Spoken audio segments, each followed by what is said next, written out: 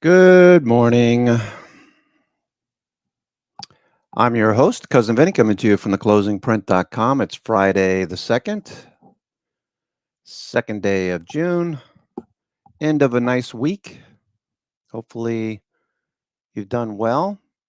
If not, we just need to get you to practice more on your short game,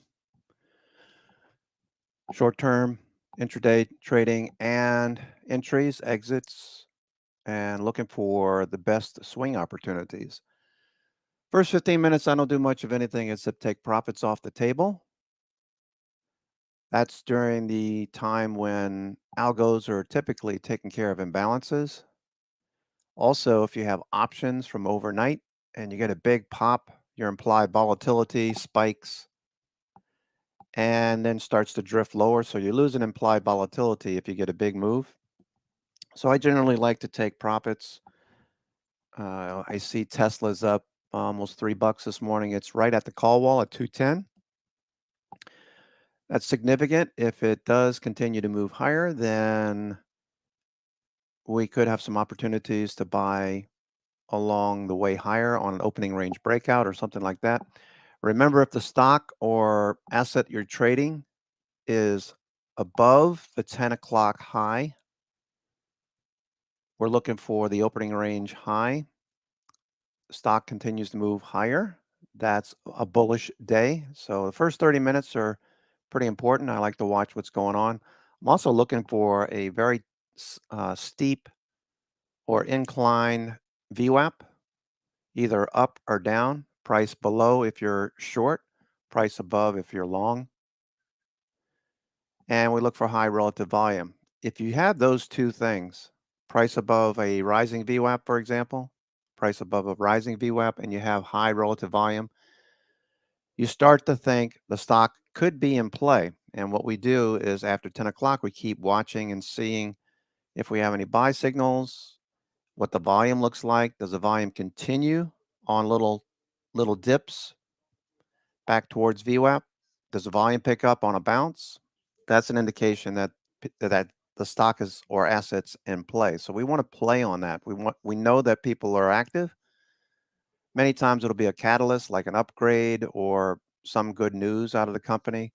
Google this morning talking about offering Prime members mobile service, and Amazon's up $2.12. It's already been in a bullish trend anyway. So Amazon, we're watching for follow through. It's in blue sky territory where we could see a continuation. Okay. You can see that it's building the right side of this pattern. If you go to the weekly, it's above the 921.50 200 day. Look at the weekly. All right, this is something that you should be paying attention to as a new swing trader, somebody who's looking to swing positions. Now, you could always try to trade over here like in early 2022. There were a couple occasions where we rose for a couple of weeks, but generally speaking, you want to stack the odds in your favor. You can clearly see Amazon spent the majority of its time in 2022 below a descending 10 EMA weekly. If you just pay attention to that one thing, it's going to give you a higher odds of winning. Now, Amazon, since the beginning of the year, spending most of its time above the 10 EMA weekly. That should be that should be something that you notice immediately. Also, let me go back to that. Also, this is phase 4. That's the markdown. Up here, when it doesn't make any moves to the upside, it has a double top. That's distribution. That's phase 3. You should be able to point this out and see it very clearly. Once distribution starts to kick in, the price of the asset starts to drop below its 10 EMA, and you get into phase 4. Stocks and assets have 4 phases. Accumulation, that's when institutions buy, like right here in 2023. We don't move lower. We start moving sideways. The 10 EMA starts to go sideways and then turns up. When it turns up, that's phase 2. Amazon's been in phase 2. Basically, well, even if we take the 200 day, once we got above the 200 day, I like the 200 day. Once we get above the 200 day, 921.50 or above the 200-day. They're sloping up and to the right. SOTMA, the slope of the EMAs. You should be paying attention to that. Looking at the volume. Here in May, look at all that volume. Okay, that's what? 500 million shares right there trading. And what did the stock do? It moved from 100 to 122. You think that's all they want? Rick Santelli had a good point this morning. If you wait for the Fed to stop raising rates, you've missed an opportunity. We see a lot of money flowing into ETFs and funds over the last couple of weeks. And I think Santelli hit the nail on the head. And I think Goldman Sachs, with their letter recently, that after the completion of the debt ceiling, which it passed the Senate last night, so it goes to the president for signature. Doesn't make everybody happy. It certainly doesn't make me happy. But, the economy is going to keep going. So the biggest thing, as Mohammed Al-Larian has been saying, the biggest thing that we need is to grow the economy. We can grow ourselves out of, higher debt. We can grow ourselves out of rate hikes. We can grow ourselves out of this. The economy will continue to grow, and we can pay taxes and all that stuff. But if we can't grow the economy, then we're plucked. Anyway, so the markets are moving higher this morning. I'll probably take a few things off. I still have Amazon shares. I'm not going to take Amazon off. That's probably going to keep going. Tesla is right at the 210 call wall, so I might take some Tesla off. Okay. We were buying the 205 calls, the 207.50s, I believe, and the 210s. Let me get Woody up and running. Ooh, I don't have my Thinkorswim up and running. Ooh, got to get that running. Got to get that up. Got to hear my ding, ding, ding. Anyway, I'll be talking a lot today about about strategies as well as trades. Friday is usually a slower day. Take the opportunity, take some profits off at the open. If some of these, especially if you got options and you got a big spike, a big move, I would be taking some profits off before implied vol can pull back. Let's see, charge point. I had a strangle on that charge point. Looks like the puts will be toast. Maybe they'll run this higher. Maybe they'll run it higher. Okay, we got less than a minute to go. Less than a minute to go.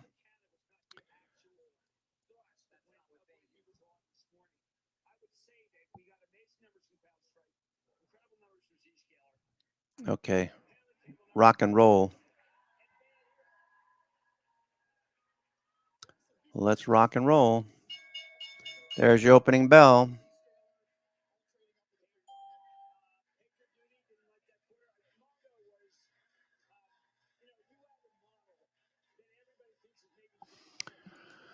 Okay, S&P is continuing here. Okay, CELH is off to the races. CELH, Celsius. Watch Celsius. Amazon's continuing here. We've got Tesla above the 210 call wall. We got Tesla following through. Microsoft had a nice pop from yesterday. That's moving higher. Microsoft. I have next week's 335 call. Microsoft, I have next week's 335 call, 609, June 9th. Microsoft, I have the 335 call. 335 call going once, going twice. There goes Google. Google reversing, starting to move higher. I have Google June 16th monthlies. The 126 call, I have Google looking for a follow through in Google. All right, Tesla, nice gap up. We want to see Tesla stay above 210 and push off of this level. Probably some initial profit taking. Okay, there's a lot of calls at 210. If you're checking out the Money Magic channel, you know where options are positioning.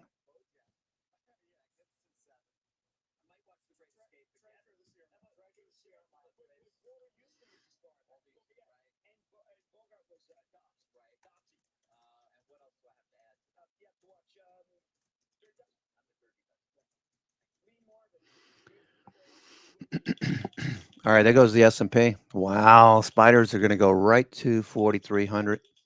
S&P 4,300, SPY 430. Looks like we're headed in that direction. Okay, so there we go.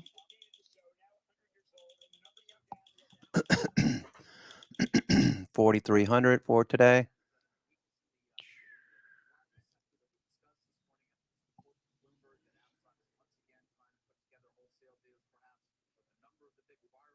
Extreme high tip alert.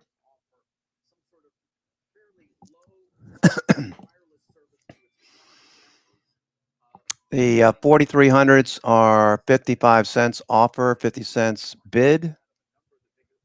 4,300s.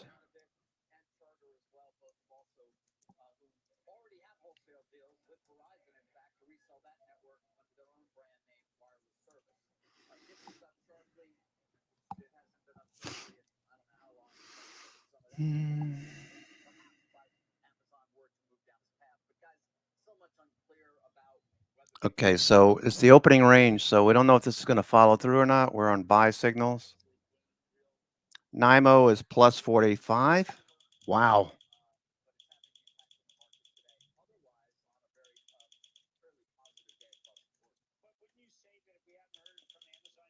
Breath.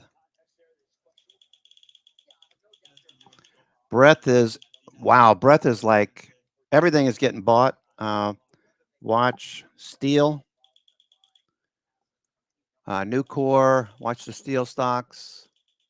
Let me check out Nucor. Amazon on the move. All right, everything's getting bought right here. Nucor. Okay, that's clearing. All right, what's X US Steel doing? All right, Cleveland Cliff. All right, that's trying to change direction.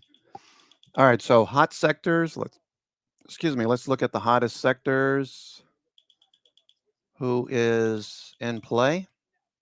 It's still very early, so not that concerned about chasing anything right now.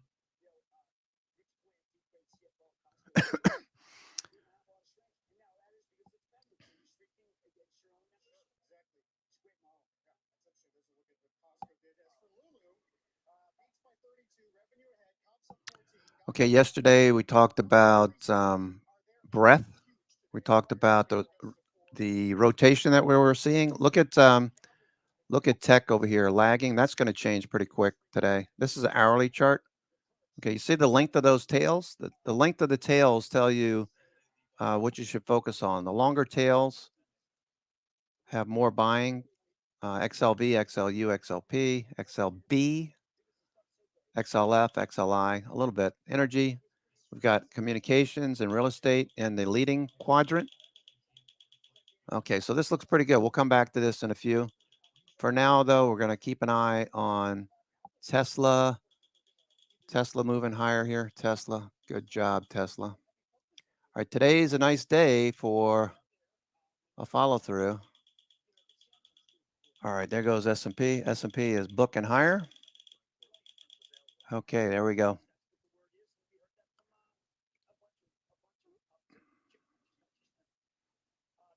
Okay, these 4,300s, the S&P big cap 4,300 calls are up. Still going. Okay, 50%. Those are on the move. FANG stocks. Google, very nice move on Google this morning. Microsoft following through.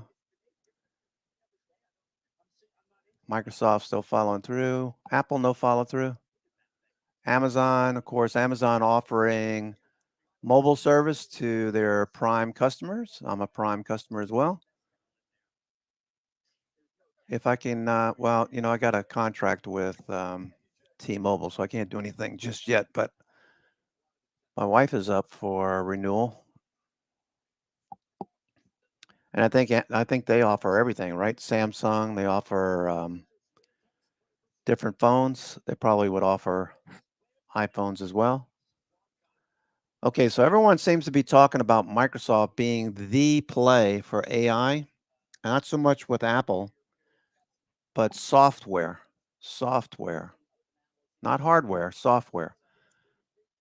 In the beginning, in the early stages of AI, we're nowhere close to any, overheated um, development yet in AI. Yeah, we have periods of buying, some mania, so to speak. People use the word mania. I don't think, think being the operative word, I don't think we're there yet. Got a ways to go when everybody in your barber's talking about.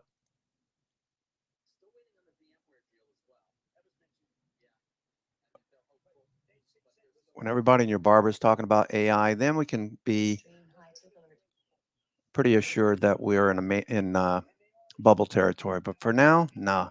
There's a lot of companies that go out of business between now and whenever. Look at the computers. Computers, the internet. I mean, remember when the internet first came out? People didn't know how to use it. They had no clue what they were doing, fumbling around.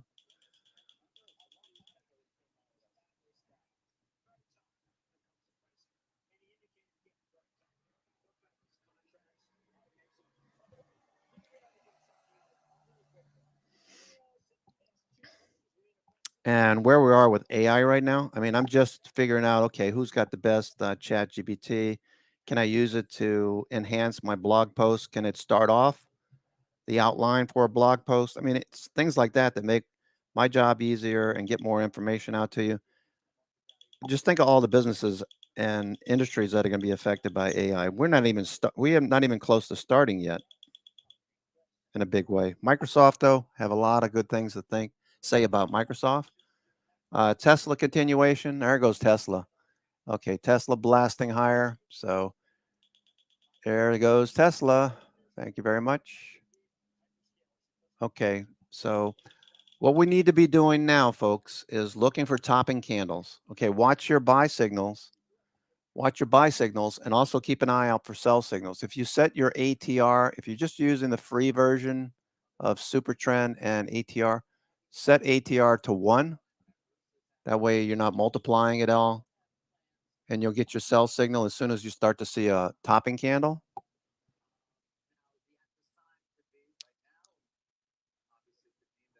I've been testing it. Got almost 100 trades using TradingView, and I'm close to that with Grover's scripts. Grover has some custom scripts I like a lot better because it gives me other signals that Supertrend doesn't and ATR on TradingView. But it's good. TradingView is good, especially if you're a swing trader. You want to look at the 60-minute, the 4-hour, and the daily charts. Amazon. All right, Amazon doing very well here. It's going to be one of those days.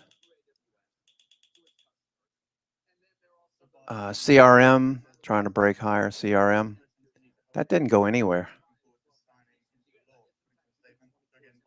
Let me look at CRM on the daily. This is Tesla. 4,300 is resistance.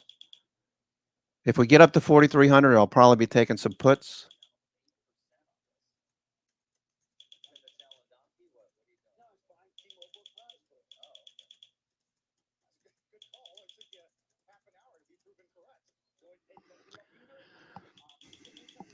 Okay, let's see. The calls now look good. What's CRM doing? Let me check CRM. I have some shares of CRM from earnings. A couple of you took trade on CRM for earnings. All right, I'll give it a little bit more time. Give it a little bit more time. As long as it doesn't lose the 21 day, I'm good for CRM. I'll add some shares if it takes out yesterday's high. CRM, Salesforce.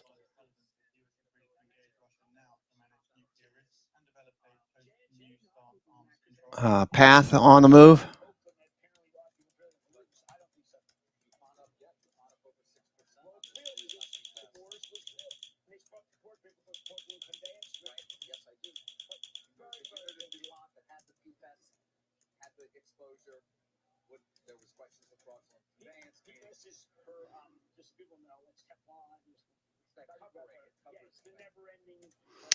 Path is on the move here. I have January 1750s.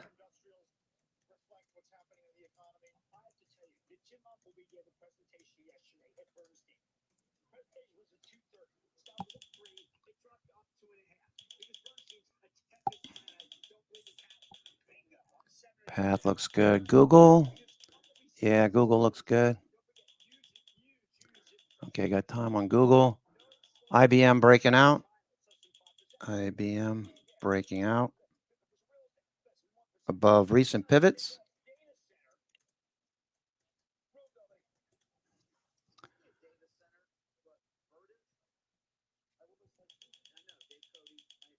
CXAI is higher. No, it needs to push a bit more. Looks like SPHD is bottomed as we got the sector rotation. All right, the S&P has just gone ballistic here. ICBM, S&P 500.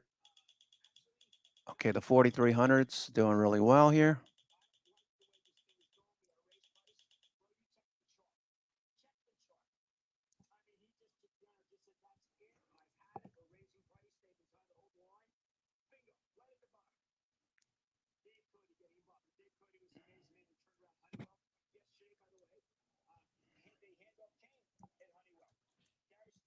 Okay. S&P doing really well. Celsius breaking higher. It's on swing trader alert over at IBD. Microsoft looks good. Microsoft. Okay, Microsoft. Let's have a trend day on Microsoft. That would be nice. Tesla, looking for a move higher for Tesla.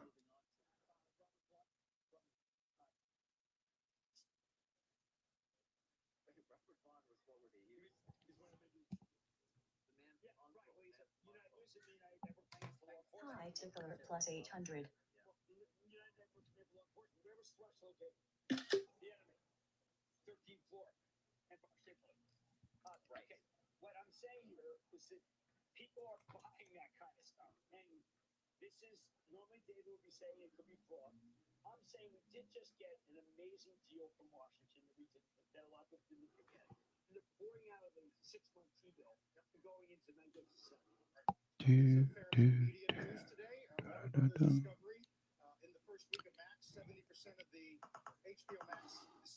All right, Tesla. Shareholders rejecting the pay package, Jim, and then you got Disney, more drama in the Florida judge, where he recuses himself but accuses the governor of drug shopping.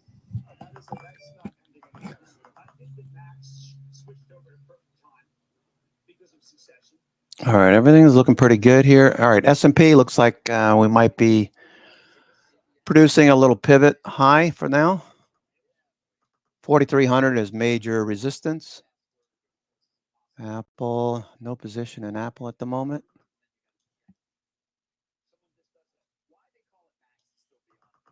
Had the 177.50s. Decided to sell those yesterday. Let's see. Meta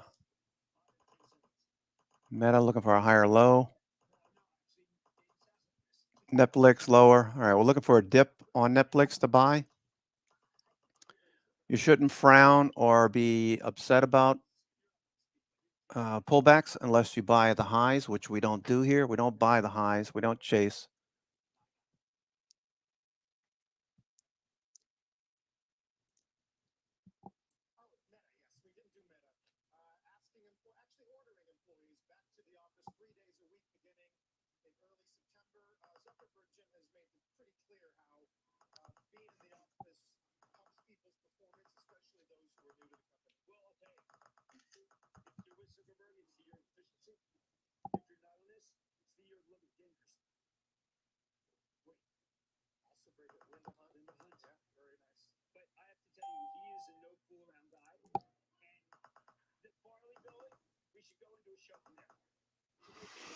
Okay, so we have a pivot high for now.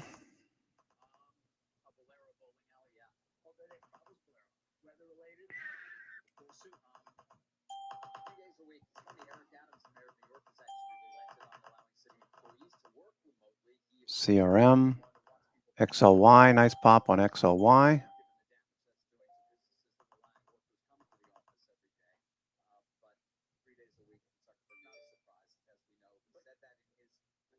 Microsoft pulling back.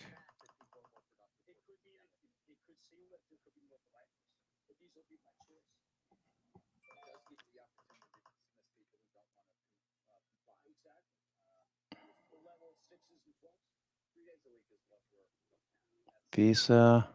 Visa was most active yesterday, right?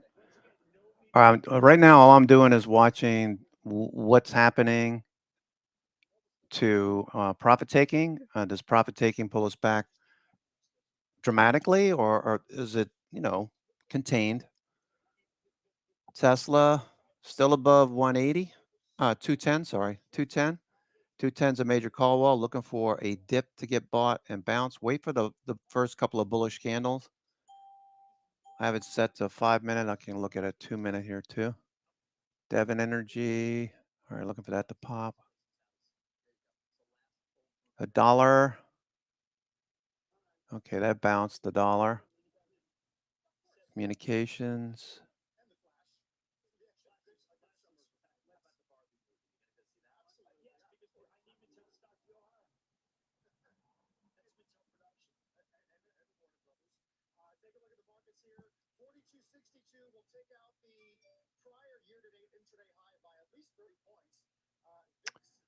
Palantir. What's Palantir doing? Palantir trying to push higher. Kraft Heinz. Looking at defensive. Snap. Okay. Walmart. Baba. Alibaba. Looking for that to get back above 100. Alibaba. There's some news that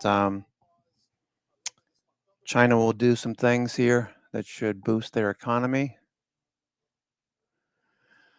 Okay, let's take a look at the Nasdaq 100. Nasdaq 100% change. We've got about, all right, so we got the flip of what we had Tuesday, Wednesday, Thursday. We would start the day with about 80%, 70 to 80% red. Today we have 70% green. What's the top of the list? It look like T-Mobile's at the bottom. All right, Lulu squeaked out earnings. Lulu out. Looks like we got a bunch of upgrades on Lulu. Deutsche Bank, price target to 471 from 465. We got KeyBank, adjust price target. There's a whole bunch. Morgan Stanley.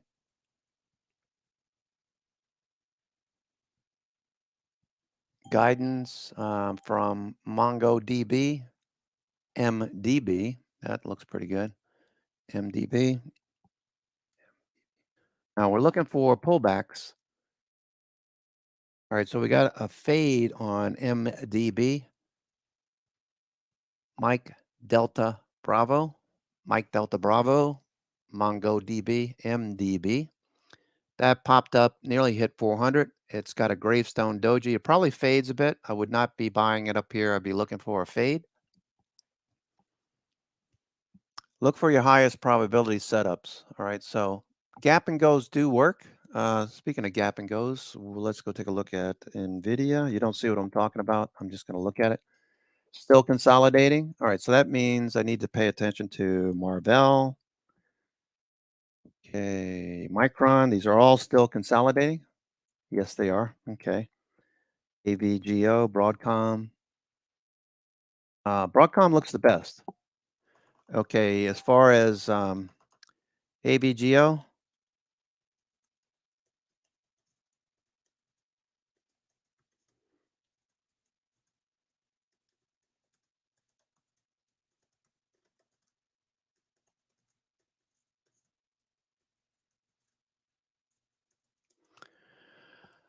okay, so let's go ahead and look at these. All right, so here's Broadcom looking pretty good. Okay, Broadcom has an ATR of north of almost 30, right? Okay, let me take a look at Broadcom. As a general rule, on Fridays, I'm not looking to take and put everything on black. I'm just looking for the best opportunity. I can afford to wait for the markets pulling back right now. I can afford to wait. Broadcom is looking good. It's on currently, that's Apple. Oh, sorry. Broadcom.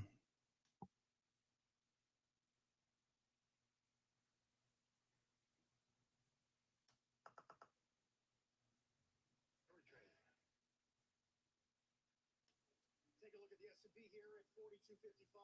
Brent overwhelmingly positive. That deal about to be signed. Another good jobs number. Some argue that Chase is on, especially for those who've been fundamentally. I think Santelli nailed it this morning. If you're waiting for the Fed to cut rates or to pause, you've missed an opportunity. Obviously, you look back at January. We had lots of buy signals back in January. Many of you took longs, and we've been navigating this higher high and higher low back to and above 4,200 now for a few weeks, actually a few months. We couldn't get above 4,200.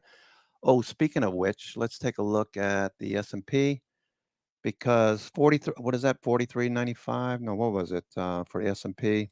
That August high. That's the next level. We need to take out the August high.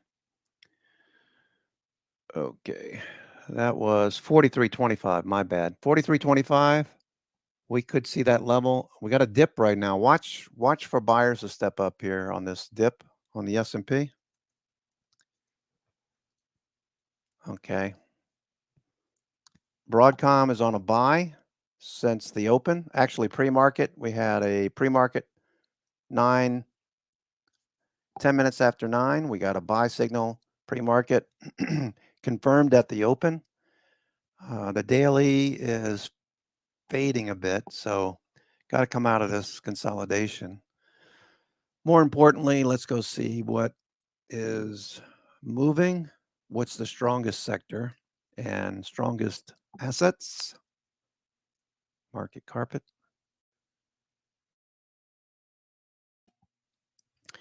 Decidedly different look to the markets here. Much different. Okay, big difference today. Okay, taking some profits off and seeing what hangs on. All right, keep me hanging on. All right, S&P, can we go again? Let's go 43.25. Can we see 43.25? That'd be kind of cool. We're squeezing right now, so whatever direction the markets take here, I got to believe it's going to be higher, given what I'm seeing on the market carpet here. Apple, looking for higher. Are you looking for resistance there? Okay. Apple 180. All right, the next level building is 182.50 on Apple. Thank you, money. All right, looks like it might drift a bit lower first. Apple. Okay, do we have a buy signal on Apple? Let me take a look here. Apple. Apple's on its sell signal. 15, 30, 60 are still red, so that doesn't give you a signal. If you get used to using either Grover's scripts or Super Trend on TradingView along with an ATR stop, if you get used to using those, just take the buy signal when it says buy, okay? And your stop is just below that buy point. Just take the sell signal. Right now, the SPY is on a sell. So you don't want to buy this thinking you know what's happening. It's on a sell signal. So stick with the signals. Okay, don't try to be cute and think you're smarter than the market because most of the time we'll be disappointed.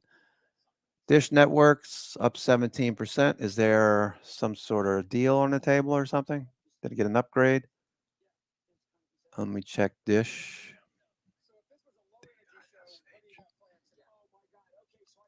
Dish is at $7.40. Let's see. Amazon in talks with Verizon, others for low-cost mobile services. Amazon is in talks with Verizon and others for low-cost mobile services. That's Bloomberg News right before the open. T-Mobile, AT&T, Verizon fall as Amazon will offer low-price mobile services. Okay, so watching Dish Network here. Dish. Okay, Dish looks pretty good. If it can get above the 50-day, look at the volume by price band here. Look at this base. All right, so you got phase 4. Let's check the weekly. The weekly still in a downtrend. So if you did take this Dish thinking that this is going to bolt to the upside, you have to see more follow through. It's on a buy signal. 5-minute, 15-minute, 30, 60 daily. The weekly has to turn the corner. So it gapped up. It's already up 17%. So you're buying at the high. Give it a few minutes. If this is going to be a bullish day on Dish Networks, it's a $7.50 stock. If it's going to be a bullish day and we see a turnaround, you can put a stop underneath 594. Let's say 575. That's $2. You may want to just, give it a dollar stop. So let's say 625, something like that, 630. If you're wrong, you'll know it pretty quick. Actually, I'd probably put it underneath the gap right here. The gap on Dish Networks is 686. So if it drops below 675, I'd be out. So that's 50 cents. That's 50 cents for something that could follow through. Let's see what happens here. Okay, the markets are still drifting lower. So you want the market in your favor, whatever you're taking, whatever position you're thinking about taking. Markets are pulling back. I don't think it's going to pull back much, but we've had days where we've had big gap ups only to see the whole thing fade. Don't know if today is going to be one of those days because we got the debt ceiling signed. We got resistance at 4,300, 4,260, 4,270. We're still drifting here, so I'm not going to do anything yet. Dish Network, watching that one. Okay, so SPY still fading. DuPont, Newell Brands. Is Newell Tupperware? No. Tupperware was down and out, right? Tupperware was like about the default. Go bankrupt. Wow, it's $1. Wow. Tupperware is $1? Less than $1. All right, so, if you're thinking about making money and you're using options, look at options instead. I would say, on big cap stocks, instead of putting a bunch of money on a penny stock like this one, look for stocks that are set up like Tesla, pulling back right now. Okay.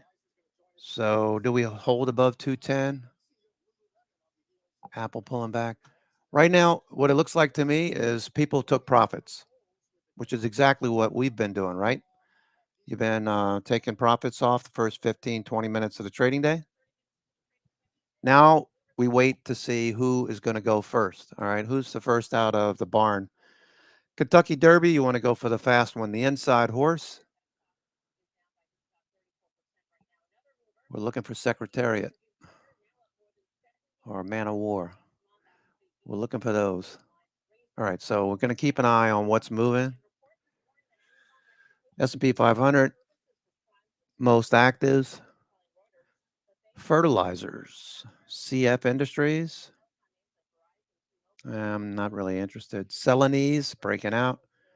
Steel Dynamics. All right, so the steel stocks are being talked about. They're still in a descending pattern. They're below the 921.50 day. So you should see this as markdown until at least it goes sideways for a couple of weeks. That'll be our first indication that it's time to look for a base. That's phase one accumulation. Then we look for phase two, where the moving averages are tilted up and to the right. We're above the 200-day and prices above the 921.50 day and 200-day. We're not there yet in steel. So I heard Kramer talking about it this morning. All right. Steel, Albemarle, Nucor, Otis, Otis elevator. All right, so range bound. I'm not interested. What's Home Depot doing? Home Depot. first mistake in a long time.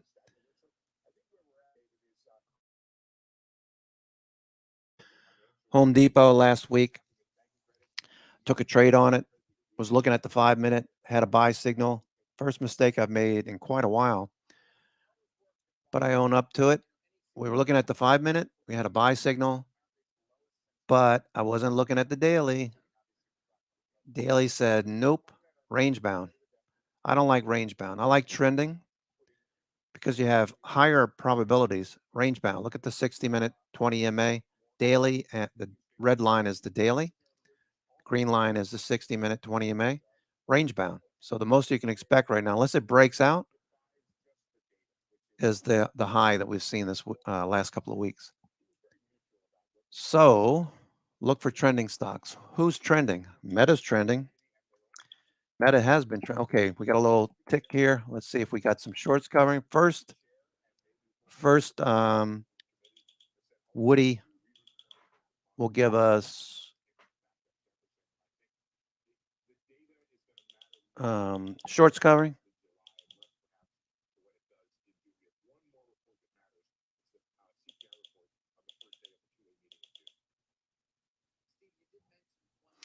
All right, so it looks like a buy signal right now on S&P.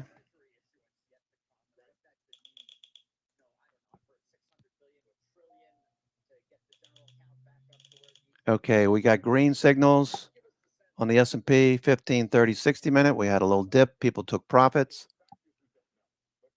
All right, do we take off and run towards 4,300 or do we continue bear flags and move lower? Watching here for follow through in either direction. All right, Meta sideways, flat VWAP. But Meta has been trending. Meta got a little bit away from the 9 EMA. So what am I doing now? Meta, I'm not doing anything. If you have positions in Meta, take some profits in the strength. I'm looking for another retest of the 9 EMA. Since earnings and after the previous earnings, 2 quarters now, Meta capped up, came back to the 21-day. Once it hit the 21-day a couple of times, it continued along the 9 EMA. We had a little test of the 21-day, but not a test of the 50-day. Test of the 21-day right before earnings. We gapped up. Now we're following the 9 EMA. So my strategy is this is probably going to keep going. 9, 21, 50-day. Nice slope to the EMAs, SOTMA. The 200 days turned up and to the right. It's no longer descending like it was in 2022. Every reason to believe that the dips are going to get bought. Meta, you know they're going to be all over AI. Since January, it's stayed above the 10 EMA, has yet to drop below since January. Moving from $115 per share to $272 per share. That's a nice profit. All right, so that looks good. Meta, if you're looking for stocks, you're to swing, you're looking for Meta, but you're not buying it at the high. All right, we got a flat VWAP on Meta. What was my thought here? Meta, lost my train of thought. All right, S&P looks like shorts covering, looks like buyers coming in. We're still on a buy. Actually, we're still on a sell on S&P. But the 15, 30, 60 are green. We'll get a buy signal here shortly. The 15-minute is still on a buy. So that's good. When you see the 5-minute on a sell signal briefly, but the 15-minute is still on a buy, look for a follow through. Could be a bear flag, but I'm watching right now. VIX is dropping off, so that's helping. VIX is dropping off. What's Apple doing? Apple. Amazon bouncing. Okay. Google bouncing. Microsoft bouncing. All right. Microsoft dipped down to 333.50. Okay. Let's see. Microsoft. Okay. So Microsoft could come back to the 90 MA. It just did that yesterday. So I don't know if we'll get back. Probably the top of this range is going to hold and buyers will step up on Microsoft. Frano, I think you're still in Microsoft, right? Or did you take profits? Apple, we got another level building at 182.50. 182.50. I'm not keen on taking a lot of risk on at the moment.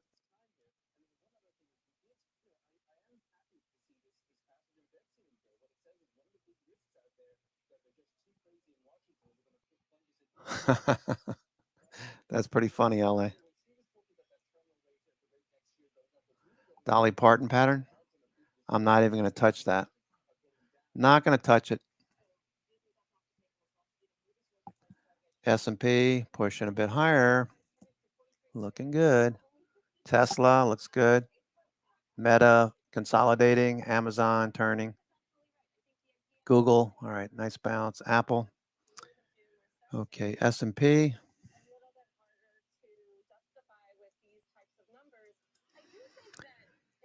I mean, how many times have you heard CNBC over the last 6 months talk about recession, about the Fed, about rates, about overvalue stocks, about earnings? How many times have you heard them talking about that? That's all they talk about. Where are the markets? Much higher, much higher. So as Rick Santelli said this morning, I thought he hit the nail on the head. I love Rick Santelli. A lot of experience, really respect his commentary. Always at loggerheads with the producers over at CNBC, but he's right most of the time. The 10-year has been telling us what to anticipate. Rates are falling in some respects, the 10-year anyway. And the thing that the catcher with what he said today was if you are waiting for the Fed to stop raising rates, you've missed so much opportunity. I mean, that's in hindsight, of course, but he's been talking about this for months. All right, S&P starting to turn. Okay, let's see which direction the S&P decides to go here. S&P should today is the 2nd. Wow, 2nd of June. 2nd of June.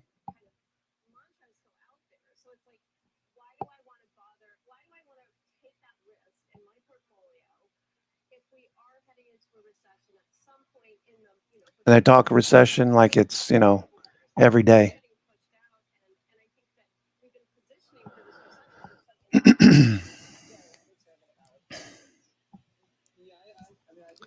Okay, S&P is still technically on a sell signal.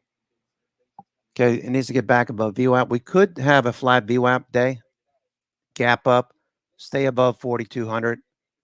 We're 50 handles above that level, 51 handles.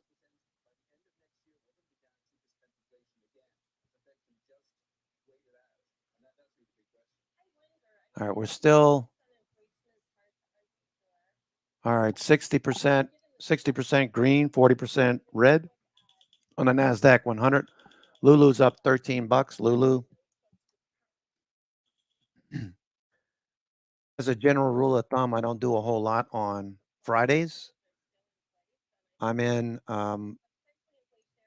reassess mode. I'm reassessing everything, watching for those best setups. Tesla's probably going to keep going. Tesla is above levels that suggest we could see follow through. Tesla, let me just look at the volume real quick. Tesla. Okay, we're above the 200-day for the past 4 days. Look at that volume. That should tell you enough on Tesla. All right, so Tesla, I'm going to get some next week's calls. Tesla. Let's see, we had a nice little dip there. We're about to break higher. Flat VWAP. Next week. All right, I'll keep an eye on this. Tesla. Looks like it could consolidate a little bit more. If it comes back down to 211 and holds, I'll probably buy some calls. At the money calls are a 58 delta. Actually, it's in the money. In the money, 210s are 58 delta. They're going for $7.70. At the offer, $7.55. Bid. Next level out, 212.50. I could see us hitting 212.50. Let me consult Money Magic's levels. I believe we have up to 210, right? Tesla, 210. Tesla was the 210, 215. Okay, 215. So we could see 215 on Tesla. We're in between the call walls, 210 and 215. We're banging around. So if you can get an entry at 211 and it holds, all right, here goes Tesla. Let's see if Tesla goes here. Come on, Tesla, let's go. Let's go. LETSGO. S&P on the move. Okay, Tesla's on a buy. Tesla's on a buy signal. 215 as the next level.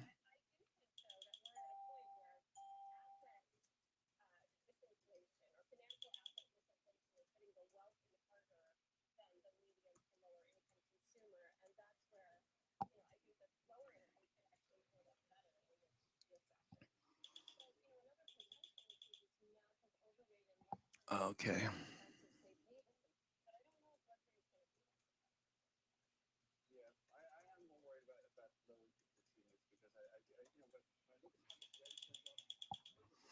Okay, Tesla trying to break out, watching. It's about $1 off of the buy signal. The buy signal was about 211.50. It's at 212.60 right now. So looking for the follow through in Tesla. It's above the 200-day. That's a big freaking deal. Okay. Big freaking deal. Because that changes a lot of investment theses with a T.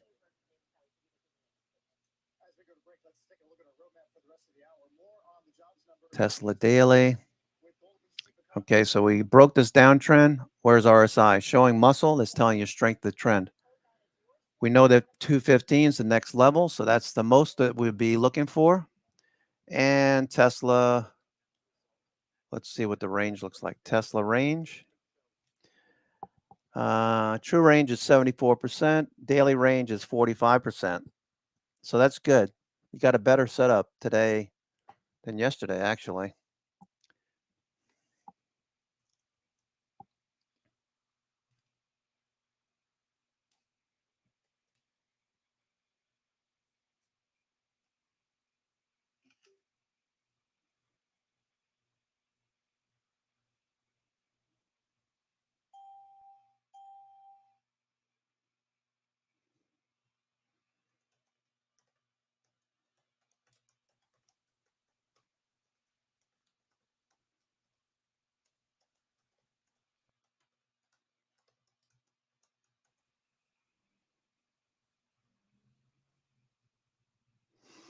Tesla.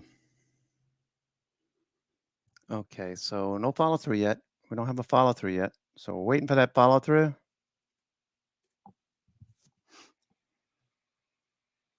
Tesla going. All right, let me keep an eye on Tesla here.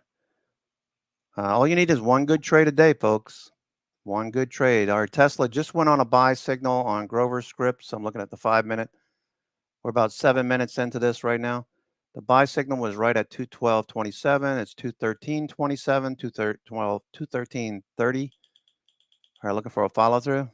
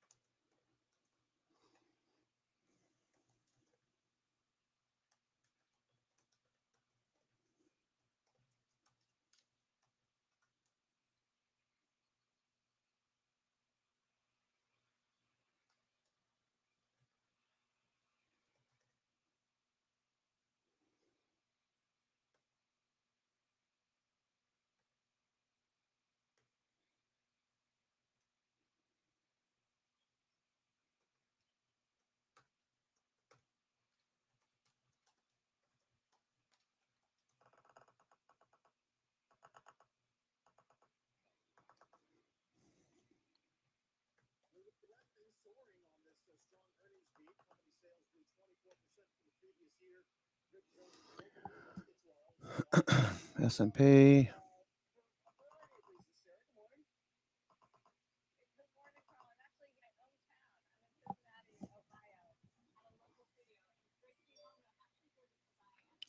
Lulu.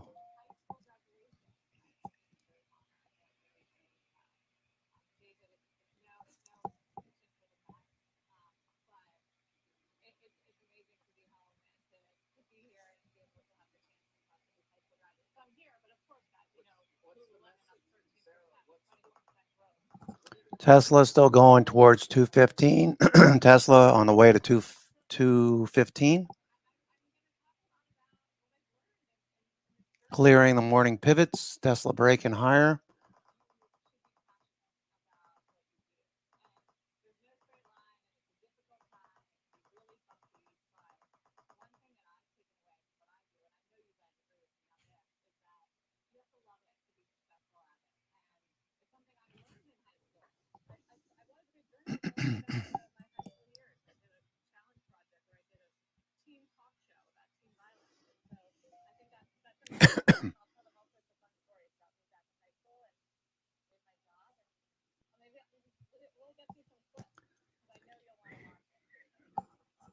Love to see Tesla get above 215. That'll blow people's minds. Shit. Tesla at the high of the day here and continues. Okay, so here's the thing with Tesla. All right, so this is something I've been paying attention to a lot.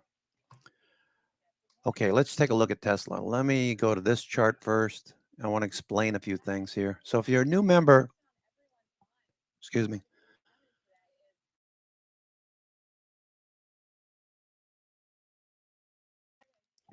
So if you're a new member, all right, so let's look at Tesla. Let's analyze this a few minutes, okay?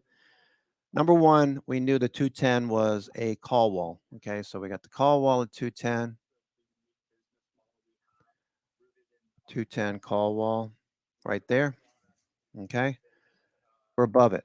Now the next level is the 215 call wall. So where are we? We're closer to the 215 level than we are to the 210. So we had a buy over here and a buy here and a buy here. What I'm getting at is you've probably missed the morning run.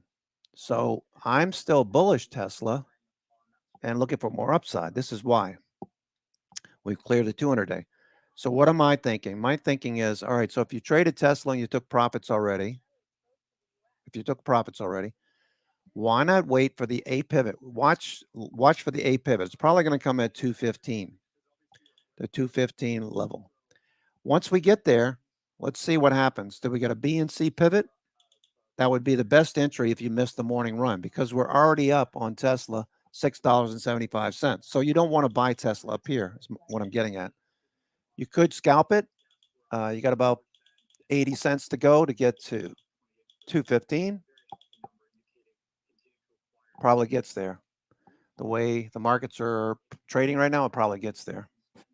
But I am trying to reduce my exposure going into the evening session. All right, so here you go. Tesla coming back a bit.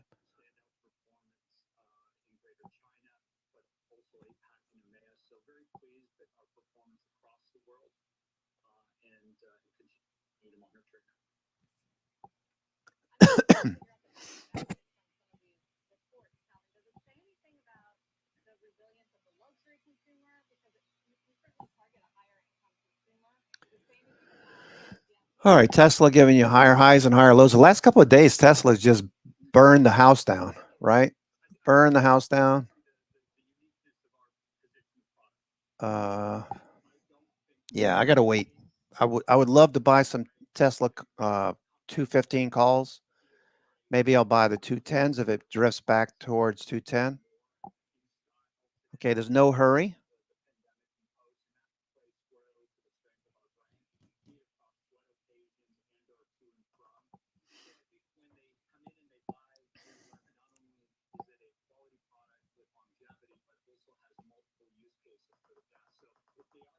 All right, now the market's going to pull back a little bit. We got a lower high on S&P. So right now, 42.67 appears to be the high, 42.66. We're just guessing right here. We're guessing. All right, so let's go back to the videotape. Here's Tesla. All right, so the gap up +7. Okay, so you missed the morning run, basically. If you didn't have a position in Tesla, you missed the morning run. Even if it does move a bit higher, don't chase it.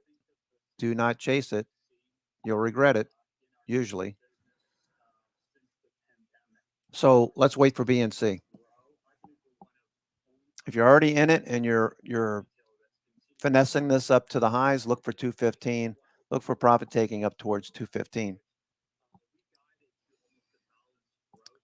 The Nasdaq 100 is still 60% green. The leaders, top 10 leaders are Lulu, Zscaler, Datadog, JD.com, Broadcom, ABGO, Airbnb is up 3%, Tesla, Baidu, Team, and Match.com. Top 20 has a lot of names that we've traded. Pinduoduo, Dollar Tree, Baidu, Team, BioMarin, Starbucks. Starbucks coming up the list. Let's go take a look at Starbucks. That might be a buy. I was looking at Starbucks the other day. No follow through. Let's see. Starbucks at the 200-day might be an entry for some. Starbucks at 200-day and bouncing on volume. Not yet.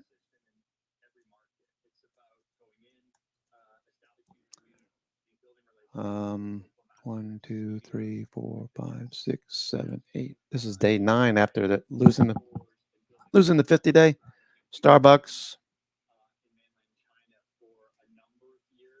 We now have over 100 stores. We invested all through last year, through the pandemic and through the closures, knowing that it would reopen and we would continue to see success. And I think one of the benefits of Q1 is Look for a follow-through day on Monday. Starbucks oversold stochastics on RSI.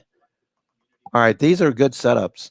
These are good setups. Now, let's say you're interested in Starbucks because it's a double bottom right here. Triple bottom, really. 3 times it's tested this 96 level. Does it bounce and follow through? I don't know. Maybe. You could put a stop under 96, 96.50. So your stop would be, what, $2?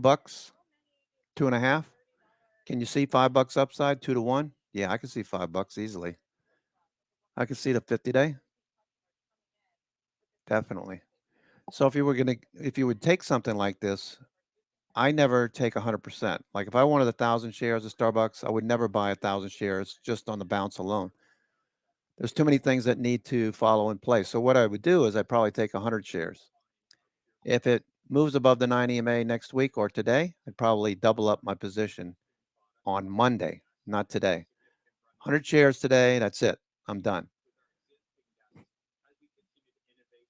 Maybe 200 shares. But look at stochastics and MACD. As a function of price and RSI, all 3 of these are going to turn up. Best setup for a long. Look at the last time it was oversold like this and MACD turned from below and volume came in right after that. What did the stock do? It went from 98, same level, all the way almost 20 points, right? Not a bad setup. I like Starbucks. I'm watching Starbucks. It's on the Nasdaq 100.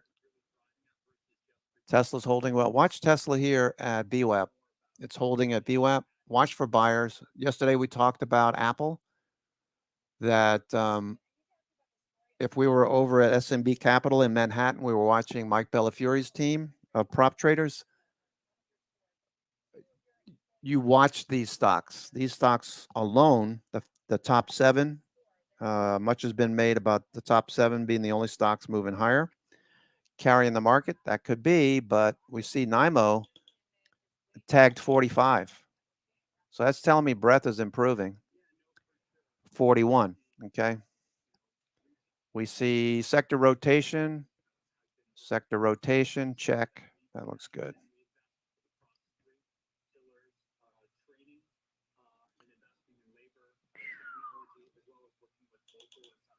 Okay, Tesla looks like it's going to head to 215. So you got $2. Maybe you take a trade on Tesla here back to 215.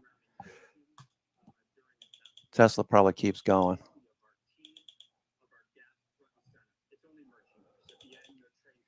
All right, so got a nice bounce, higher low. It looks like a triangle pattern on the S&P.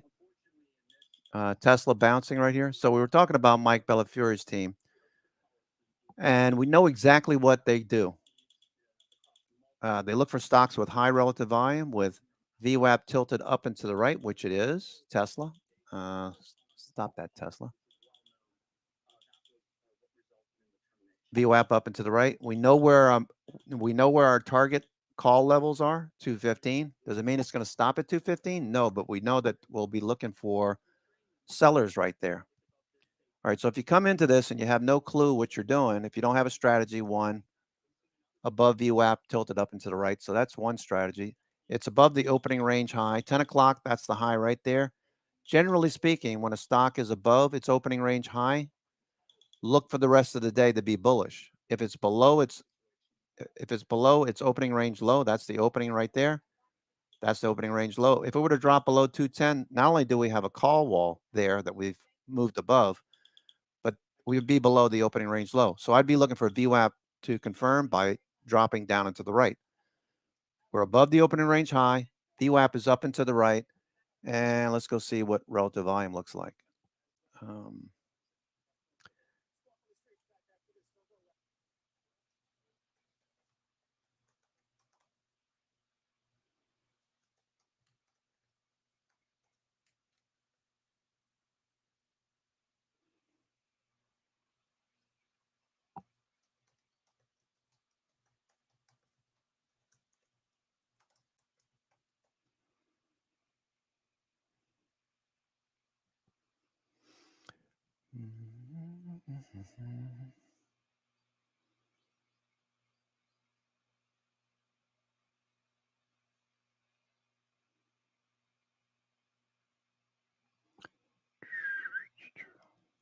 All right, so SPY.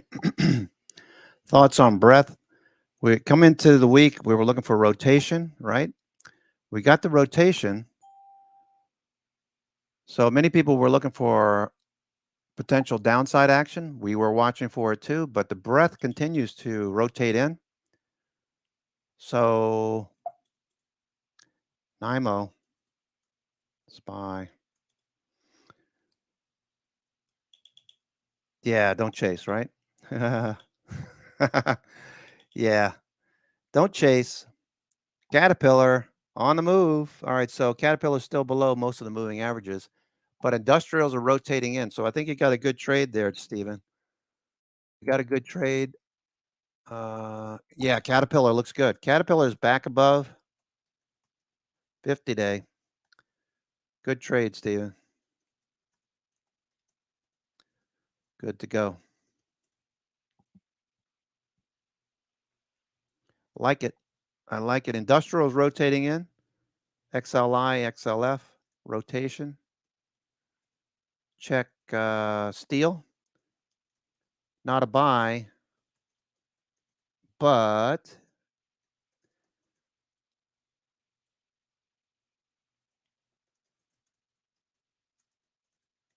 it is seeing a bid and rotation. Okay. Caterpillar looks good. All right. Tesla pushing a bit higher. All right. This is the previous pivot right there at 214. We got rejected at. Go Tesla, go. All right. The S&P is hesitating. S&P is hesitating.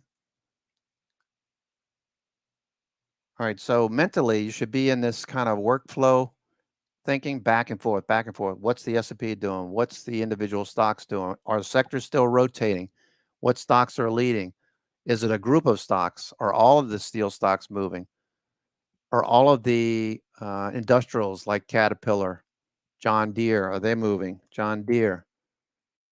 John Deere's reversing. It looks a lot worse. I mean, it's been in markdown since December. below its 9/21/50 day and 200 day.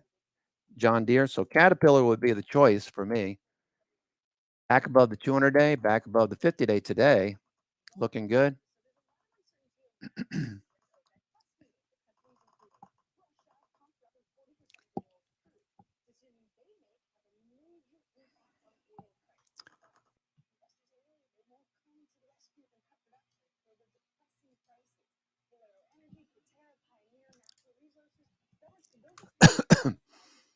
Two 15 call walls up there.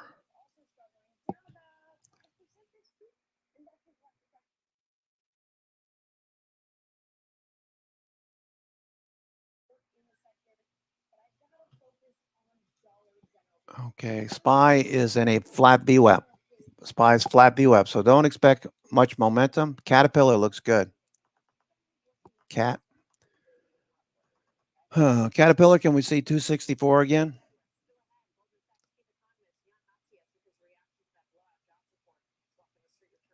Jobs report, man, non-farm payrolls. I misspoke. I said unemployment claims, I think, but it was non-farm payrolls. 339,000. Forecast was for 195,000. Previous was 253,000. Revised to 294,000. So the jobs number, payrolls were pretty hot. That's the bottom line. Watch the S&P still chopping around here. So look at the S&P. You can see what it's doing. S&P. It's a flat VWAP. So we got this. And we got this. All right. So we basically got a triangle pattern that we're dealing with right now on the S&P. If it breaks higher, we go long. If it breaks lower, we go short. If you have any of these FANG stocks and you're looking at longs, you want this to break to the upside. We want the dollar moving lower again. Tesla's still on a buy. Market muscle is firmly in the green. Breadth is really rocking and rolling.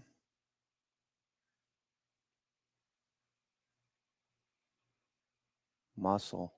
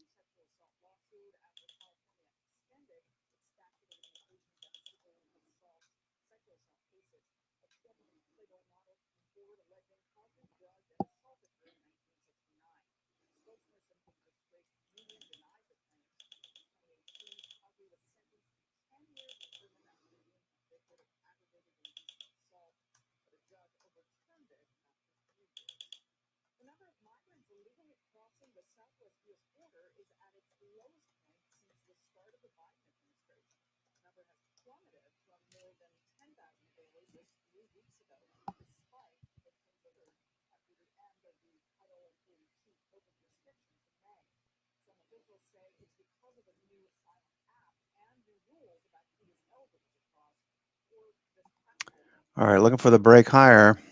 Nothing yet.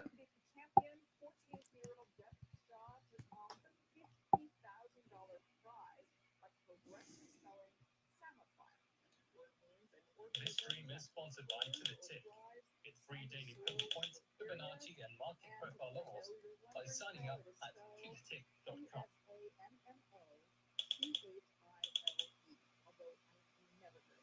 I know you just look.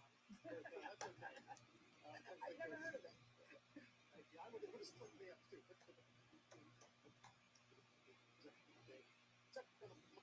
about an hour of trading on this drops Friday. You can see some broad-based strength. Dow's at 425, S&P 4258, just a couple of points shy of the intraday high.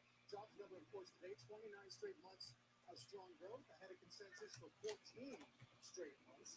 During us, the first line this morning, Goldman Sachs chief economist credited on Oxford. Great to have you back, John. Here we are again, sort of trying to decide how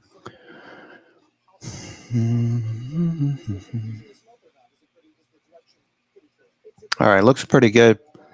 Most of you are on the right, on the page, on the same page. Most of you on the same page. Tesla. All right, Tesla looking for the breakout and continuation here. 215 is the level to start taking profits off. Tesla, 215.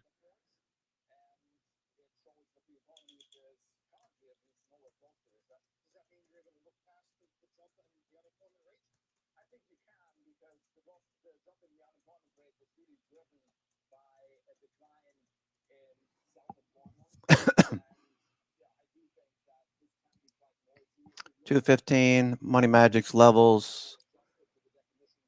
215. Start to look when it gets to close to 215. Traders who've had calls this week, they'll start taking some profits off, most likely.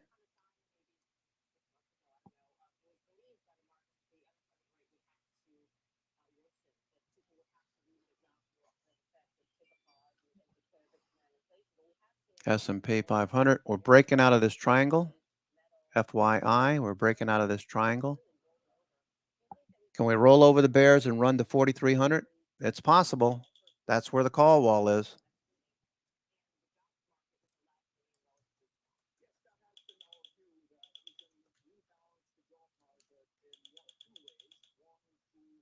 High ticker plus 800.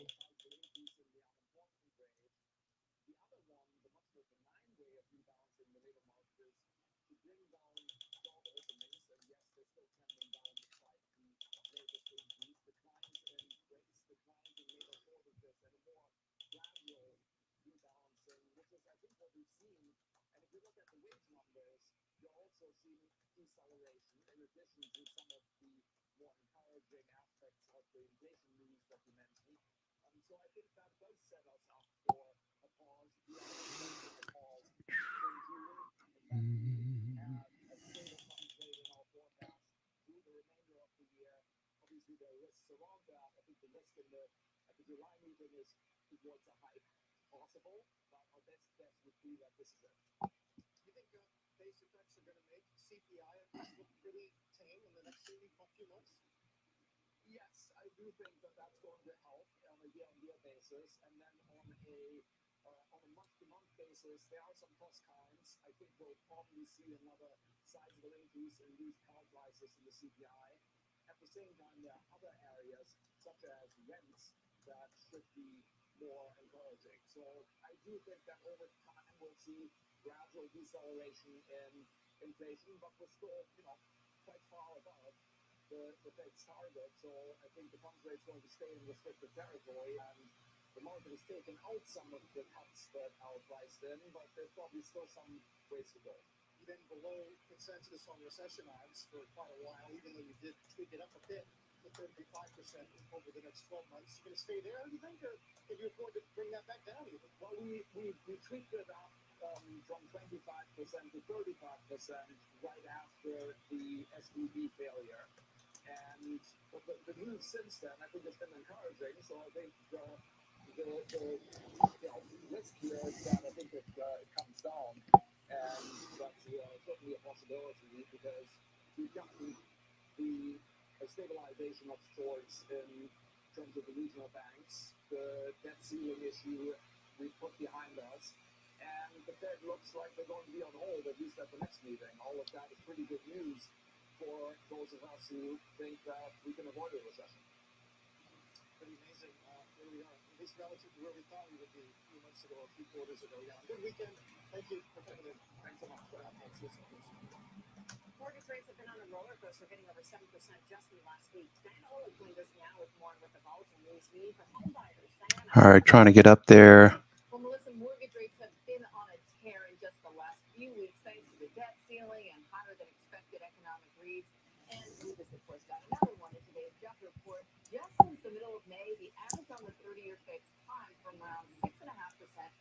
over 7% last week, and then it dropped more than a quarter of a percentage point just in the last 3 days with the debt deal. We get today's Tesla continues. and given what's going on with the 10-year yield, with mortgage rates loosely follow, the rate will likely move back up again today. So what does this mean for homebuyers who are trying to lock in the lowest rate, given how pricey the market still is and how competitive it is? Well, they've seen the potential monthly payment on a $400,000 mortgage swing up by over $150, then back down 50 or 60 bucks, now likely up again. That might not seem like a lot, but a lot of buyers today are right on the edge of affordability, and at higher rates, some won't even qualify over 7%. So while stronger job market is good for housing in general, right now it's translating into higher rates at the tail end of that all-important spring market. David? Diana, thank you. Okay. No Da-dun, da-dun. plans right now to offer mobile phone services to prime subscribers, but that is not stopping a lot of these telecom names from suffering, at least in the view of investors, perhaps. Okay, here we go. Here we go. Nice job, folks. Make sure you're taking profits off into strength. Reduce your risk into the weekend. We'll come in and reassess the markets on Monday, as we always do. Lock in some of those profits. Do it as a regular basis. Keep building your cash hoard.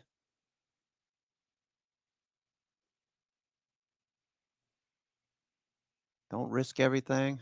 Let's see. It's about 15 red at the moment.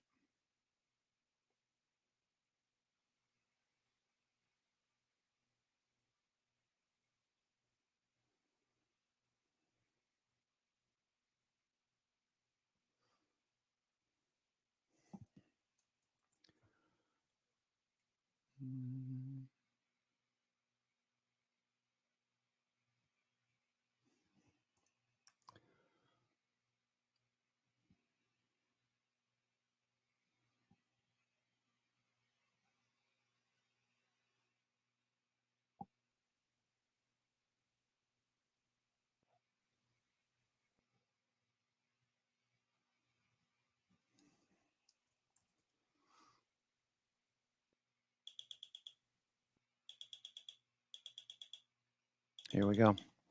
Here we go. Doing good.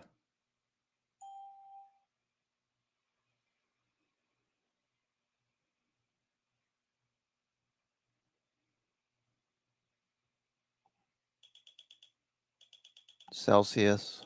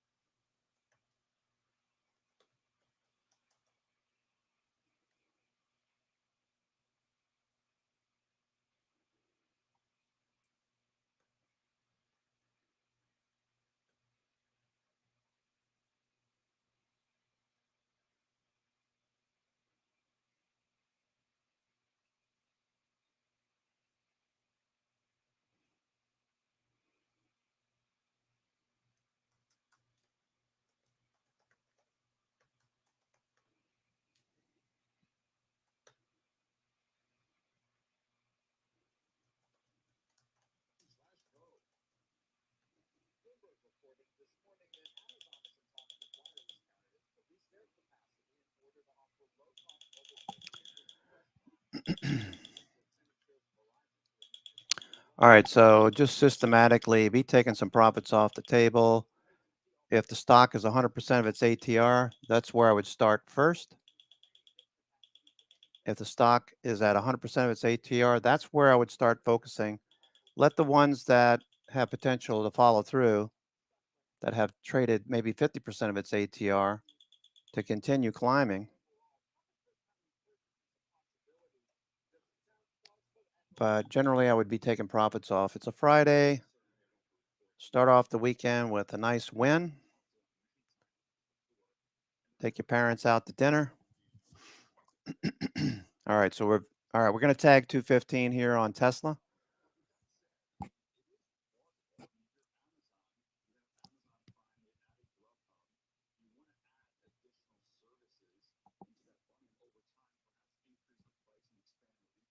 High took alert plus 800. New highs on the S&P, new highs. Make sure that your chart isn't off the price action's not off the screen. I hope everyone's having a good day. I'm your host, Cousin Vinny, coming to you from theclosingprint.com. It's Friday the 2nd, second trading day of June. What a glorious day. As my late father used to say, every time you wake up and see yourself in the mirror, smile because it's going to be a good day. That's true. When you don't wake up and see yourself in the mirror, well, there you go. We're born, we live, and then we die, So we've had some. All right, so we tagged 215, and where's the sellers coming in? 215 tagged. Take some profits.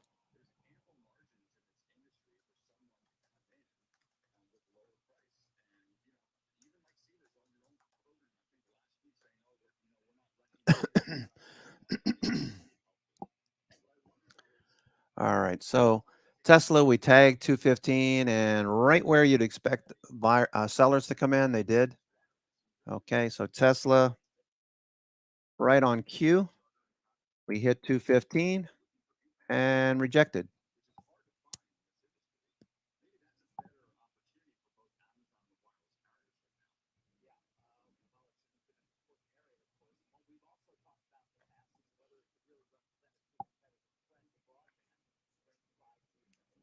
All right, let's go check Tesla. Tesla is 90%, 96% of its ATR, and daily range is 68%. So we could see a pop above 215.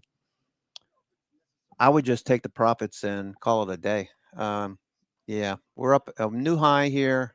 Looks like we're going to fade a little bit. It feels good to take profits off the table, lock them in. Don't go back to that position until later in the day. If you're going to take profits here, for example, if you take profits in Tesla, it's 10.50. If you take profits here and you're thinking about re-entering, don't do it until later this evening. Say between 12 and 2, we should see BNC pivots. Why am I talking about BNC pivots? Because see this a lot. We see this a lot. The markets run up in the morning. People who only trade the first hour, hour and a half, 2 hours. I don't know if you've seen the guy with the gray hair, the white hair, white gray. He's kind of young, nice guy. And he starts off by saying, most trading gurus have it backwards. He starts off there, and it kind of irks me because he's saying he's smartest and everyone else is stupid. That's not true. But you want to be paying attention to patterns. A lot of people, the guy talks about, a lot of people take the first hour or so and they trade. That's it. Boom, you're out. You made a nice profit and then take the rest of the day off. Well, that shows up in patterns and we see it every day. A lot of people trade the morning range, after the opening range into 12 o'clock. A lot of times you see that A pivot. Okay, you get that segment higher. This is the A run here, basically. Here's A. Okay, that's all the way up to A. Now, if this turns out to be A, I wouldn't be surprised because it's the how do you make the weight heavier?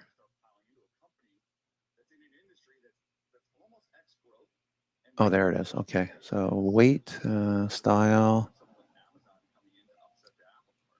Okay, there we go. All right, so you got that leg higher. So that's your A segment. Okay, so that's the morning run. Okay. Now, Tesla could keep going, in which case you're going to keep some on. But eventually, we're going to look for that B pivot. Eventually, we'll see the B pivot, wherever that happens to be. maybe, I don't know, maybe it gets above 215 and comes back to 215. All right, but that's what we're looking for, that first run up in the morning. Look at yesterday. Look at yesterday. Same thing, right? Yesterday, you had the opening range breakout. Price was above. And in the case of Tesla yesterday, it had an early ABCD pattern. Very early. Took off to the upside. I know I'm bloviating right here. Market's still moving higher. So yesterday we hit an A pivot early, B, C, and what did it do? It ran the rest of the day to the high, D. Okay, if you put it on the 15 minutes, a little bit easier to see. Maybe. Here's yesterday's action and today's action. Okay, so you got the opening range break above. It didn't happen until 11 o'clock, but we broke above the opening range high. Continued higher the rest of the day. Today we hit an A pivot. Being it's a Friday, I'm anticipating that this is probably going to be the high. Maybe, maybe not. Okay. What's going on here? Why can't I delete this? All right, well, I'll figure it out later. I'm still getting used to TradingView. Been using TradingView actively for about the last year and a half. Got interested in this super trend and buy and sell signals and ATR as stops with the scripts that are available on TradingView. Got interested about a year and a half ago, so I got a professional membership, and I have to say, smart decision, because these scripts work very well. I don't know why this isn't letting me do this.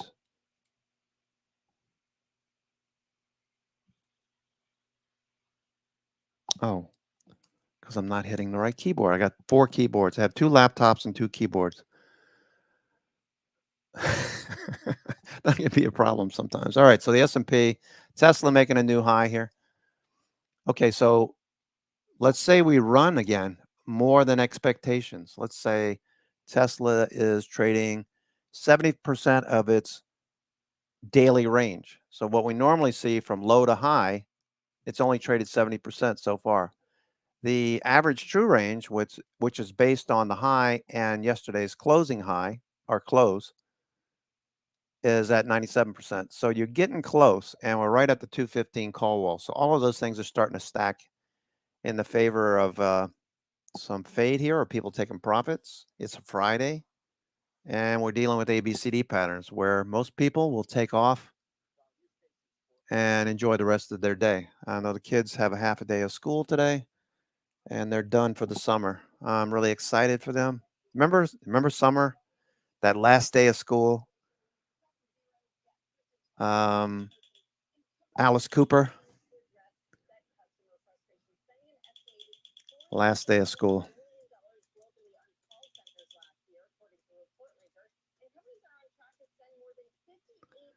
No more teachers, no more books.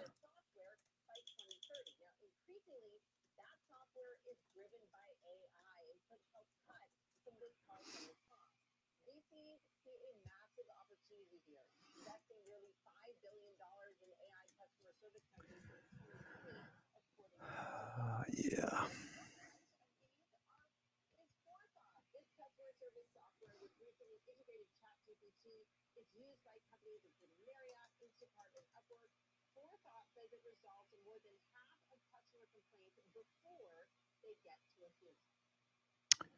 All right, so I'm very, very, very happy to see how well everyone's doing in the trading room. I like to think that I have some impact on what everyone's doing in terms of, don't buy here or whatever patterns you're trading, a lot of strategies that work. You have your own strategies. I'm not saying what I do is the strategy you should be using, but the result is very obvious in the trading room. And I just want to compliment everybody. You know who you are. Some of you have come a long way since we first opened the trading room March 14th, 2016, and started broadcasting 1 year later, a live broadcast to go with the blog and the trading room. Since then, I've seen many of you grow into really, really good traders. And I have to say, compliments to you. And thanks for sticking with us all this time. It's not about me. It's not about me. I'd love it to be about me, but it's not. It's about everybody in the trading room. Okay. We got a nice group of people. You know, some people come in and out during the day, some are here all day. You know who you are. But posting in the trading room, we have some new members I started seeing. Jamar posting. Thanks, buddy. Thanks for posting in the trading room. You don't know how important it is that you share your ideas. It might not be something that people will take, or maybe it needs to be waited on, but post it anyway. If you think it's good, that's another set of eyeballs. So thank you for posting in the room. And I'm looking forward to a nice weekend for the kids and for everyone that's with us here at the closingprint.com. It's Friday the 2nd. It's almost 11 o'clock a.m. It's been a great couple of weeks. Like Rick Santelli said, if you're waiting on the Fed to give you a pause, there goes Tesla. Looks like we're going to run. Because shorts are going to get clobbered here, it looks like. Shorts look like they're going to get clobbered. Okay.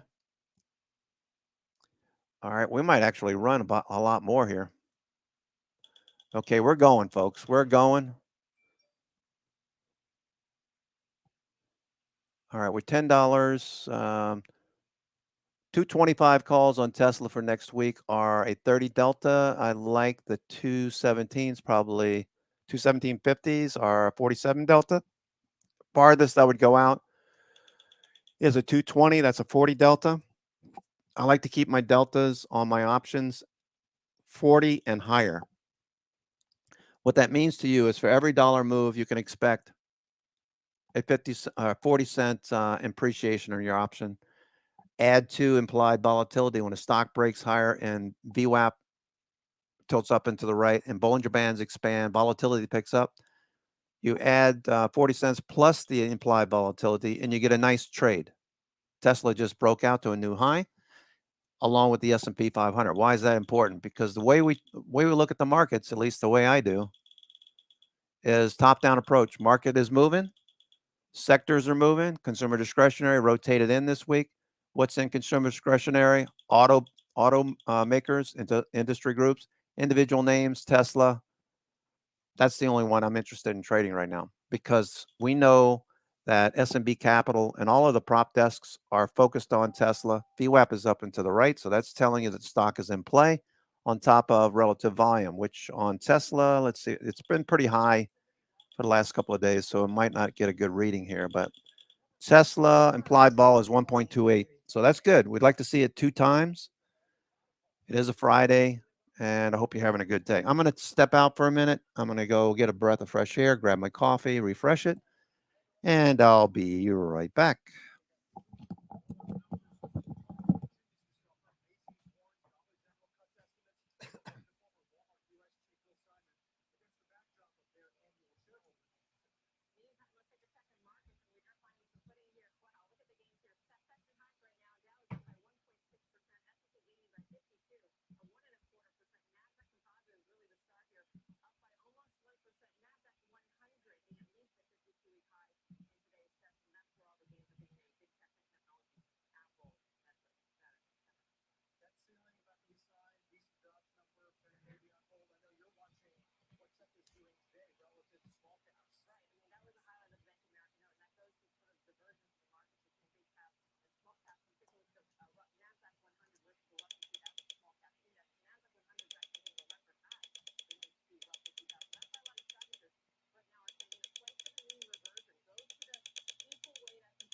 Holy sheet.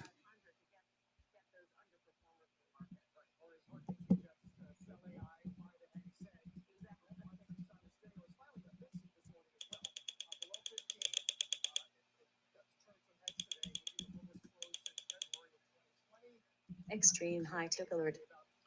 4,300 is your target. 42.77, 42.78. We're going for 4,300.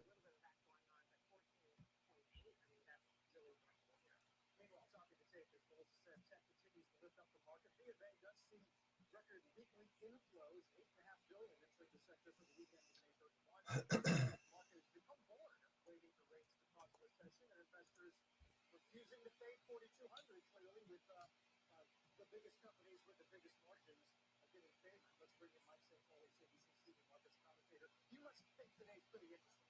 I do think it's interesting. I also think these kind of days, I call this attraction of all fears, because there really has been a resistance to believe what the market cap weighted S&P 500 has been saying. For good reason. It's been uneven. It's been top heavy. The thing about it is, all along the way, we were very early to call this is overdone. Extreme high tick alert. Handful of stocks dominated. Only since SVB. And these things have gone on for a year and a half before that. So today you do see some re-rotation toward the laggards. The Russell 2000 up more than 2%. Retail's bouncing. Energy's bouncing. So we'll see how much room there is for something like that. But you have a really interesting moment where, what does it mean right now not to fight the Fed and not to fight the tape? The tape is kind of cooperating here. You mentioned the volatility index. It's merely reflecting how the index has behaved and the divergences within the index. Bull markets, it's unremarkable to have. This stream is sponsored by To The Tick. Get free daily pivot points, Fibonacci, and market profile levels by signing up at tothetick.com. Waiting for harder soft landing, waiting for the market to broaden out or buckle for one last one. It is interesting that we believe that we are headed for some sort of a soft landing or Goldilocks scenario. You're thinking there'll be much more positioning in the cyclical. There'll be much more upside. I mean, you know, are you at that type of still see upside, but the bigger data, the bigger gains we may be running from the cyclical? You absolutely would expect that, folks. I agree. The thing is, people are going to be hesitant to really go all in on that idea because no matter what you're talking about, you're still at 3 point something unemployment. It's still kind of later cycle, even if the cycle has more life in it. And so if you have that kind of constant reticence about believing that this can last, this was 2019. We were there. Is the Fed really going to cut with the market at an all-time high? They did because it felt late cycle. So I think that you can look back to these prior periods and have some kind of clue. But I think being dogmatic about how the market has to act when the yield curve inverts and therefore recession has to come on time, it's not coming on time. Maybe it will come, but it's not really satisfying the people who got too negative on these times. I thought it was interesting we had John Thompson over the last hour, who's already below consensus 35% recession. I think says the risk is.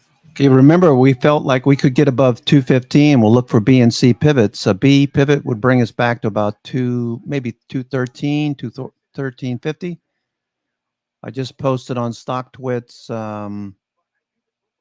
leaderboard.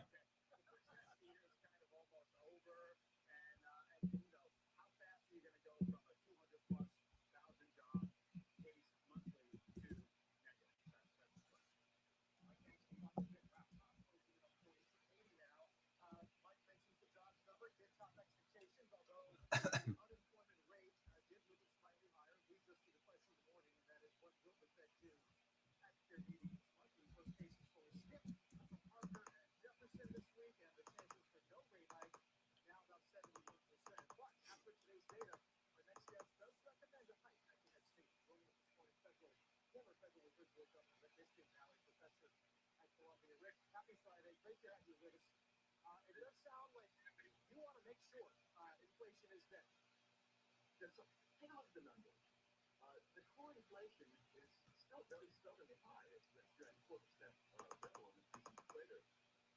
So the news is not very good there. It's a long way from the 2% inflation target. And so it's good that headline inflation come down, but that really doesn't tell you very much about the underlying inflation rate, which is what the Fed cares about. So that's number one. Number two, is the economy still very strong? And you see it in terms of these job numbers, the stock market is strong and so forth. So from my perspective, the Fed really does need to keep raising rates. And, you know, it's not crazy to talk about pausing because we might want to see what's going on. On the other hand, the fact that this numbers have been so strong and the latest job report indicates that they're going to have to keep raising rates. Very likely not unless you can really afford after the I don't see that. Maybe the Fed sees something that we don't see. They have more information. So right now, Okay, so remember what I said earlier. If you missed the morning run, wait for B and C.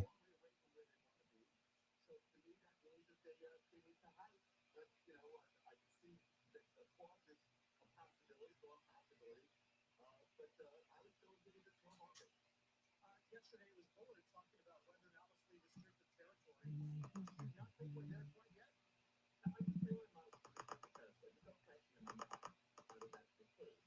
Remember, by the way, that initially when the Fed started raising rates when they were doing 75 basis point increases, the Fed was actually very accommodating territory at that time. So it's true that it takes a while for monetary policy to have an effect, but I think we really didn't start to really buy in until not too long ago. So my view on this is that the long way from where you have to be, unless there's some bad things that the Fed's seeing that I don't see, they really should, the cautious approach now is actually to keep raising rates.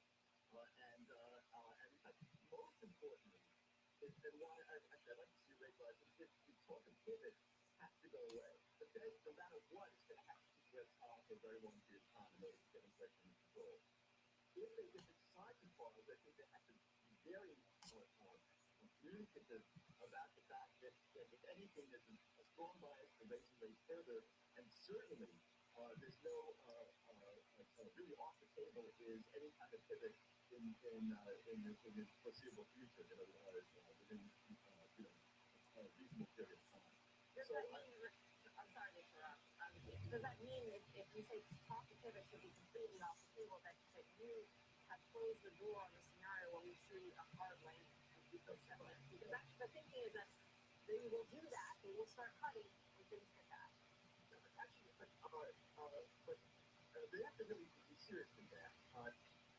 Unfortunately, when you let inflation get out of control, the only way you basically can get inflation under control is by keeping the economy and slowing it down. And I think that's the key here. It's the old version the Hunt used to say, you have to earn it. And that's exactly what the Fed's going to need to do. That's the unfortunate reality when you make a mistake and you actually get much too easy monetary policy, which I was very critical of for the Fed for a pretty long time before they started raising rates.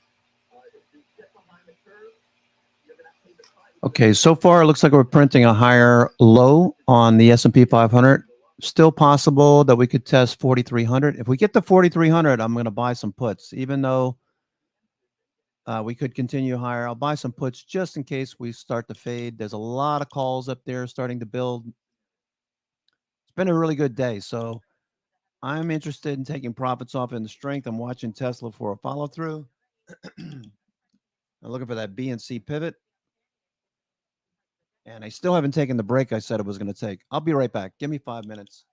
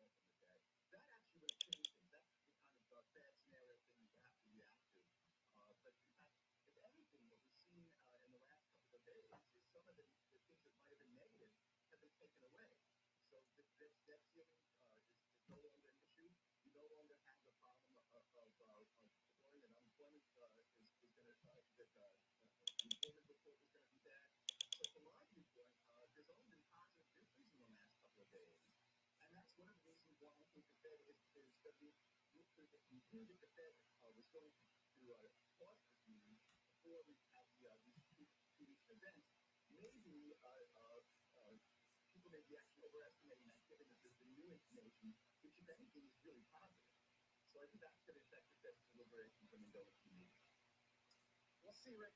We would definitely require some adjustment in pricing in the next few days. So let's see what they get into. Have a great weekend. Thanks. Still the time we're watching the Walmart shareholder meeting conference call, the company hoping a digital transformation can help it weather a consumer slowdown. And then we'll be joined by former Walmart U.S. Chief Bill Simons. Been a mixed bag for retail this quarter, but he does point to one key sales pattern that has helped a few select companies outperform. Let's walk to the streets after this.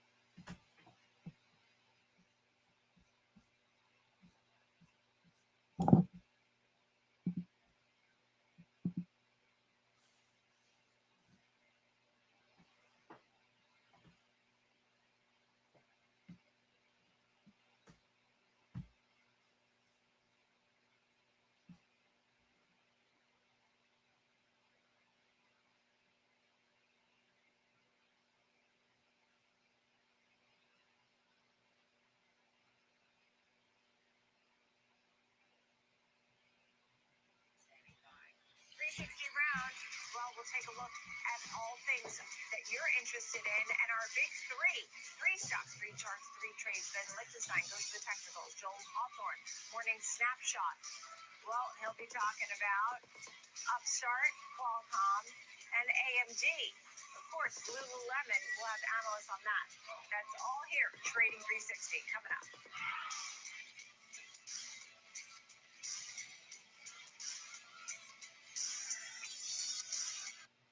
Whether you're an experienced investor or just getting started, TD Ameritrade offers a webcast that's right for you. Looking to improve your portfolio management skills?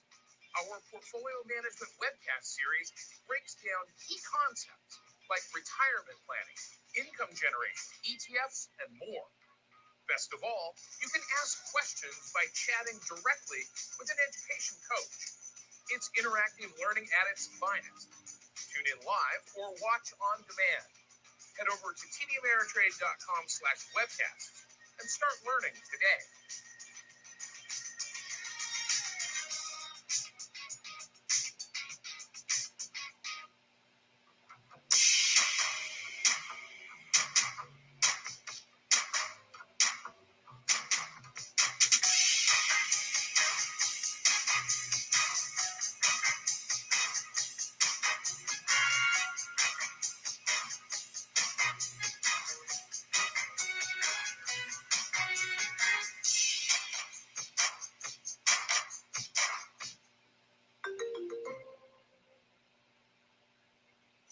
Thinkorswim by TD Ameritrade is more than a trading platform.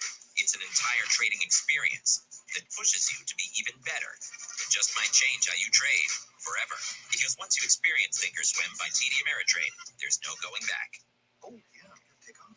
You downloaded the TD Ameritrade mobile app, Actually, I'm taking one last look at my dashboard before we board. and you have Thinkorswim mobile? So I can finish analyzing the risk on this position. You two are all set. Choose the app that fits your investing style.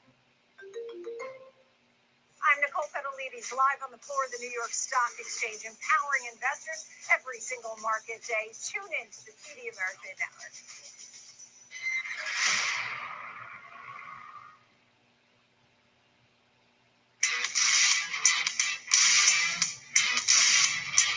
Welcome back to Trading 360. I'm Nicole Petalides, live in New York City. It's time for the big three.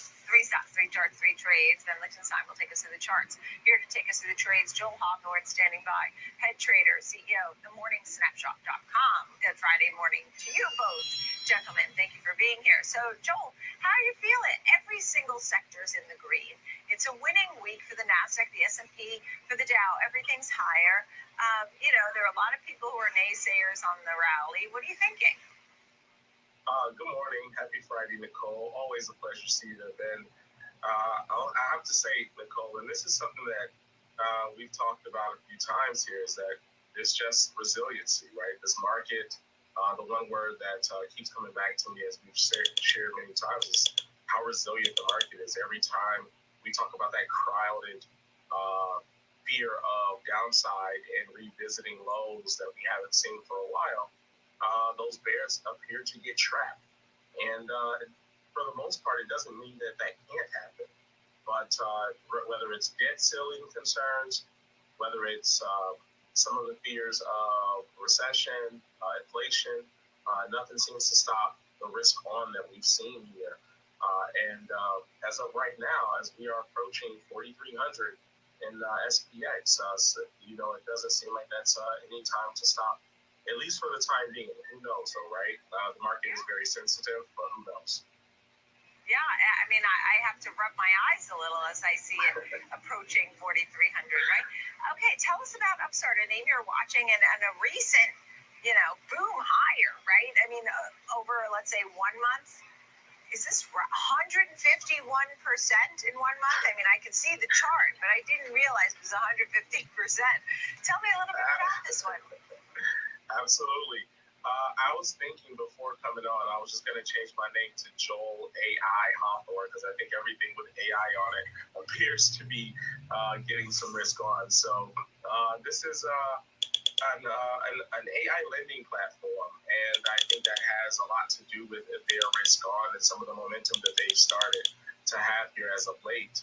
Although I think the 52-week low is about 11.93 or so, just shy of $12. There has been just some urgency and a surge in respond here because I think of that their AI capability. So I am a bit of a skeptic here for a little bit. I think that maybe just perhaps they may be a little bit overbought here, but I'm not gonna try to catch the falling knife, if you would. So I'm a bit of a bear, but cautiously. Okay, understood. What are you thinking here, Ben, as you look at this run-up? Nicole, Joel, good morning.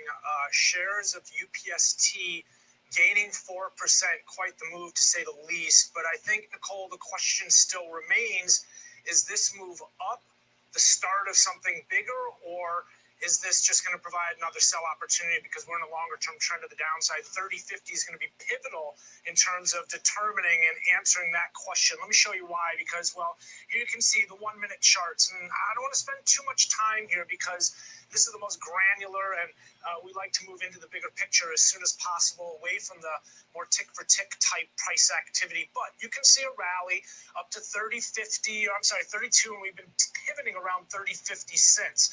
You can see after a big move up on the left side of the screen how we've been a bit more range bound. Again, the upper extreme 32, the lower extreme 29, just to show you how I get that 30.50 level. As we move away from this 1 minute time frame, you can see, again, 30.50 pivotal on the more granular time frame, but also that mention of, well, doubling in price, right? Tripling almost here, as you can see, from $12, we're talking beginning of middle of May.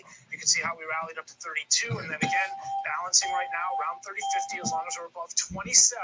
This trend we're seeing to the upside on the hourly still intact, and I think still expectations are that we'll see value forming at higher levels. But taking a step back, you can see again the importance of the 30.50, and as I mentioned, that longer term trend to the downside. So migration of value off the highs that we saw back in the fall of 2021, 343 down to 120, balancing around 30.50 right now. So, I think there's a lot of questions to be answered in the coming days, coming weeks here in terms of this big move up here. If we can continue to see the rally, you can see we're in a big area where the bulls could gain some momentum here.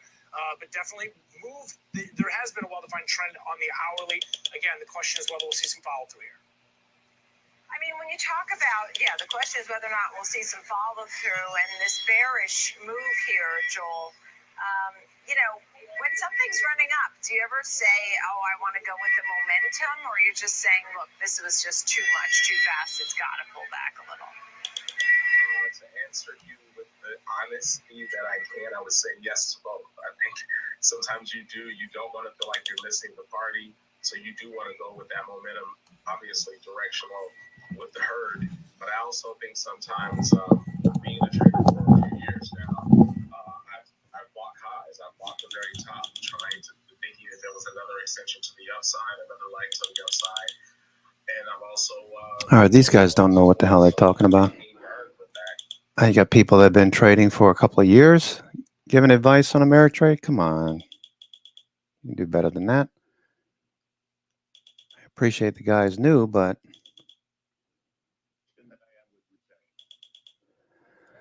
all right. So Tesla's at the high of the day. We broke through 215 like I wasn't there. Investors Business Daily putting on its leaderboard with a buy on Tesla.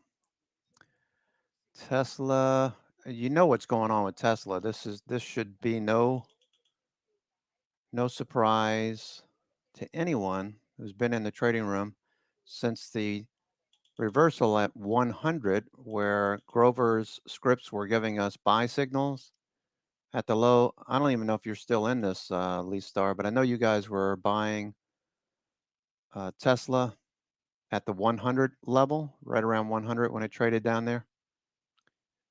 And since then, it just continues to bust a move higher. Look at the volume. This is just like crazy, crazy. Beautiful.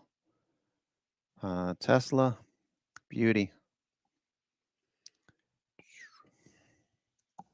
There's somebody on Tesla that said they were going balls deep in puts. Now, first off, I don't believe that they were, but there's a lot of bloviating on stock twits and social media. You got to take that with a grain of salt. Does it meet your strategy? Yes or no? That's all you have to ask yourself. Does it meet your strategy? What is your strategy? Tesla breaking out. That's taking out a new pivot pretty soon here. It's going to take out a new pivot. Let me see. Hold on a second. Let me close my door.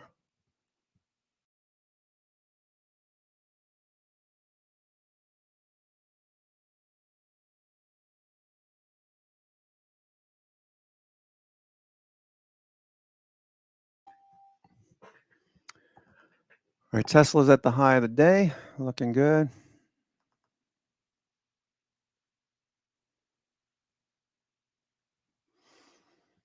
Okay, Tesla looks good. The next dip to the 9 EMA or consolidation in here, I'll be looking to start shares or add shares. I have shares already. Start shares for the kids. We were buying down here. We sold near this trend line for them. Tesla looks like it wants to keep going here. Yesterday, it just had a slow grind. The volume looks really great, though.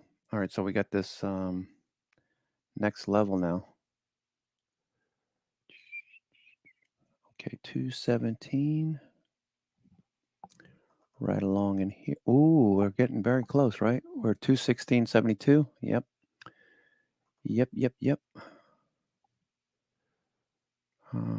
That. Get rid of that. Okay, looks good. Tesla, thank you.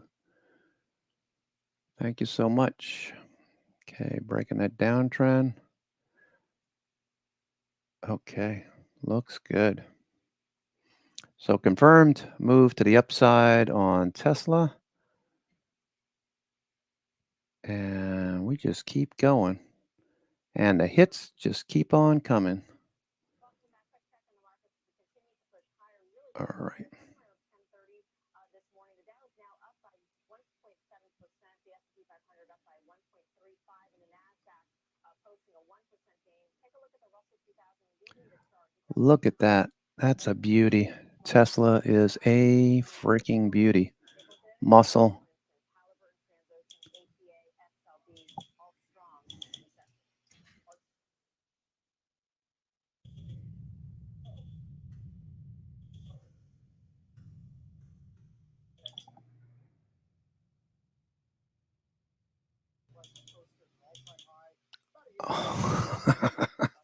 All right, so you need to be taking profits off into strength.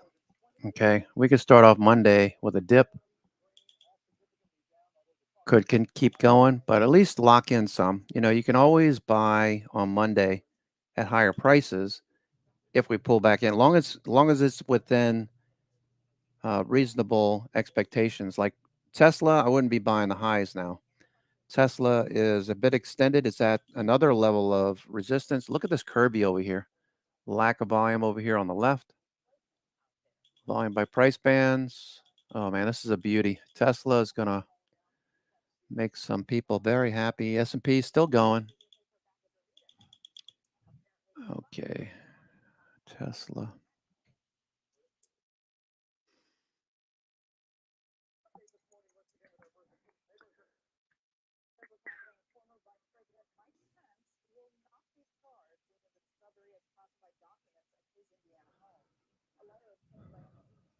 There's these politicians tit for tat. Shiny object over here. Forget about the other things that have happened. No matter what side of the voting spectrum you're on, politically wise, you have to look at what's going on with some of these people in power, so to speak, and wonder, I mean, would you even see this kind of lack of concern and the bad, evil deeds that you do? Certainly not. The first thing you screw up, you're in jail, you know, or paying heavy penalties. It's just crazy how politicians get away with so much. And I'm not here to talk about politics. Tesla's about to bounce again. I'm just marking up Tesla's chart. I've been here doing this, working on Tesla's chart. And this looks like a beauty. Okay, nice ascending triangle. We're at resistance right now. If it breaks through 217, next level is 237. Look at the volume by price bands over here on the left. Okay, there's a lack of trading that has occurred between 313 and 237, 230 or so. There's about a 70 to 80 points in here where there's a very little volume that's traded in here. What does that mean? It means that on the trip back, you can expect less resistance to moves higher. We'll look at call walls, which Money Magic's so kind to update us with. Updated us with a 215 call wall, went right through that level. We got the S&P with the call wall shifting higher. Combo strikes are at 4,300. 4,300 on the S&P 500. So that's the target today. It looks like we're going to grind right up to that. If we get to 4,300, I'll probably take a few puts, maybe, I don't know, at least 3 or 4 puts up there. Looking for maybe a little fade on Monday. I don't know. I have to think about it once we get there. If the market closes extremely strong, that might be a fool's bet. That might be a fool's bet. You don't buy just because it's at supply and we're at highs, because breadth is improving. And guess what happens if breadth continues to improve and we see the rotation that we've been following the last few days kick in? FOMO, as Goldman Sachs letter out to its clients stated, expecting 50 points up potentially on a debt ceiling deal, signed, sealed, and delivered to the president. It is. Now it's going to be delivered to the president. 50 points up, and then the next leg, while it doesn't mean reversal and crash, the next leg after this 50 points up, probably 100 points down. Now, I could see where that would work. Okay. So what am I doing? I'm taking profits off in the strength. I've been doing this long enough to know that you get too giddy with gains, you're going to give some back. We've had 2 or 3 weeks of solid gains. 3 weeks ago, we had, what was it, Wednesday, Thursday? And Friday was a gap up and a close a little bit lower. Up on the week 3 weeks ago and still positive. Last week, we had, believe it was Thursday, Friday. Thursday was a big day. Friday, we hit the highs. We closed near the highs. And this week, so we have 3 solid weeks. What does that look like? Let's go to the videotape. I'll come back to this. Let's go look at the New York FANG. New York FANG is telling you everything you need to know right now. Yes, the top 7 stocks are rocking and rolling the markets, breaking out to yet a new high. So what did we talk about? We talked about trends. You want to buy trending stocks. All right, so the New York FANG and the stocks therein are trending. 921.50 today, pointed up and to the right. Until that breaks, until we see like a big nasty red candle, which we don't even have that since January, really. We have a couple of them, but these are just mild pullbacks. Channel down to the 50-day, buyers. Channel down to the 50-day, buyers. What's happening now? We're accelerating. We're not even close to coming back to the 21-day. We come back to the 9 EMA last week, and we popped. Okay, we popped on Thursday, Friday. Started off the week Tuesday, Wednesday, Thursday, and following through now.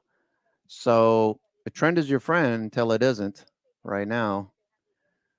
The leader, what's NVIDIA doing? I haven't even looked at NVIDIA. NVIDIA is supposed to be consolidating for 7 days.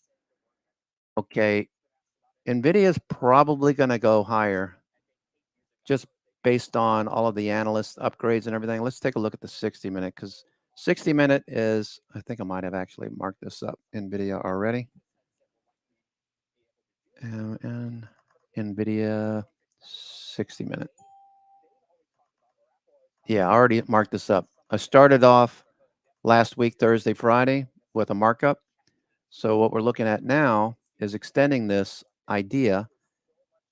Here's your stops. Okay, so you got the low from the gap up, you got the pullback, low pivot, pushes higher. We're above the 20 EMA, RSI is above 50. So this would be your stop. Now you could exclude that red candle and just pull it up close to the 20 EMA. All right, so let's say we close below the 20 EMA. Maybe you take half of your position off. Close below that trend line and 378, you're probably out of NVIDIA for the time being. For now, looks like NVIDIA is going to keep going. I would anticipate maybe next week we're above 420. I don't have a position yet. I'm still waiting. All right, Tesla. All right, so take some profits off S&P. I think we're probably at your A pivot right now. If we pull back more than just a couple of minutes, that's going to be more than profit taking. Generally speaking, if we see 2 to 4 minutes, I'm on a 2-minute chart, so I see 2 red bars, I'm thinking, okay, and we bounce, that's just profit taking. Somebody in at pre-market below 42.20, they're up 70, 50, 60 handles. I would take profits. All right, we're up 55 handles as of the open, so I would be taking some profits off. And call it a day, man. We've had a great day, great week. Wonderful.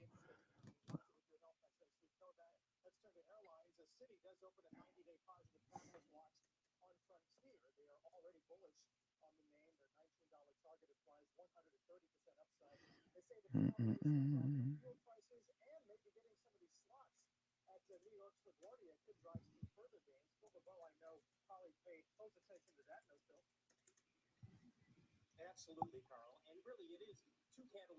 Okay, so lock in some profits. S&P, take some profits off.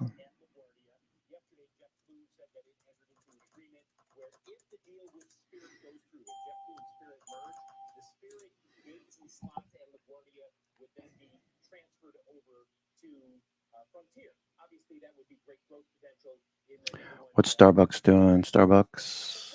So we save that. All right, Starbucks. So NVIDIA, next week, we'll be watching for breakouts. Starbucks, I'm watching the 200-day. Today is day 1. Technically, it's a 3-candle reversal at the 200-day moving average. I want to see volume pick up and exceed what we saw on Wednesday, Thursday. Stochastics, MACD, and RSI are all set up and ready to rock and roll. But we have the 9, 21, 50-day overhead. The 200 days below support, we got a lot of resistance. You see this resistance over here on the left? Up to about the 50-day. Lines right up with the 50-day. Gets above that. I'd be giving up 5 points, 6 points from here. That's okay. Once we get above the 200-day, in that case, hold on one second. Hello?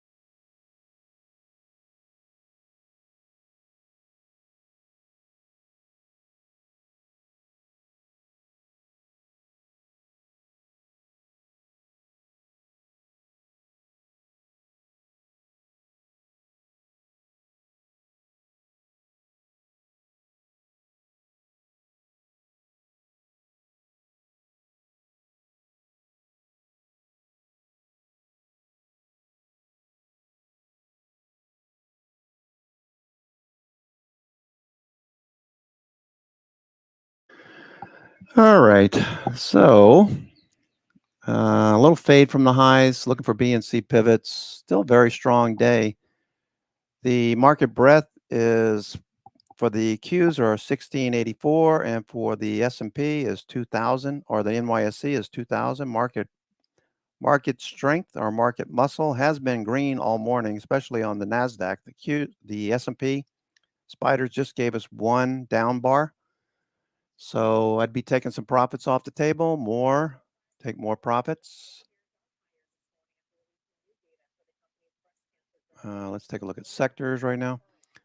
Sectors, all right, we're 95% green. Semis are flat. Small cap energy, small cap energy is higher. Metals and mining. The builders are up 3%. Builders XHB. The materials sector is up. Retail, energy, big cap energy, consumer discretionary is up 2%. Industrials are up 2%. You saw CAT being posted in the room by Steven. Caterpillar looks really good, back above the 50 and the 200-day, back above all the moving averages, actually.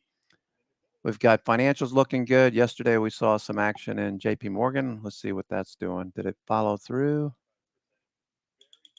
All right, no follow through yet. All right.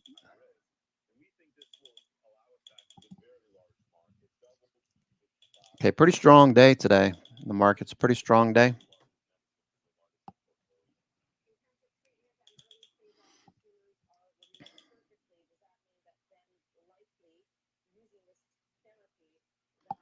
Tesla still pushing higher.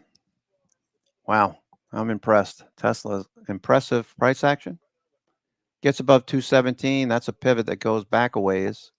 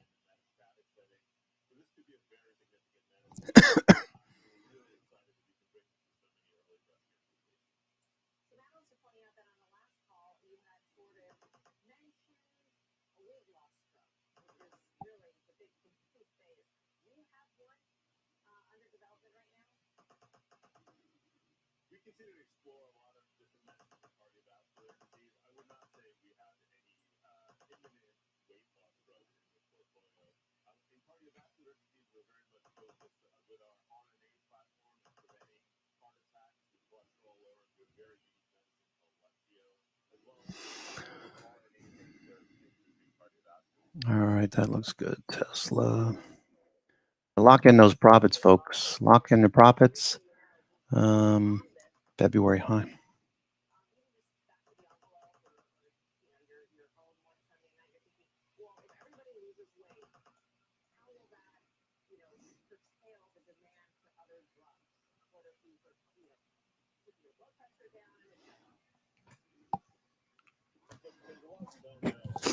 Celsius going again. CELH. Nice breakout on Celsius. Okay, weekly looks really good on Celsius. All right, on the move.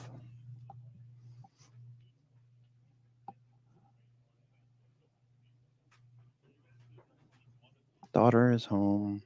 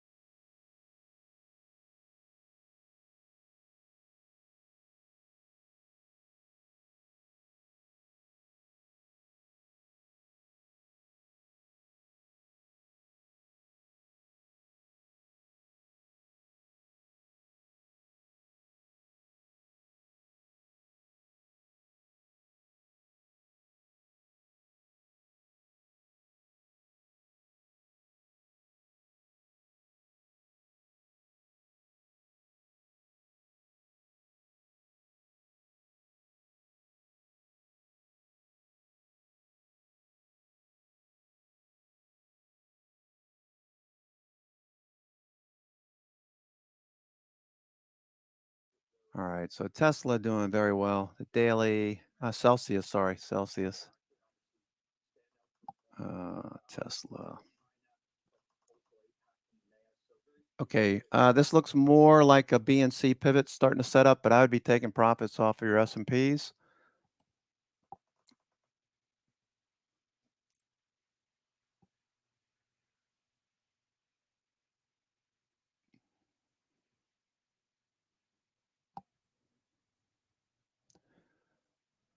Collect that collect those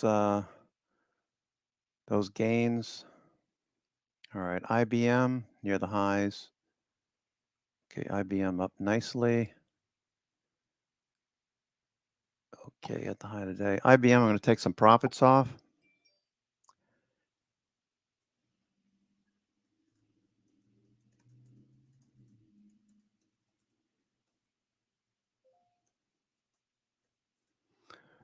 Okay, I have the IBM 130 call.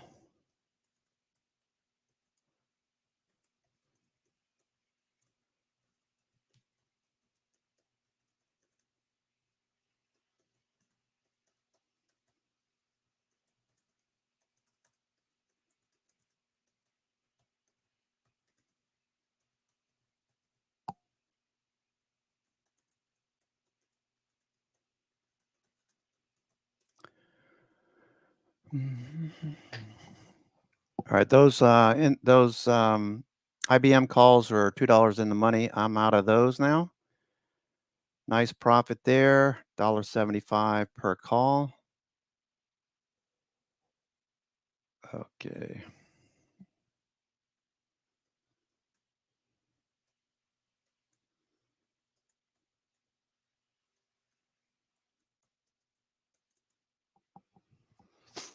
Okay, IBM had a great setup. So if you were following IBM, we talked about IBM that it needed to get above 130. Well, why are you buying? Why are you selling? Because I have June 16th calls. I want to get further out. I'll take profits here. I'll wait for a really good entry. Okay, so we're breaking above the 200-day. You might say, why don't you just hold on to it? Because most likely we're gonna, pull back a little bit, or even if we pop a little bit higher on Monday, what I'll do is I'll buy July calls instead of having 2 weeks left. I'll have a month and a half, and I'll do that on ABCD pattern. You can see IBM here looks really good. Okay, pulling away from VWAP.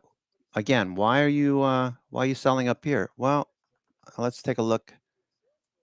Let's go to the videotape. IBM, it's trading 154% of its ATR and 138% of its daily range. So both of those indicators tell me that the likelihood of a pullback overrides me just holding on to this over the weekend. So I'll take profits here, reassess next week. and look for a flag or a better entry, re-entry, looking for this cup and handle pattern. Maybe I'll buy some shares too. I'll buy some shares on any dip, stays above the 200-day, got a W-shaped pattern. The way a W-shaped pattern works, most of you know this, draw the W, the center point of the W, 130.83. That's the confirmation that bulls are in control. All right, so if you were to look at this, all right, we're still fading here, so you should be taking profits anyway. I'm just going to show you what the process is here. Okay, so the up legs are bulls. Okay. The down legs obviously are bears. Okay. So now the bulls are in control. Okay. Bulls are in control because we took out this. It's no longer resistance. Okay. So that's no longer resistance. And neither is the 200-day. Look at the volume by price over here. So this is all adding up to a higher probability of follow through. Still, I am taking profits off because I have options that expire on the 16th. I want options that expire July, August, September, something like that, because IBM looks pretty good.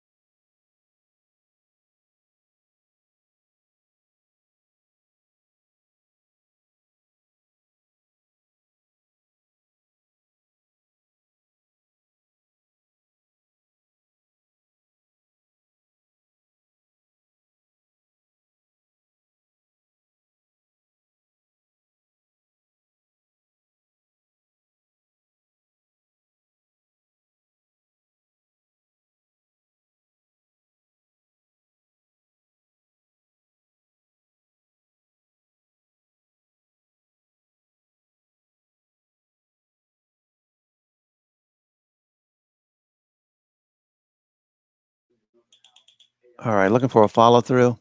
Celsius, Tesla, consolidating. I'm actively banking gains, sweeping cash.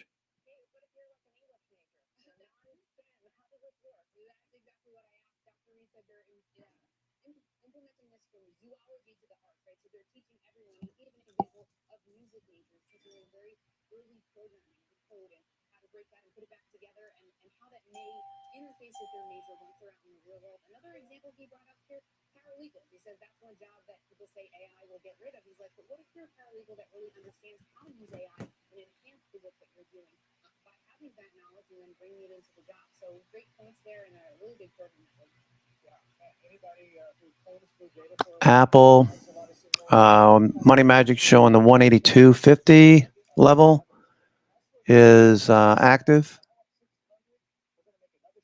All right, Apple, not the best entry here. Okay, the recent drop down to VWAP got bought. Lots of volume came in at 180.50. Apple. I don't want to buy it now, especially on a Friday. Better entry was down here when we got the buy signal on Apple. Okay, we're below VWAP. The markets were rallying. When the markets faded a little bit there at around 11:30 or so, Apple didn't.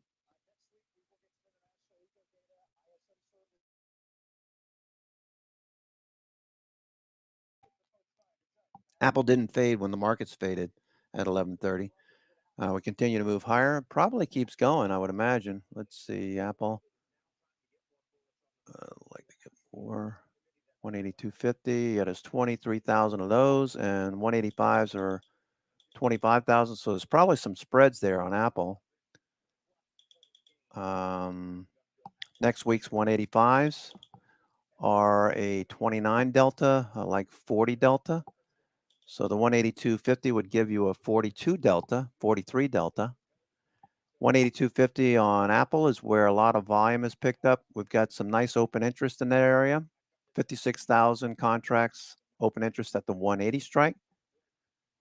182.50 is building, and so is 185.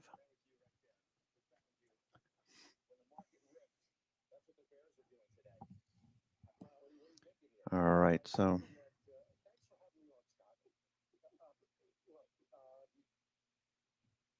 nah,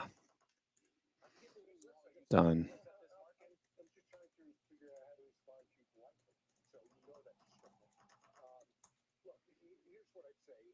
Yeah, Scott, no, we're done. We're done for the day. Yeah, you could probably eke out a little bit more, but why create the stress? Take the rest of the weekend off. I mean, take the rest of the day off and enjoy your weekend. I'm interested in buying some Apple.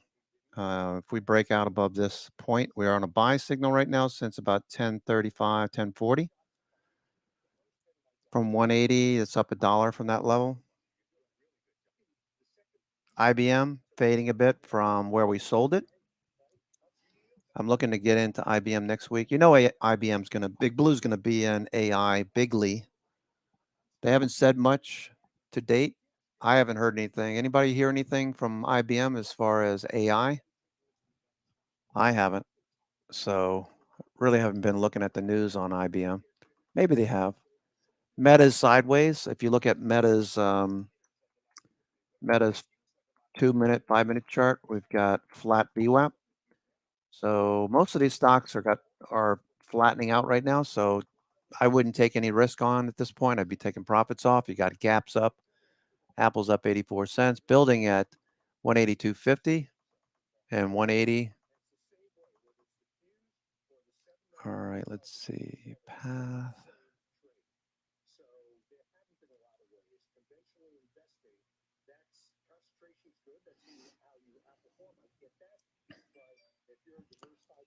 Oh, is it that time? Okay, so I hear Steve Weiss talking. So here's how I look at it, okay? And I talked about this repeatedly, is that, you know, people say, hey, it's never different. And I had this discussion.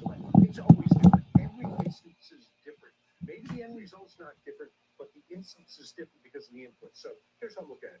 Look, the market is not driven anymore by bottoms-up fundamental investing, purely because the majority of the market's owned by indexes.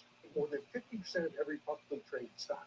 Take that and then put that aside for a second. I'm not going to complicate it because I know you have trouble still. Okay, keep going. Hurry it up. But also, as you take a look at the investor class that's out there, a lot of the people in my category, right, that have been there a while, have retired, have been out. So what's really come up with the democratization of investing? You've got a whole new investment class who's so far away from retirement, number one. Number two is used to V-shaped recoveries. And number three, have so much more access to information. They're no longer surprised by what's going on and believe it'll take care of itself. And maybe that's the right way to do it. So that's been seeping into my thinking. So rather than playing, as I successfully did last year, for a major market decline and have somewhat avoided these stocks, except for Microsoft, which is my biggest position, I think that there's a difference here. So I still believe my view on the economy is right. I still believe my overall view on the market is correct. But right now, I've got a green light with the Fed pausing next week, regardless of what the inflation numbers are. Was this the perfect jobs report and perfect scenario for somebody like you, Jim Leventhal? This is pretty darn good. This is Perfect pretty for me darn too, good. by the way. I'll parry with you later because there's something serious I want to say. And as much as we enjoy it, there's something serious I want to hear, which is that there is a logic to today's move. Whatever your thesis is, all right, this jobs report, to your question, Scott, is what a soft landing looks like. And I'm really getting tired of these landing things, but let's just do it for now, okay? You have job growth, but you have an amelioration of average hourly earnings. That's what you're looking for, 0.3%. Yeah, we want to come down further. I want it to come down further. You just raised your S&P target yesterday thinking on the idea that there's not going to be a recession. This report today lands right in your lap. And yes, and I'm sorry I'm burying the lead. The cyclical's killing it today is the logic of which I'm speaking. By the way, part of the reason I'm not going to parry with Steve is because there's Hi, Tickler plus 800. Okay, 500 basis points of Fed rate hikes should have an effect. The simple fact is they haven't yet. I mean, you look at this jobs report, you look at construction. Looks like we're not going to stop until we get to 4,300. Okay, but the idea that a recession, remember at the beginning of the year, everybody said recession. If that were the case, you would be seeing a negative jobs report right now. You're just not, and to Steve's point, if the Fed is pausing right now, the logic of today makes sense. And further, okay, taking nothing away from tech, the prices at which these cyclicals are trading are simply ridiculously cheap. That's where you should go. Materials, energy, financials, discretionary. Cat's been leading the Dow for this early part, having its best day of the year. Russell 2000, best day, Jason Snipes since May 17th. Talk to me. Time to become more bullish or not? I would say this: it's nice to see some breadth in the market, right? And I would agree with Jim as it relates to the labor report today. I think the big thing for me is, one, unit labor costs. As we looked earlier this week, unit labor costs were down meaningfully. We had ADP numbers that were positive. We also had, obviously, job numbers that were positive today. Now, as we look at hourly earnings, S&P still driving higher. This is kind of the Goldilocks scenario that the market is looking for, and that's why we're seeing the down push today. And they haven't participated meaningfully since the beginning of the year, and I think that's what we're seeing. Bryn, you want to suggest that it's time to become more bullish on the market, or not? Is it too much to make of a pretty nice move here of 600 plus on the Dow? We're pushing 4280 on the S&P. It depends what market, right? We have two markets here. We have the 8 names that make up all the returns of the S&P, and then everybody else. And so I do think there's an opportunity as inflation is coming down. I do believe we'll have a 3 handle by the end of July. The jobs report today is flying in the face of the Fed, who wants unemployment, I think, to be around 4.5% by the end of this year. That is not happening. And so we have an economy slowing, but we have strong jobs growth. And I think that as an asset allocator, Scott, it's really important. We went into this year with the narrative of there's a wide range of outcomes. And I agree with Steve about why he has been negative. But where I don't agree is as an asset allocator, you want to have a wide range of, if you have a wide range of outcomes as your outcome, we owned the Qs, but did it via JEPQ with covered calls. We owned energy, we owned healthcare, we owned Jet with more covered calls. So we were more defensively postured, but invested. And I think that if you end up anchoring on all this macro, you're missing the micro. I mean, because the S&P's up 10, the Qs, which has been like the best performing large cap growth manager of the last 20 years, is up 30% year to date. So get with companies or strategies that you can invest with. You can actually have an attempt to earn the long-term return of the stocks or the sectors. And that's what to me is like, that's the narrative today, because people who've missed it who are trying to jump in NVIDIA after it's up 200%, they've just missed the boat and are continuing to go on that gerbil wheel of buying high and selling low. So I think that my narrative is I agree with Jim about the cyclicals, and I think that energy, which we'll talk about later, is clearly the fat pitch if we're going to go into the drumbeats of a soft landing getting hotter. I mean, on these, whether it's time to become more bullish. Energy does look pretty good. Who's been bearish says we remain bearish, and wrong. He says that. Monetary policy remains the quote-unquote big dog and set to tighten in coming months. Biggest reason we're not capitulating into risk despite price action. So it's a line, I think, with you. Even if there's a June pause, that by no means means that the Fed's done, in his mind, and the minds of other bears in the market. I would think I would put you in that category.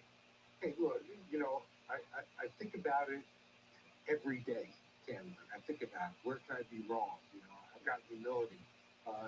Look, right now, it's not like I'm not making any money. I'm up to kazoo in 5% plus treasuries.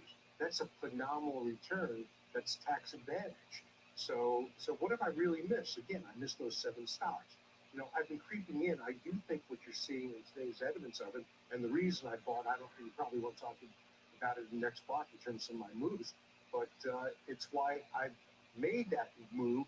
And what I haven't talked about, and I don't know if I've disclosed it before, is I bought Freeport, you know, a few weeks ago, right? $34 and change, when the EV race, where they're an extremely important component, has not changed. I don't mean race, you know, it's going to keep going.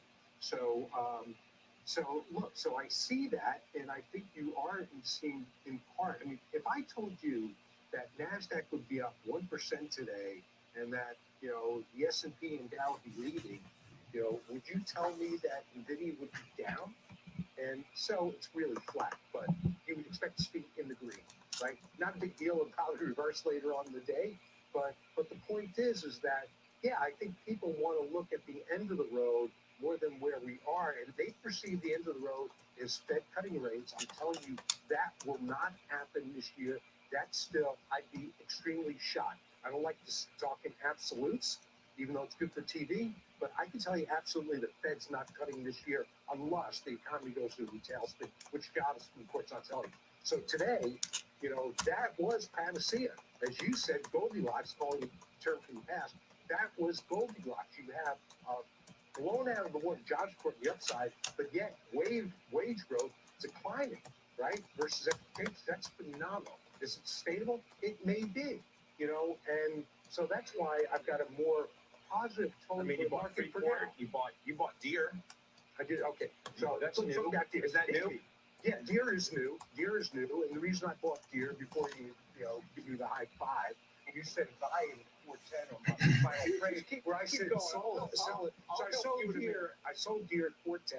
I'm picking up 15% lower. I mean, that's great. It works sometimes. Microsoft didn't work. I bought it higher, but I'm confident the world changed Microsoft with ChatGPT, with Bard, with everything else. But you're not buying Freeport. You're not buying Deere if you think the economy's going into the toilet. You see, that's not entirely true. That's not entirely true, because I think those stocks have already experienced that going into the toilet basis. So they discounted the recession.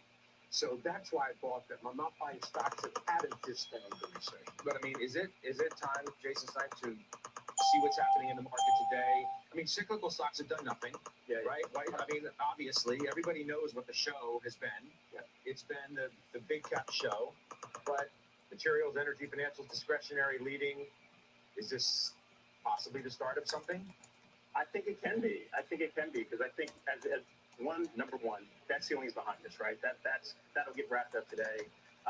We're also talking about this labor report that I just shared that I believe is Goldilocks, and I think, you know, going forward and into this next quarter where we'll likely experience trough earnings and then start to reaccelerate throughout the rest of the year, I think this potentially is an opportunity to buy some names and start positions in the cyclical areas of the economy. We've obviously seen what's going on with the Nasdaq 100. Bryn, are you looking to do that at some point? Look, at some point, if investors think that we're not going to have a recession, then this top-heavy trade is going to broaden out. I mean, it's just a matter of when, not if. Right. Well, I mean, we're there already. We're in energy, right? That to me is one of the most cyclically exposed sectors. And it has sold off, though, in general. And so you have seen huge shorts from hedge funds and algorithm traders. So you need that to reverse that financial shorting of energy. But I think that to me is the fattest pitch, because these energy companies are definitely reducing capex as energy comes down. And so I think this is where investors can look to get some returns over the next few months. As tech, I feel that has run so fast, that needs to digest. And so once again, as I said at the beginning, there's two markets. There's 8 names and there's everybody else. I think it's time to look at everybody else for some returns over the next few months. I want to simplify this a little bit. I think we're dancing around the situation just simply that the market looks forward 6 to 9 months. It's still range bound, a little descending channel. Energy still range bound. We're in the first quarter of 2024. As negative as my buddy called me Dr. Death, what the heck is that about? Anyway, as negative as you are, I don't think you're saying that you're going to see a recession that lasts past the first quarter of 2024. Rotation, obvious. All right, we're pulling back from the highs. This is a market, we're in June, okay? This is a market that's looking forward and saying, whatever kind of landing we're having, and here's why I want to bury that terminology, the plane is on the glide path. You're going to get whatever landing you're going to get, and it's irrelevant. The market is going to start looking. And look at the length of the tails. Length of the tails tells you how much momentum they have. You can live at 5%. I've done it before. Steve, you've done it before. Jason, Scott, Brandon, we've all done it before. You can live there. You can grow as an economy. Profits can grow.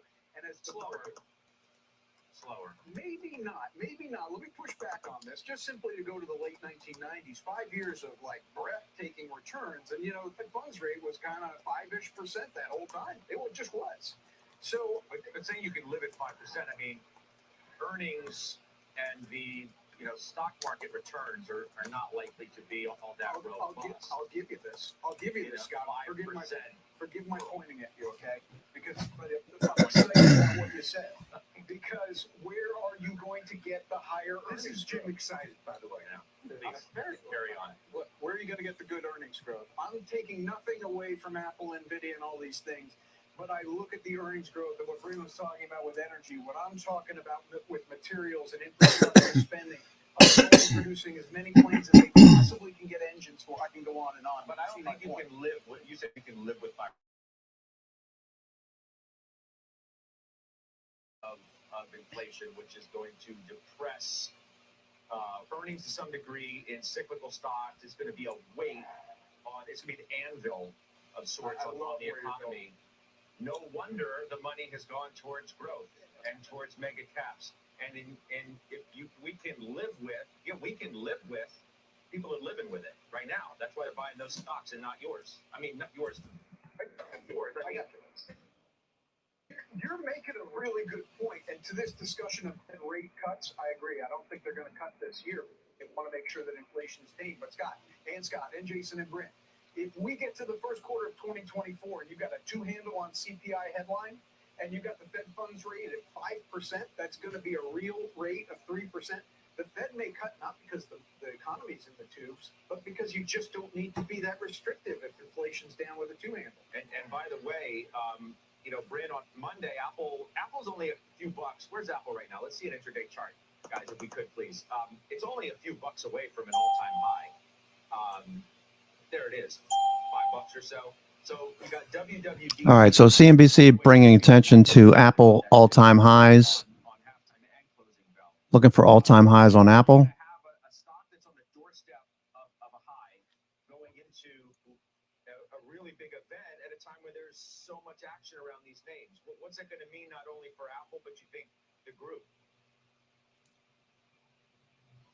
think Apple specifically, we think they're going to unveil their headset, and I think that's more of a novel product. But Apple never amazes to. I mean, it always amazes me with the awesomeness of their product, but I don't think that's going to move the needle. It's going to be very expensive, but I think Apple just continues to execute. I mean, we all Apple as an investor.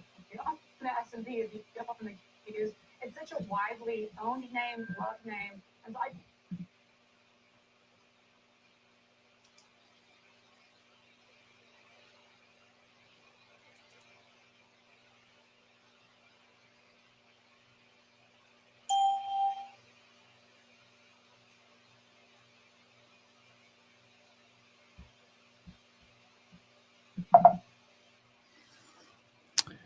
All right, folks. I'm your host, Cousin Vinny, coming to you from theclosingprint.com. It is lunchtime on the East Coast. I hope you're having a good day and an even better week. We're just below 4,300 major resistance.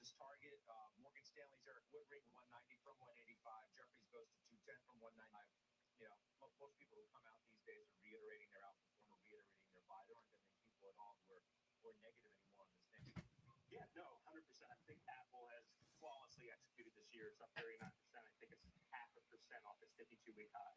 It's expensive as it's been through this cycle. It's trading around 30 times. But I like what they're doing in India. I like what they're doing in terms of moving supply chains over there. They're opening up stores there. Product refresh. They announced a $90 billion buyback in the last through the last earnings report. So I think again, it's moved a lot. I think it can incrementally grow some more this year, but a lot of the earnings I think are in for the. Why is Microsoft's also near a new record high? Yeah, look, $20. I think Microsoft is the AI play because of recurring revenue model, the upgrades that drove the stock anyway, and in prior cycles. But think of the upgrades that you're going to have to employ across your whole, your whole business and personally, as well as new products they can put out. So, and Bing may become relevant for a change. So, to me, There goes Apple. There goes Apple. So much cheaper than Nvidia or some of the others, with pricing power dominant. To me, this is just going to keep going and going. You're going to, at any, maybe not a year period, but any 2, 3, 4, 5 year period, you're going to see a stock that's higher. So it's a permanent compounder that I love. So that's my answer. I'm going to, once again, just make this really simple, right? As dollars come into passive ETFs, whether it's the triple Qs that Steve is buying or the spiders, you just have to understand what the weightings of Apple and Microsoft are. It's 14% of the spider, those two names, all right? I don't even know what it is for triple Qs. It's over 20%. And the point that I'm driving at is, if you're me, yes, you're underweight those names, but you own them because dollars are coming into the market and it's going to go there. I do see better growth in the cyclicals. That's why I'm overweight there. But you don't want to be out of those names. It's technical. The dollars are going to flow there. Yeah. All right, let's do this. Let's squeeze a break in. Coming up next, no sweat for Lululemon. Shares are spiking on an earnings beat, strong guidance as well. It's our chart of the day. We're also going to talk to Jason Snipe about the retailer he is selling. We'll do that next.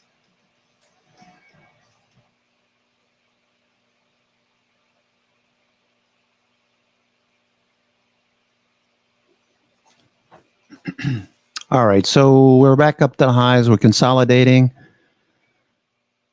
I don't like to say I don't like when the markets do this, but what I have seen is we're at near supply, near 4,300. We're not making any progress. It feels like institutions are letting it stay up here. As they let it stay up here, they're taking profits off the table. We keep seeing little bouts of profit taking. I wouldn't even spend any mental energy. Yeah, can we see another 25 handles? Probably. Is this an area to take some profits off and call it a week? Most likely. Are we going to see another explosion higher after being up 1.5%, 55 handles on the S&P? I don't know. It's kind of hard to say, but you've had a great week. You've had a great day. Cash in some of your chips. Keep some on if you feel like there's going to be more upside. I do too. I'd like to get back into some IBM, took some profits there. There's a lot of stocks that look good for follow through, but I am cashing some chips because I like to focus a little bit more on 2 or 3 names next week instead of 6, the FANG stocks. I don't know. Maybe we are focused on all 6. We had everything moving higher, so AI continues to be a big deal. So we've got some major names to look at: Microsoft, Google, IBM, Apple. I mean, if you just trade those 4, you probably make some good change next week. NVIDIA should be finished with its base. I'm looking for 6 to 7 days up here at highs. If it breaks to the upside, the gap and go strategy I shared with you over the last couple of days using the 60-minute chart, using the lows of the week on the gap up, using that as your guide and your stops. NVIDIA 60-minute. Okay, so use the stops provided by this trend line, the lows. If it breaks higher next week, that's going to be our signal. And then we'll move our stop up probably under 395 or 400 if we continue higher. So looking for days 6 and 7. This is day 6 right here, right?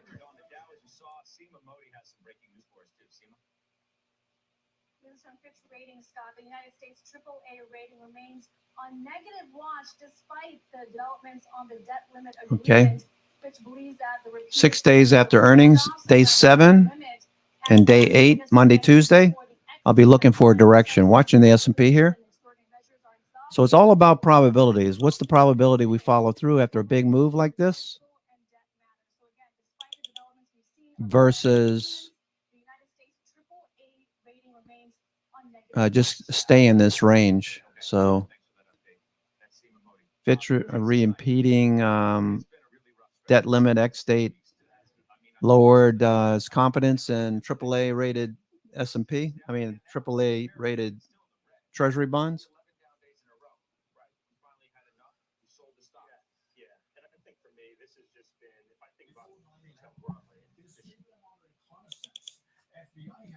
Zscaler CEO, Zscaler Jay Chandri.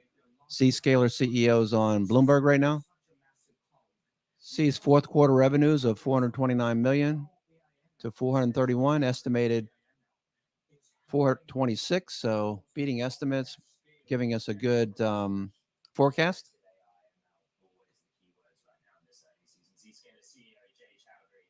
Yeah, you think Zscaler is probably going to benefit a great deal, like CrowdStrike.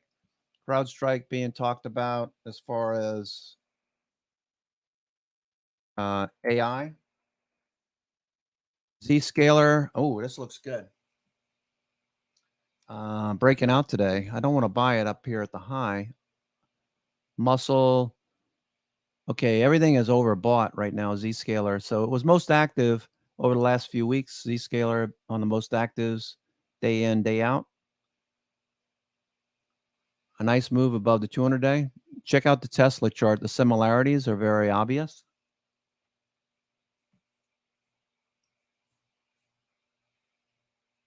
Zscaler, very interested next week. And that's why I believe the economy will go into recession, because 60% of the country lives paycheck to paycheck. But this base price, I bought Dick's. So I bought Dick's at like 126. You've owned that off and on.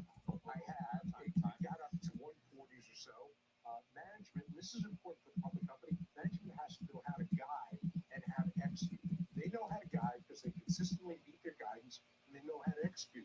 And for me, Dick's is a unique value proposition as an investor because, look, I go to the stores, Lulu, I kick myself for not owning it because wherever I am, whether it's Chicago, they're all packed, they're all hustling and bustling. So it's just the valuation that I can't come to grips with. I should have bought it. But with Dick's, the reason I bought it is that.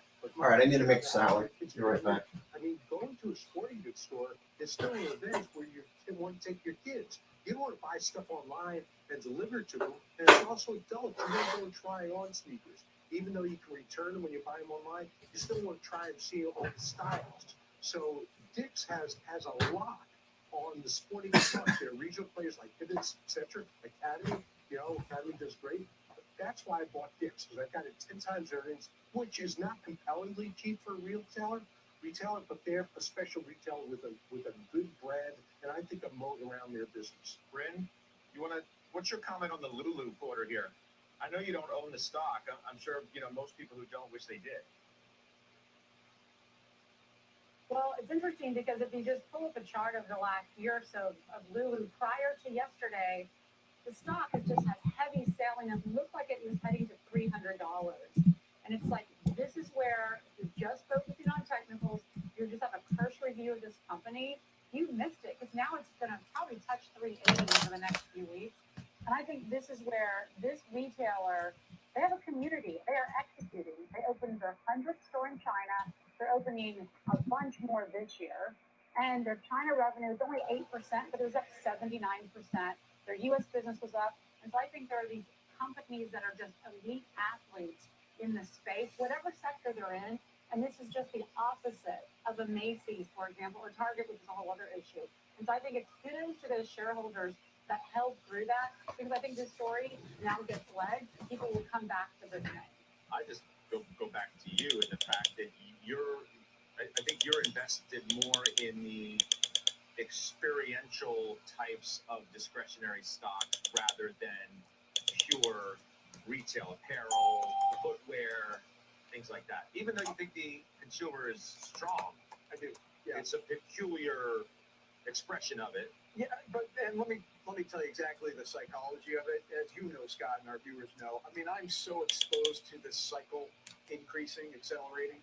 Like, for me to add now to a retail would be just over the top when you consider, and you're right, it is experiential, Wynn Resorts, Alaska Airlines, GM, well, that's good. But the point being is that I would really have to sell something in order to go buy a Target. Now, I'll make a comment on Target, okay?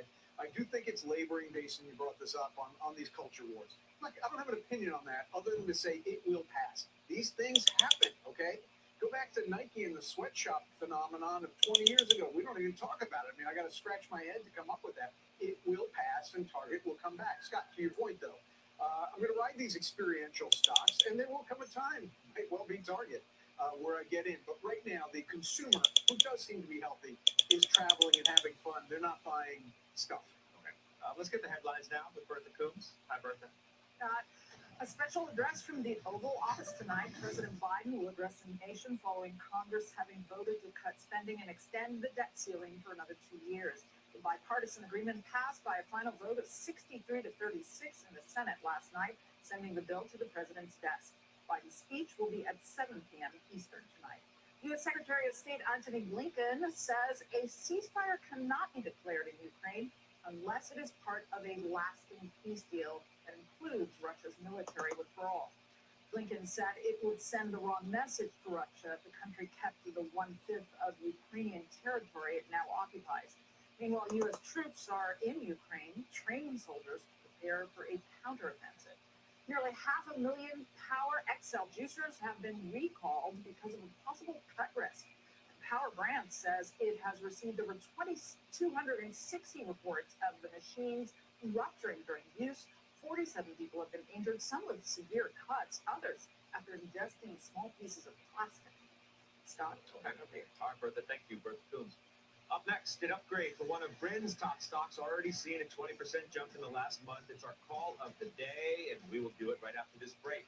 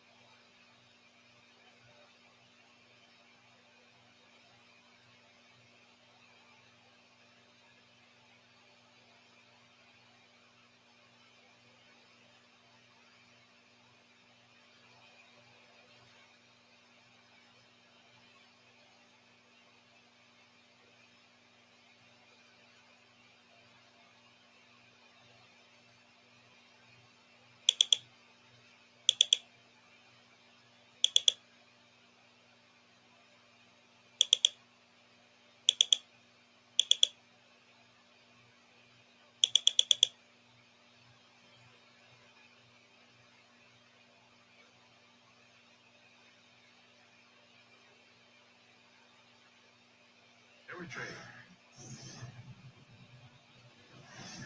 All right, the first of our calls of the day. There it is. Albemarle up near 7%. Got an upgrade today at UBS. Bryn, you've owned this stock. Our viewers may remember it as a Josh Brown play for a few years back. What about it in the here and now? And what about this call? Well, love the call, obviously. So we wanted to play lithium with a U.S. company that obviously is mining for lithium all over the world. So that's Albemarle. You have to follow lithium prices. In 2021, lithium prices were around 200. They peaked at the end of 2022 at 1,200 and then crashed earlier this year to 600. Very, very volatile, the commodity. China is the axe here. In 2023, China is set to produce 9 million EVs, which is 2.5 million more than they produced in 2022. This is a long secular tailwind, and I like the price here. If you wanted to trade the stock, the band in the stock is on the low side 180, and I think the high side around 260. So I think this price target of 255 hits that higher end of the range in the short term. Okay. We mentioned materials, Jimmy, doing quite well today. You bought MP Materials, ticker symbol MP. Yeah, it's a small cap stock, and I've only bought this for myself, Scott, because for clients, this is just simply too volatile. It started the year at 40, went down to 25, went up to 35, now to 20. But what this is, it's a rare earth element mining company. Now, here's the story between rare earth elements, all right, and China. This is a strategic resource that we need for cell phones, for electric vehicles, basically everything in modern technology. What we do right now is we mine rare earth element raw oxides here in the U.S. We ship it to China. They refine it and send it back to us. Well, does that sound crazy? It is crazy. And you know what? It's a strategic liability. So the U.S. government has partially funded for MP Corp to start refining these oxides here in the U.S., right? Which makes common sense, This is a strategic long-term play. I may end up owning it for clients, but I need this volatility to die down, right? So, Bryn, coming back to you because Diamondback and Devin, we also mentioned how Energy's having a nice session today, too. Named top picks at Mizuho. You own, I think, both of those names. Right. I mean, they're such great, both firms have such great management and such a deep bench. And you have to understand right now, as we started the year, that everyone was certain we were going to a recession. So then all of a sudden demand would go down. And then as that story is actually starting to evolve, and if that doesn't happen, Russia, pinky promised Putin, pinky promised the Saudis they would reduce production. We have an OPEC meeting this weekend where they may cut production. I think you have a setup here where energy will have some legs over the summer, not just over a couple of days. All right.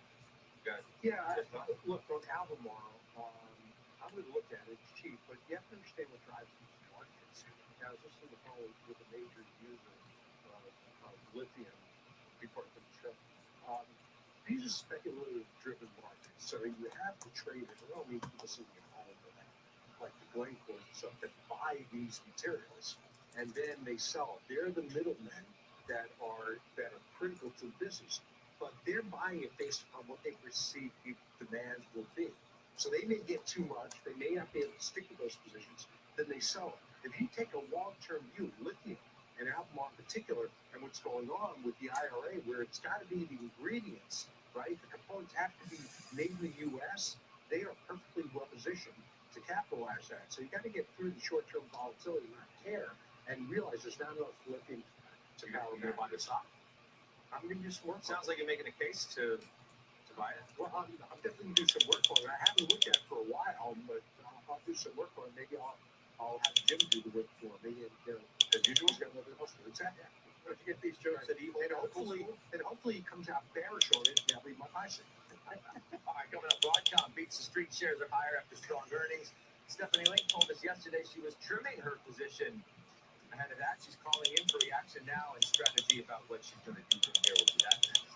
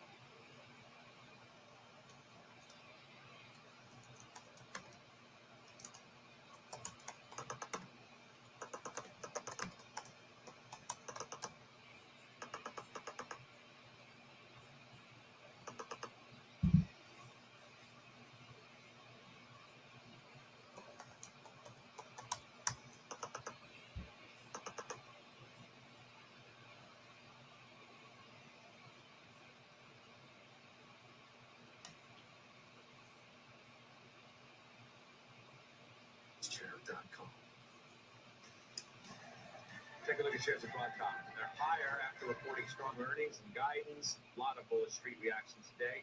Let's bring in Stephanie Link now. She owns the stock, joins us now on the phone. So, Steph, you trimmed some of the position ahead of the number. Just give me your take on it. What happened with the earnings and what your current psyche is on your position here? Sure. Thanks for having me, Scott. I trimmed it on Tuesday because the stock was up 11% on no news. And I thought the expectations were really high headed into the print. They were really high, but it was a really good quarter, and it was a beat and a raise. And we know the CEO is proven to be very conservative. But the focus really is all about AI and the guidance. And what they guided to was their customized AI chips and AI switches, which they are the number one player in these segments. That segment is going to be 15% of their semiconductor revenue this year, up from 10% last year, and it could grow to 25% next year. So you're talking about revenues going from $2.2 billion in this segment to $5 to $6 billion. So it's really, I mean, I always knew it was a great AI story, but it's really growing and gaining momentum. Meanwhile, the rest of the business is kind of chugging along, and they bought back $2.6 billion in stock. They have $9 billion left. They're going to do $17.9 billion in free cash flow this year. So you get the buyback, you get the dividend, and you have an AI story. And I think you wrap it all up, and it's trading now at 19 times. Yesterday it was at 21 times, but the numbers have gone up as a result of the better quarter and the excitement over AI. So yeah, I mean, I'm not bummed that I sold it. I think it's prudent to sell, but I do think the story is still very much on track, and it's my way of playing the AI scene. You think there's too much froth in AI? I mean, going into numbers, there are several, folks who have suggested, there's too much froth, and these companies come out and they, for the most part, live up to the hype. Yeah, no, it's real. I mean, these are extraordinary numbers. I mean, to go from 10% of your AI business revenue to 25 in 2 years' time, that's really a big statement. And again, I can't emphasize enough, the CEO is proven to be very conservative. So I think, AI is the real deal. Obviously, we've all been talking about it. Are these stocks extended, all of them? Yeah, probably in the short term, but I think the secular growth is still very favorable for the long term. All right. Steph, I appreciate you calling in. Thanks, Scott. Stephanie Link. All right. Up next, your midday word with Mike Santoli. We're back on the half. All right. Quick break. Dow is up 627. Grade my trade. Send us your latest stock move, and the investment committee will debate it and grade it. Email us at fastcaptime@cnbc.com or tweet us #GradeMyTrade.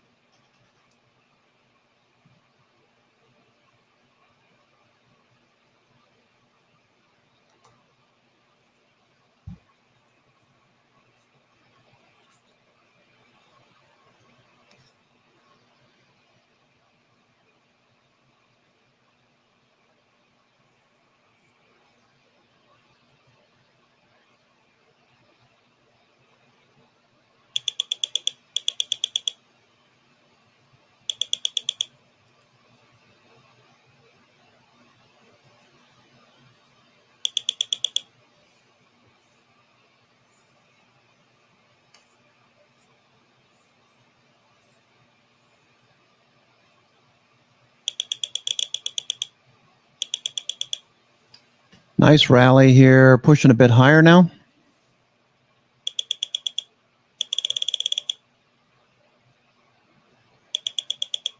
Apple looking for this to push higher.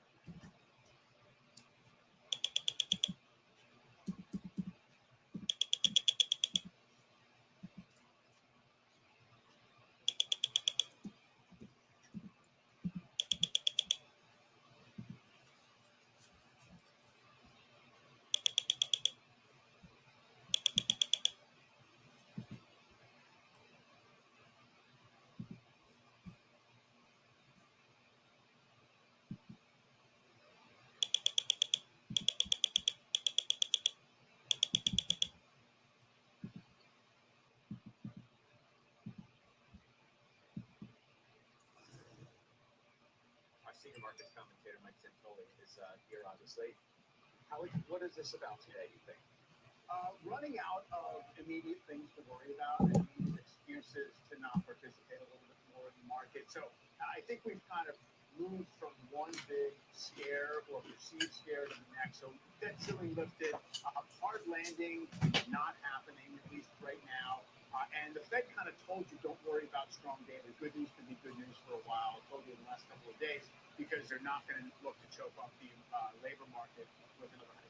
So all that stuff working together, and I think a little bit of making our peace with this very unbalanced market, which did get to an extreme with all the top-heavy upside drivers, and now you're getting some mean reversion higher. And we didn't get full breakdowns in things like consumer cycles. They didn't have well, but they didn't break down fully, and energy getting a little bit of a lead. So all that together, look, I think big picture, at 4,300 on the S&P last August, Powell said you're going to have some deals in pain. Here we are, 4,300 again. There wasn't all that much pain. I mean, obviously it's been nervous. You had to go to October lows, but in terms of the real economy, it's held up relatively well. We're flattening out with earnings as opposed to declining. So I'm very cognizant of this tendency sometimes to have a payroll Friday kind of surge to a new high, be a little bit of a culmination moment, but the market's acting better, and there are fewer things right ahead of us to say that it's going to not go. And look, and I guess part of your point too is there may be some pain down the road. We just don't know, but at least the immediacy, delivery of that pain in terms of a June hike. This job report today doesn't put that on the table at all. It doesn't seem to. No, I mean, and they can't talk. It doesn't increase the likelihood. It doesn't seem to. There's enough ways to regard the numbers to say, look, this is compatible with us stepping back for a meeting. We'll revisit it. Yeah. All right. I'll see you in a bit. Thank you, Mike Sancholi with this midday word. Coming up, we're going to grade your trades. We are back on the half after this.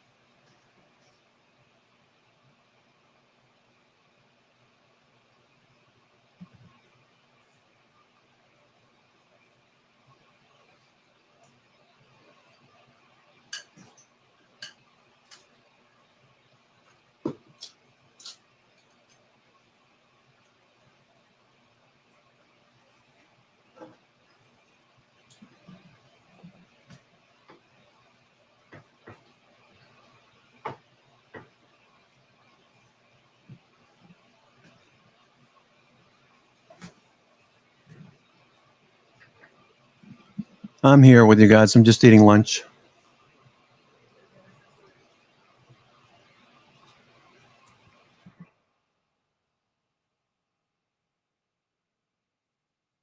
All right, so you can see the opening range breakout. We talked about prices moving away, VWAP up and to the right.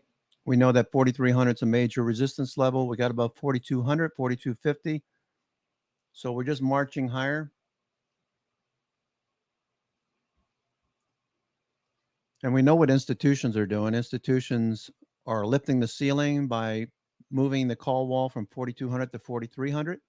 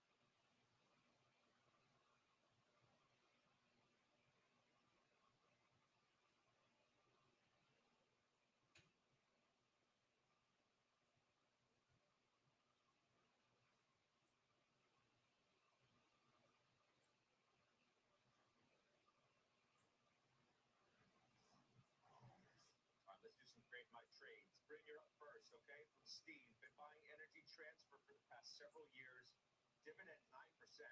What should I do? Steve, first I'll give you an A. If you don't know, Energy Transfer in the midstream space, they're actually up 8% this year. Midstreams have done well, so I think continue to hold it, collect that 9%, and great job. Okay, Jimmy from a Twitter user. Grade my trade on GM. Bought it at 33.33. Give it an A. Now, it's a stock selling for 5 times earnings, 60% of book value. So I'm going to front run a little bit and then front run my buddy Scott. I love Scott. Scott's going to come at me as he always does on this thing. Yeah, but it's stunk. It's stunk for years. I'm not. I'm teasing you. I'm saying it's only up a buck. You're giving it an A? I'm giving it an A. I'm giving it an A because of where we're going. I said, right? Everything's relative. 34.33. It's where it's going. It's where it's going. I'm teasing you a little bit, Scott. But there's a good point here. You know, look, it's been stuck here, and there's 2 things I want to say here. Okay, number one, you can't base today's decision to buy, sell, or hold of a grade to trade based on what it's done in the past. You do that based on the prognosis of what's going forward. This stock is either going to go up because the soft landing, is here and people need to replace their cars, or they're going to continue to buy back shares at 60% of book value. Over the last year, they've shrunk share count by 5%. S&P continues to grind higher. Okay, next up, Jason from Scott in Vegas wants to know about casino stocks. Yeah, so obviously the one that I own is MGM. It's up 20% year to date, trading at 16 times forward, and the price actually it's had a little bit of a drawdown over the last couple of weeks. But what I will say, and I think that's related to somewhat of an uneven open in the count. They only have 5% of their revenue comes from there. But if you listen to the calls, there's a lot of spending on Las Vegas and other casino areas. So I still like this stock going forward. I think it'll be positive. All right, lastly, Weiss, to you from Edward. I recently bought 600 shares of Pfizer, then sold the September calls. Grade the trade. First off, and then what do you think about Pfizer? First of all, we're next on 1 8 plus 9 Look, Pfizer's just stuck in a rut here. I like the healthcare space. So Ozempic's been huge for them. Working on an oral Ozempic because a lot of people don't want to self-inject. I don't think there's a lot of downside. At the same time, I don't think there's a lot of upside in the stock. So I'm going to give it a B because I think there are lots of other stocks you can pick where you can make more money. All right. We'll take a quick break. We'll come back. We'll do final trades on the other side. Are you following the Halftime Report podcast? What are you waiting for? Look for us in your favorite podcasting app. Follow the Halftime Podcast now.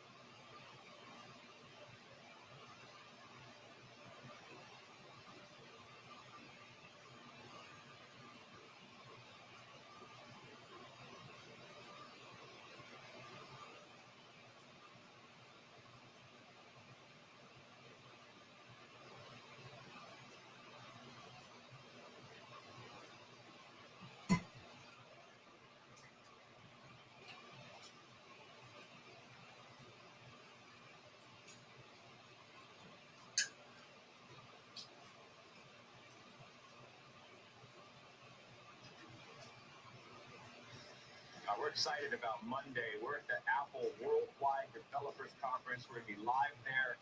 Halftime report, noon Eastern. Put together a really great collection of traders and special guests as well. Steve Kovac, of course, is going to be out there with us, setting the stage for it. He's going to walk you right up to it as that stock is on the doorstep of a new record high. So it's an exciting time for certain to be there. Let's talk a little bit about the market too, okay? 657 points, Jimmy. This is the kind of day you've been looking for and the kind of job support you've been talking about. This is your moment. I'll let you shine a little bit. Thank you. But I hate to say it's just a day. You know that, and I know that. Steve, Jason, and Bryn know it. So I don't want to get carried away. But this market has not been just a day. We've been able to close above 4,200 on the S&P for 3 out of the last 4 days. I think I got that number right. And here we are pushing almost 4,300 at this point. What I like, some points you get people who have been overwhelmingly bearish off of the sidelines. What I like about today is the equal weight index is outperforming the overall index, and Steve pointed that out. And I like that Steve's getting into Deere and Freeport macro in it. I mean, okay, this feels good. I want some confirmation. I just don't want to get too carried away. Okay? Sure. I want some confirmation. What I really want, Scott, is that CPI coming up in 2 weeks to have a 3 handle. You give me that, I'm going to be pretty effusively bullied, et cetera, et cetera. Here's the real story of the market. The real story of the market now, 4,200 has been resistance for so long. The question is it now support? And that's one of the reasons why I increased my exposure. So I think that may be the case with a lot of market driven by algos and technical trading. So that's what you have to watch here. Not to channel Joe Taylor. My final trade was Deere. Candidly, it's up more than I thought earlier today. I still like that this is how it trades in big chunks. Yeah. Brand, you have a final? Yeah, if the summer soft landing narrative continues, Pacer Cows ETF should do well. It's got about 56% exposure to energy, industrials, and materials, and a 12% free cash flow yield. Friendly farmer. CVS, way oversold. Look for the recovery. Jason's in it too. He is basically Quanta services, a lot of demand for infrastructure solutions. I like it here. All right. That does it for us. Have a great weekend, everybody. Send it to the exchange now.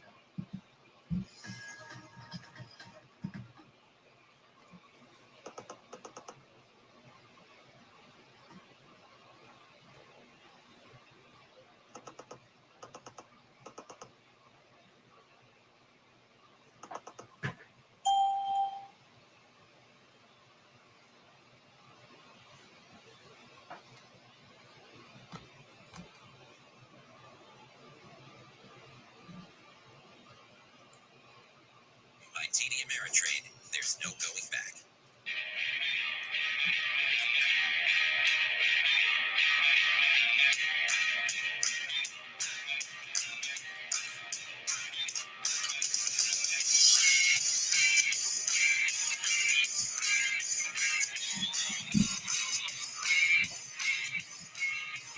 Happy Friday, everybody. Good afternoon. Welcome to Next Trade Investing. I'm Alex Coffey alongside Renita Young in for Jenny Horn. And Renita, another pretty positive, optimistic day here in order for the markets. You see the S&P's new year-to-date highs. The Nasdaq basically new year-to-date highs. All of this on the heels of a pretty blowout jobs number, a debt ceiling crisis averted.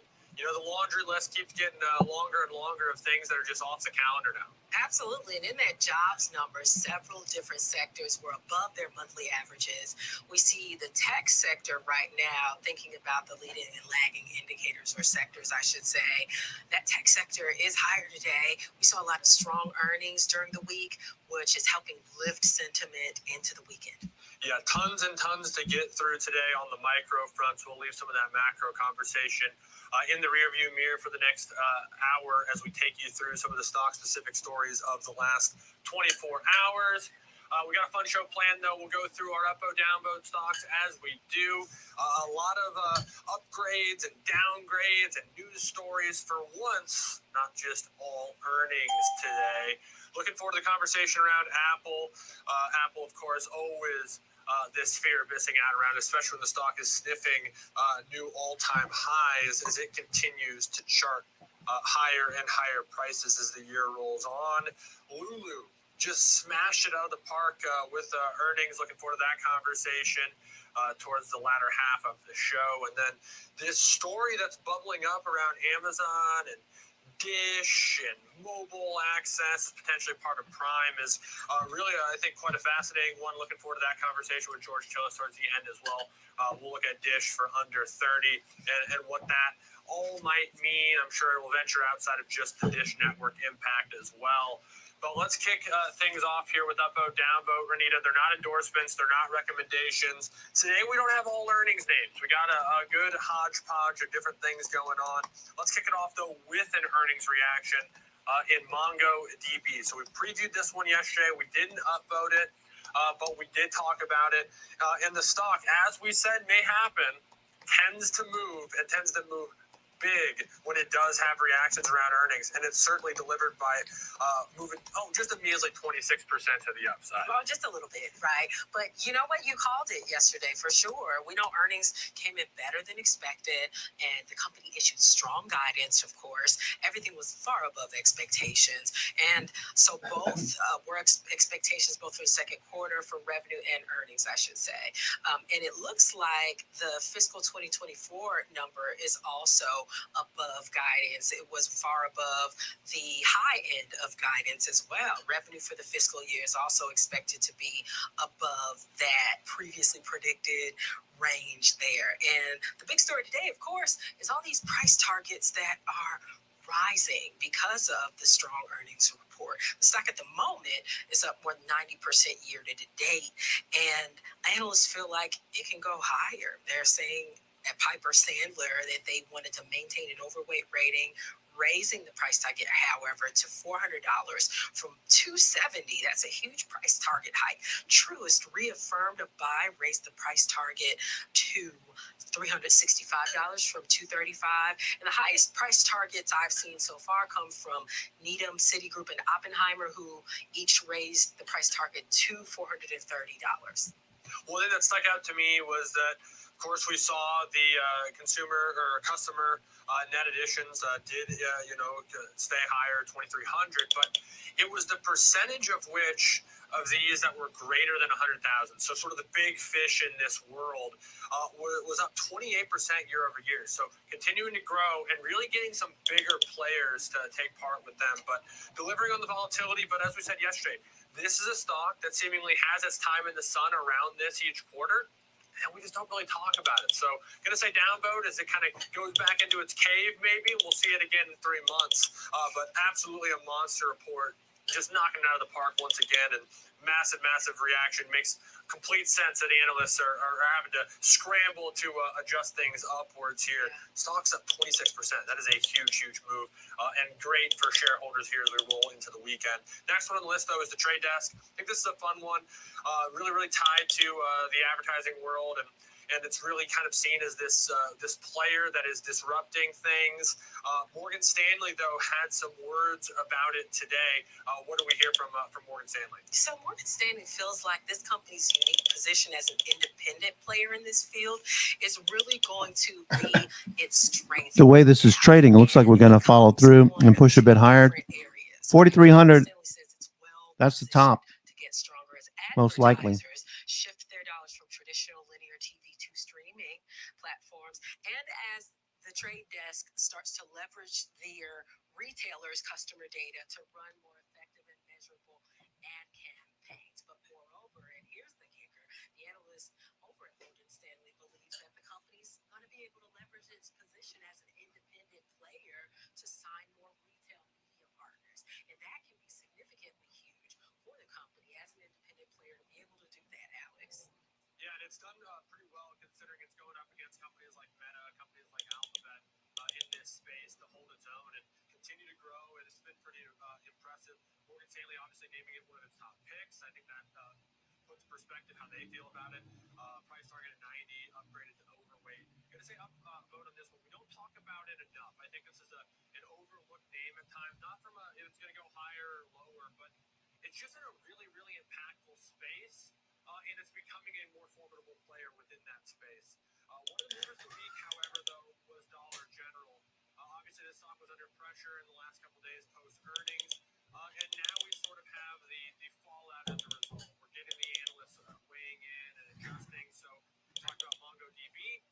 positive earnings, and you get the positive revisions in terms of analyst price targets and ratings.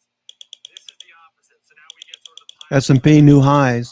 from analysts, but the stock basically shrugging all that off here today as it's up a nice 1% after what's been a pretty brutal week. It is up, and maybe it's just up because it had been beat so far down this week from those really terrible earnings. You know, our whole long line for this stock earlier this week was that everyone assumes that with lower cost companies, retailers, that when the economy gets a little bit tighter, people will automatically run to it for the trade down effect. And we saw that that didn't happen in Dollar General because its CEO said that the pockets of their consumers were hit harder. So they didn't shop there. Also, as you correctly noted, people see Dollar General more so as a staple store, and they weren't able to get the staples as much as they were the prior quarter.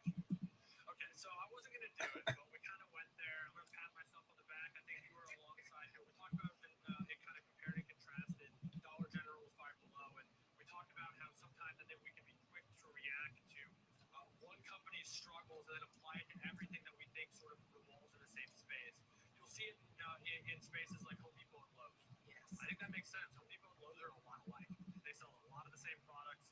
There's a little bit of a difference, I guess you could say, in size of one, and maybe a little bit different than one focuses a little bit more on professionals. All in all, though, they're selling things to fix up homes and projects when it comes to that.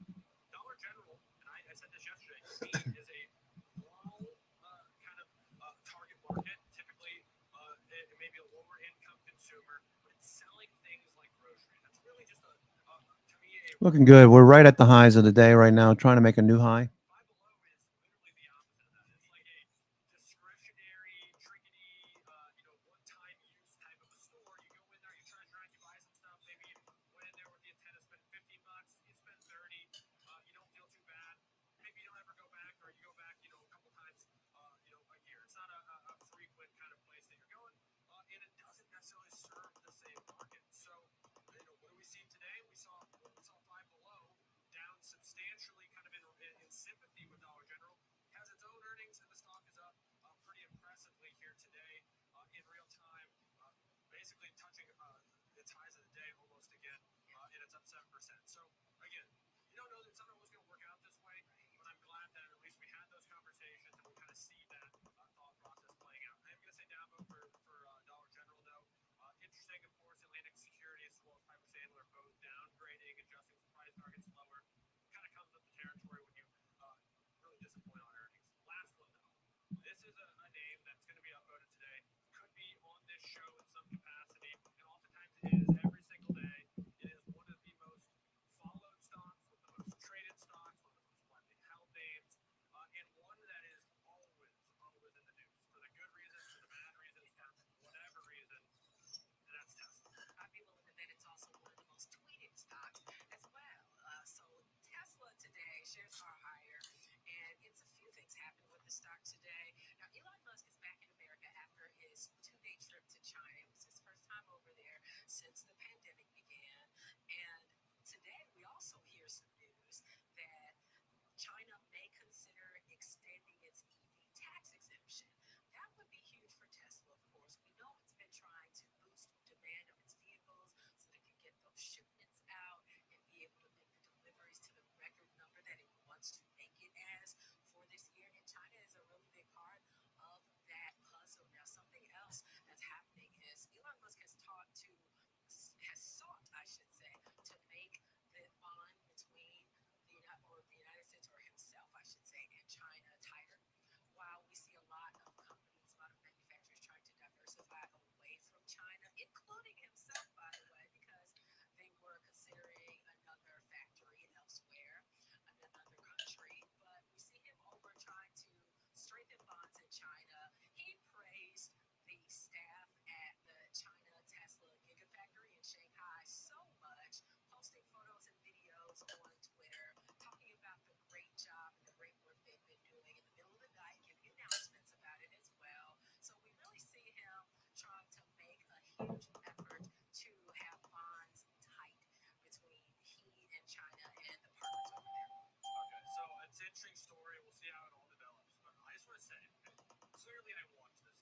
It's one of the most widely traded names, one of the most asked about names. It's one of the most interesting names.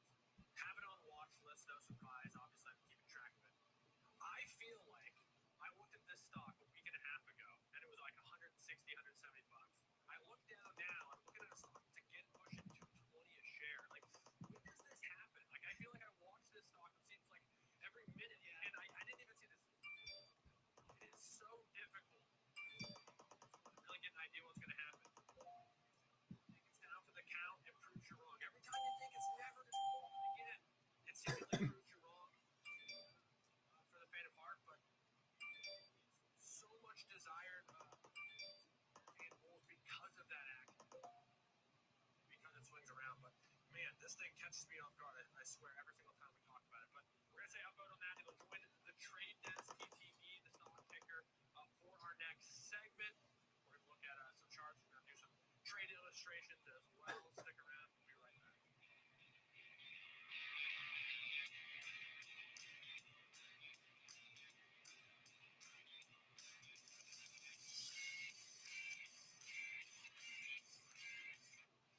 Whether you're an experienced investor or just getting started, TD Ameritrade offers a webcast that's right for you. The platform demo webcast series is designed to help you broaden your knowledge of tools and resources available from TD Ameritrade. You'll learn tips and tricks to help navigate TDAmeritrade.com, Thinkorswim, and mobile-based platforms. Best of all, you can ask questions by chatting directly with an education coach. It's interactive learning at its finest. Tune in live or watch on demand. Head over to tdameritrade.com/webcasts and start learning today.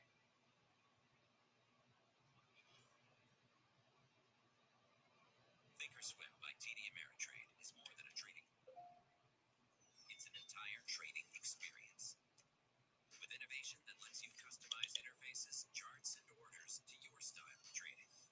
Personalized education to expand your perspective, and a dedicated trade desk of expert-level support that will push you to be even better.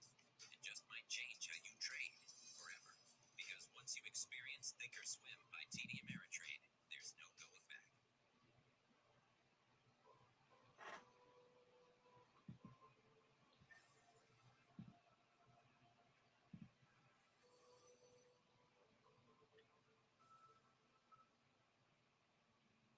TD Ameritrade Network has arrived for the New York Stock Exchange new location with access to the biggest newsmakers in Wall Street, bringing you in-depth market coverage and real-time trade ideas.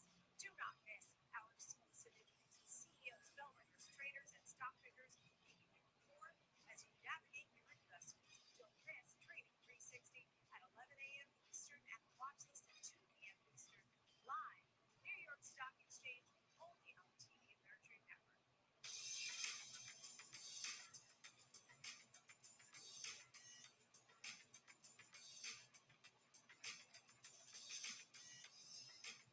Welcome back. It is time to chart and trade the Young Guns Coffee.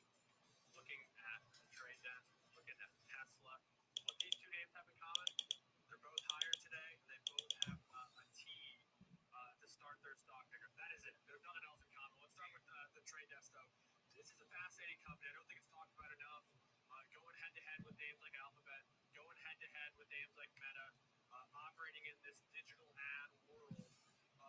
And Morgan Stanley said it's top picks. It is. And it's challenging to know advertisers, obviously, right? Like the Lennar advertisers of the world. But we're going to find out what the charts might look like on this one. So to do that, let's bring in our chart master, Rick Ducat. The stock is reaching new highs today. Rick, tell me what the charts look like. This one looks pretty good. We can see that we've been trending upward for quite a while here. We've almost doubled from those intraday yearly lows that we hit all the way back in July of last year. And we can see that ever since we broke out to the upside from a rising wedge type shape that price was in, demarcated by those two white dashed lines, it's been a strong move upward here. We can see that the real breakout happened around that 68 level. That's the green dashed line there. And that was an interesting point to keep an eye on because it was the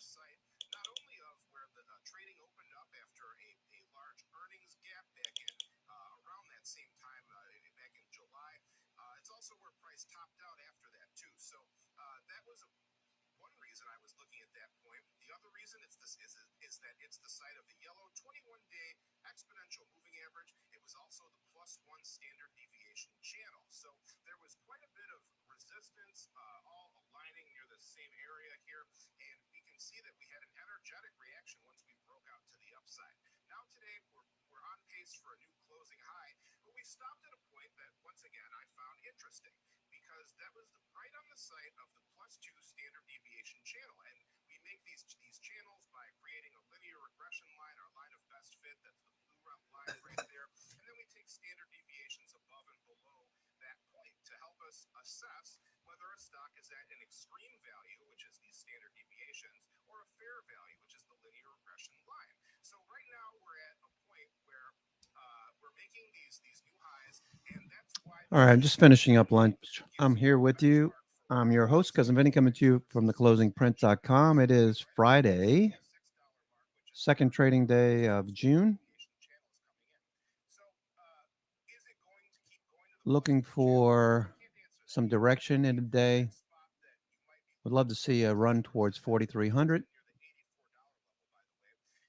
I'd like to buy some puts up there for next week. Don't know what I'm going to do here, actually. Probably just take profits off and reassess the markets on Monday.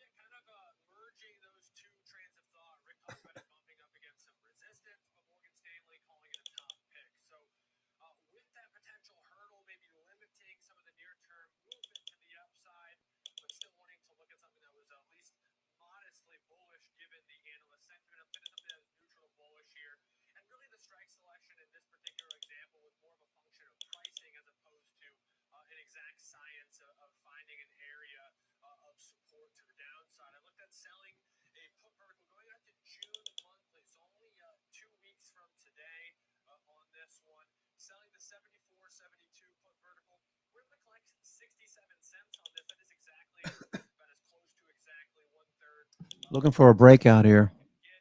Watch for this breakout.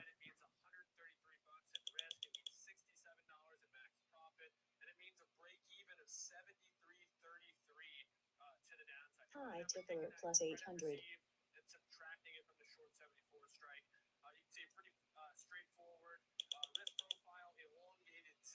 All right, looks like we're going to go.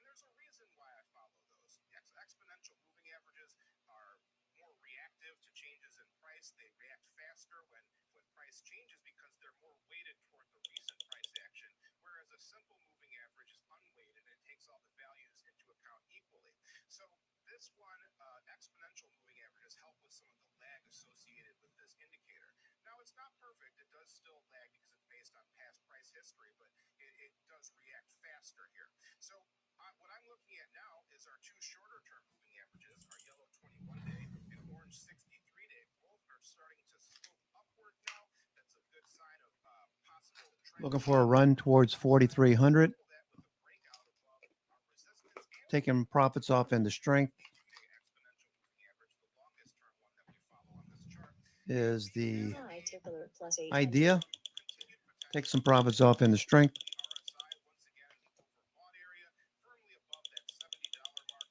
Signs are continuing to point toward continuation.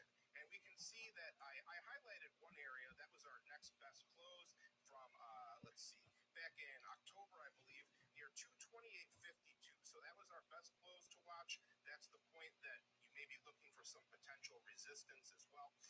For some support, follow the 252-day EMA near 205. Just below that, the 197 level that I mentioned before. We'll see if the bulls continue to gain control of that one. But Alex, how would an example trade go?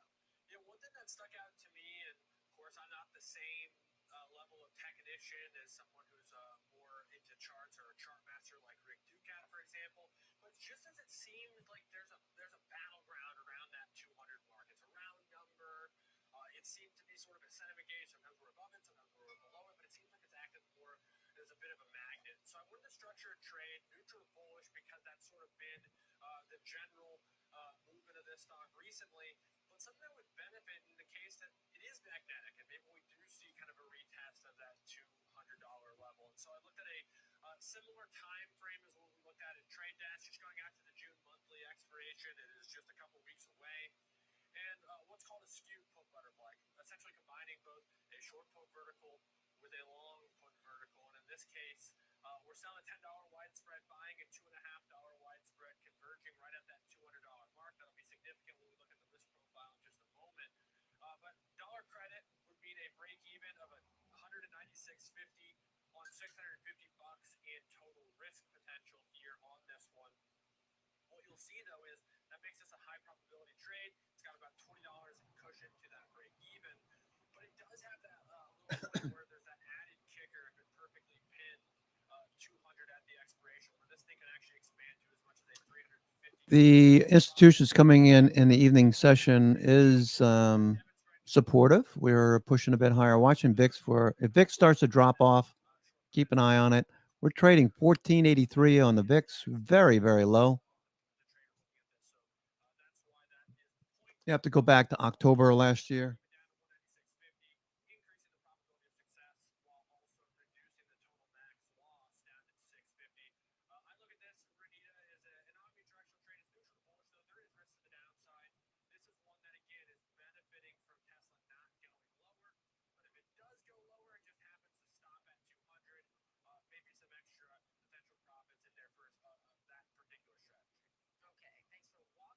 Strategies, and thanks to the chart master for walking us through the charts. But coming up next, we're going to get into Apple because next week it has a huge event. It's Worldwide Developers Conference, so stay tuned.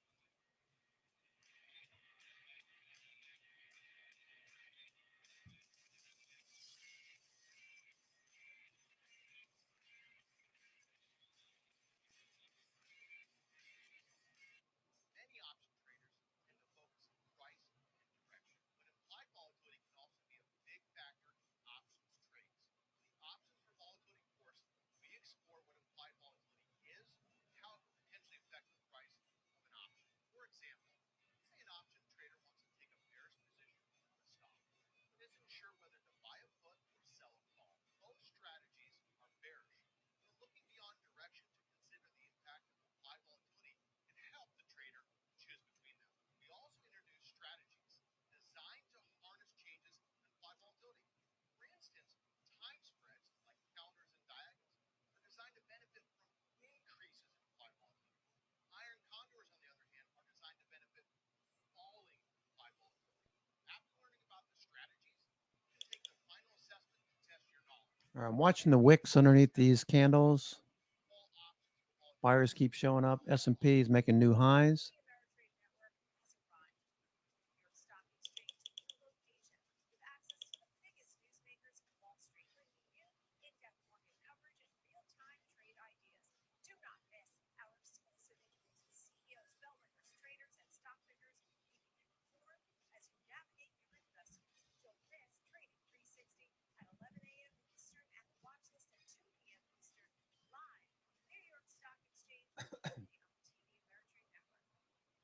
Opportunities can be hard to find, like catching lightning in a bottle.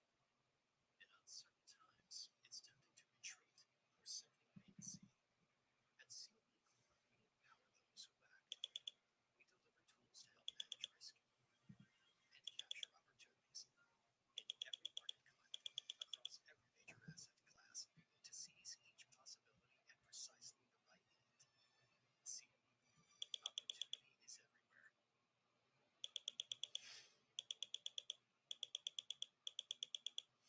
Welcome back to Next Gen Investing. I'm Renita Young in for Jenny Horn, who's taking a much needed break. But right now, we're going to get into a developing story with Ben Lichtenstein, who's the host of Futures here on the TD Ameritrade Network. Ben, I know you're watching Broadcom after earnings came in. Tell us what's happening today. Yeah, we're watching Broadcom tech names in general, Renita, all week, but really specifically in reaction to earnings yesterday. Shares of AVGO on move higher today, but still kind of contained in range bound relative to what we've been seeing in this recent run. I'll get in the charts in just a second, but before we do, let's get into the numbers and fundamentals behind what we're seeing in terms of today's run up. Here you can see we've got adjusted EPS coming in better than expected at $10.32 a share. They were looking for $10.13. Revenue, I noticed, up 8% year over year at $8.73 billion. Estimates were for 8.71, so topping again both EPS and revenue. High tickler plus 800. EPS last quarter, you can see we're just below that at 10.33. Adjusted EPS last year, 9.07, $9.07, so above that. But I did want to point out some of the highlights I noticed here. They went ahead and repurchased, eliminated 5.6 million shares for $3.42 billion. They said third quarter EBITDA is about 65% of projected revenue. They see third quarter revenue at 8.85 billion, I should say, roughly, versus 8.72 estimates. And I did look at some of the analysts, what they're looking at in terms of price targets, in terms of ratings, and for the most part, quite a bit of increases in higher price targets as a result. KeyBank to 940 from 820, Susquehanna to 910 from 785, and across the board, whether you're talking Bank of America, Oppenheimer, looks like Roosevelt, Baird, Mizuho, all raising price targets here. I did notice here a couple outperform ratings from Oppenheimer and Baird, but when we get into the charts here, Nicole, you're going to see, as I mentioned here, this is a stock that, well, in many ways it seems like a rising tide has lifted all boats. Unfortunately, though, for AVGO, Broadcom's still kind of stuck in the harbor. Breaking that down, Ben, but what about the charts? What kind of technical trends are you seeing? Let's look at that here. I mentioned some range-bound kind of contained price activity that we've been seeing, and let's just begin with the most granular. I think this is a perfect place to start. The 1 minute time frame, the reaction we saw in two earnings, and how we've just kind of been somewhat limited in terms of real follow-through since. You can see sideways yesterday into the number, initially spiking lower to 761, back up to around 825, and we've yet to take off that high or low that we established in reaction to the news here. So not a lot of information here, but I always talk about ranges. I talk about the significance of, right? I like to look for the upper, the lower, and then also there's importance in the middle of the range. So we've got a low extreme here, 760. We'll call it up to 825, 792, the middle, the pivot area, and until we take out one of these outer extremes right now. Just scanning through stocks, watching. FANG stocks feel a bit exhausted.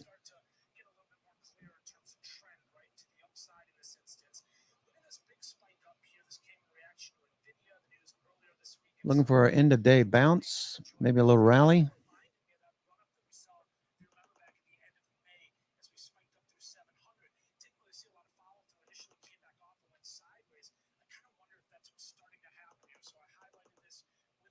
Question mark here in the middle of the range that we're in right now, talking 760 to 921, right around 840. And I did want to point out here as we look at one more step back here in terms of bigger picture time frame, you can see the trend we just looked at on that hourly chart. Very similar pattern we've been seeing on the daily. So you've got a well-defined trend up here on a very granular time frame. You've got the more intermediate, the bigger picture, which is trending higher. You can see a sharp vertical move out of balance here right now. So this is a market that, in reaction to the news we had this week from NVIDIA,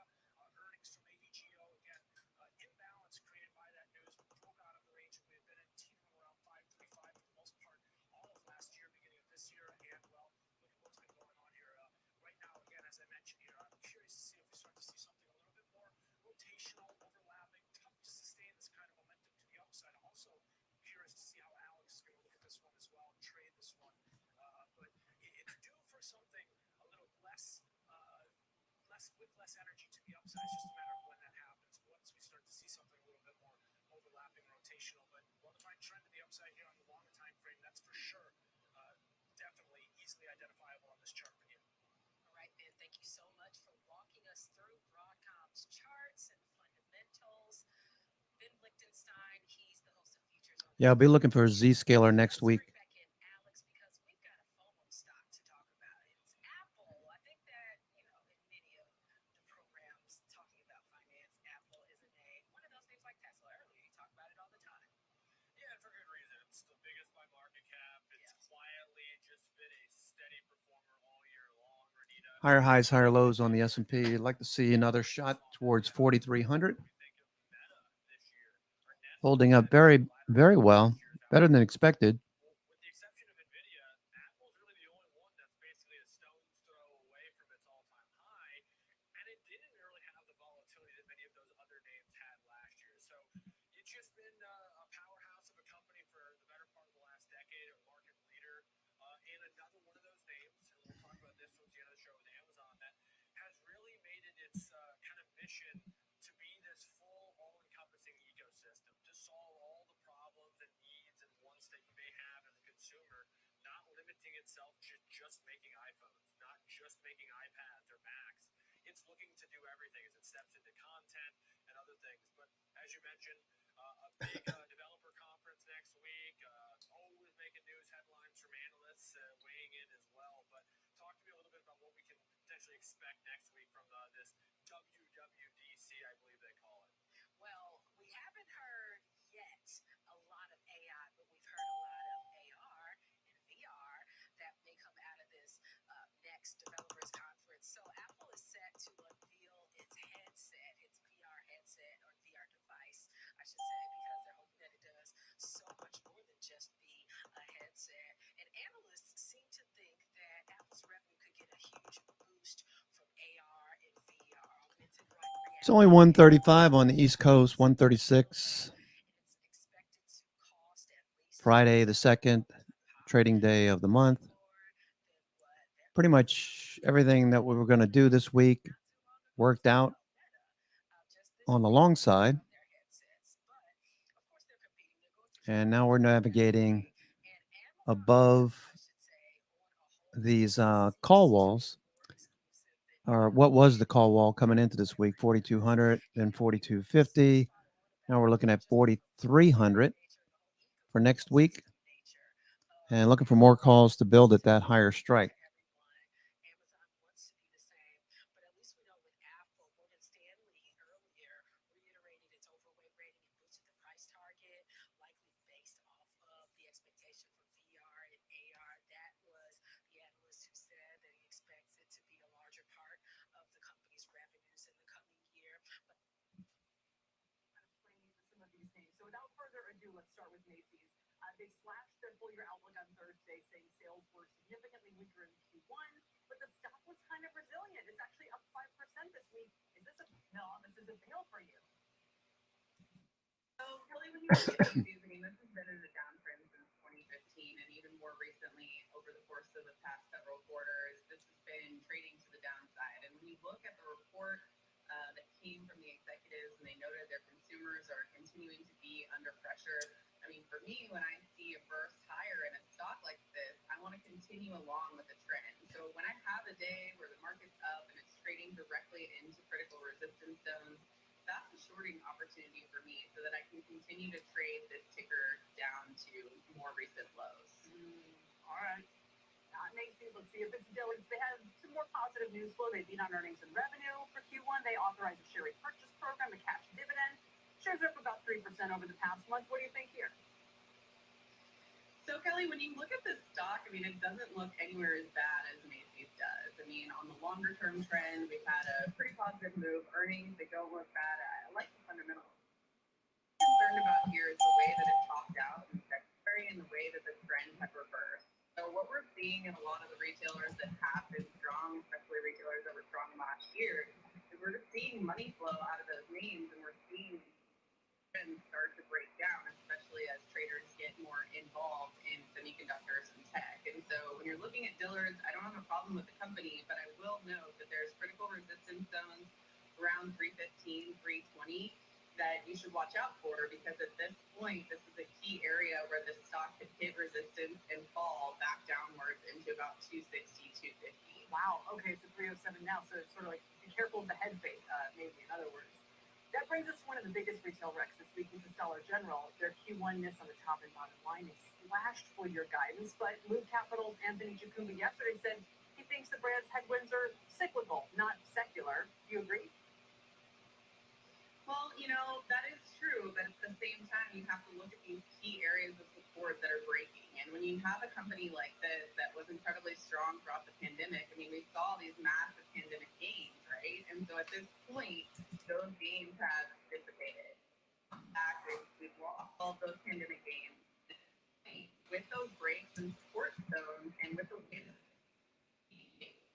problem is that there's not really very many areas left to hold on when you're looking at this chart. And so when a move like this occurs on earnings, it's one of my favorite trades. You look and you pay attention to the news. You want to see companies that are having greater than expected news. And first thing on the open, if you can get in and trade that momentum to the short side, they can make for some really great trades. So this is one of those for me. I'm targeting pandemic lows on it, and I think it's going to continue lower. Wow. All right. Sorry, Dollar General. Let's see about the name to buy. And this one kind of surprised me. It's Lowe's. That was the mystery chart we showed before the break. Shares are up a couple percent today, 1% over the past week, even after warning of slower sales ahead. Why does this one jump out to you, Danielle? So I like this one because it's backed by solid fundamentals. They've continued to do well on earnings. They've also recently increased their dividend. And my favorite part about it is that it's consolidating on both the daily and the weekly charts. And those chart patterns are still holding up in a bullish manner. And so what I like to do is I like to identify charts like this that, yes, they may have some headwinds currently right now, but ultimately they're strong companies and they're going to continue trading higher. And so when you look at Lowe's, I am continuing to buy shares during this time of consolidation for an ultimate breakout, because additionally, I'll point out that, even though the housing sector has been soft, people are staying in their homes. And so that is going to require trips to Lowe's, trips to Home Depot. Yeah. And so I would like to trade this up into about 230 and ultimately up to previous highs. I always thought the same thing. We bought our house 5-6 years ago, and it was years of doing stuff before you finally, every time you think you're on top of it, something breaks and whatever. So I totally take your point. Can I just quickly pick your brain about the broader markets? Like after a market day like today in particular, what does that tell you about? I don't know, pick one. The S&P, the Nasdaq, the Russell 2000. Kelly, I love the market right now. I think it's making for great trading. Primarily for me, what I was looking out for was the major mega cap stocks breaking through overhead resistance that was based in August. And so once we saw Microsoft break through those August highs, we're really seeing a lot of FOMO and All right, we're pulling back a bit more. VIX is dropping off. And thinking that the market was going to fail, and when it didn't, people are coming in and buying and pushing stocks higher. So for me, I'm focusing on mega cap tech right here and semiconductors as well. The AI trade has been absolutely phenomenal, but I think the market is making for some great trading, and I think that people will continue to be surprised that we're going to continue seeing higher prices. You sound like a surfer, like you're talking about the waves, but I take your point, it ain't over yet. Danielle, thanks so much for your time today. Thank you. Danielle Shea with Simpler Trading. Guys, we've heard about the fears of AI replacing jobs in the workforce. This is my humanity. But what about the new jobs to create the new AI tech itself? Kate Rogers has more on a new university and NVIDIA initiative next. All right, so not much to do right now. A little boring. We're at the highs. We can't make fresh new highs. We're watching as people take profits off. That's what I'd be doing. VIX is dropping off here to an even lower low in the evening session. Morning lows were around 1460, I guess. VIX.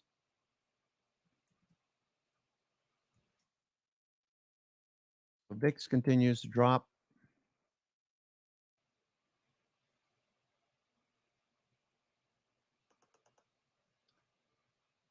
VIX dropping to a new low that we haven't seen since June, July of last year.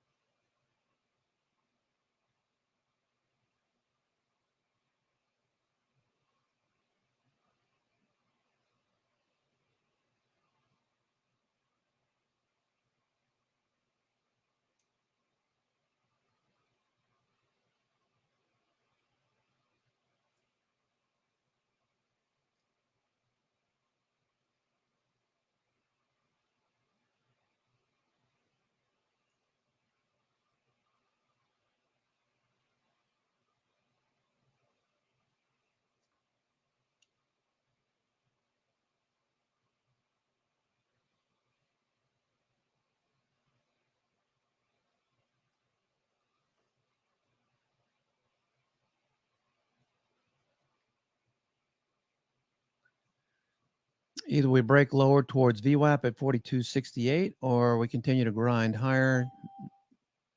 Indecisive on direction at this point.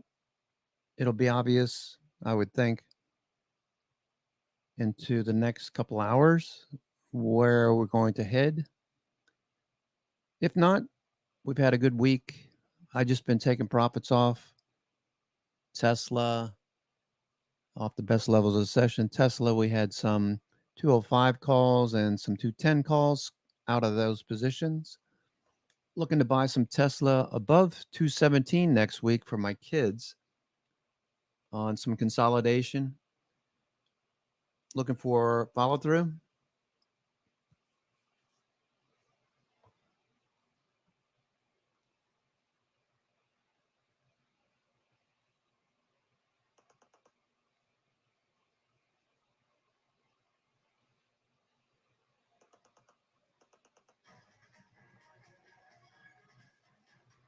Welcome back to the exchange. Will AI replace your job?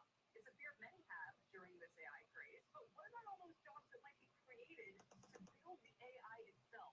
For that, turn to Kate Rogers. Hi, Kate. Hey, Kelly. So good to see you. When you just said it, will AI take or enhance your job? The University of Florida is hoping for the latter for its students. The school has a public-private partnership with NVIDIA as its co-founder, Kristen Rakowski, is an alum and has an AI-centric data center featuring a supercomputer as the school looks to be a national leader in AI.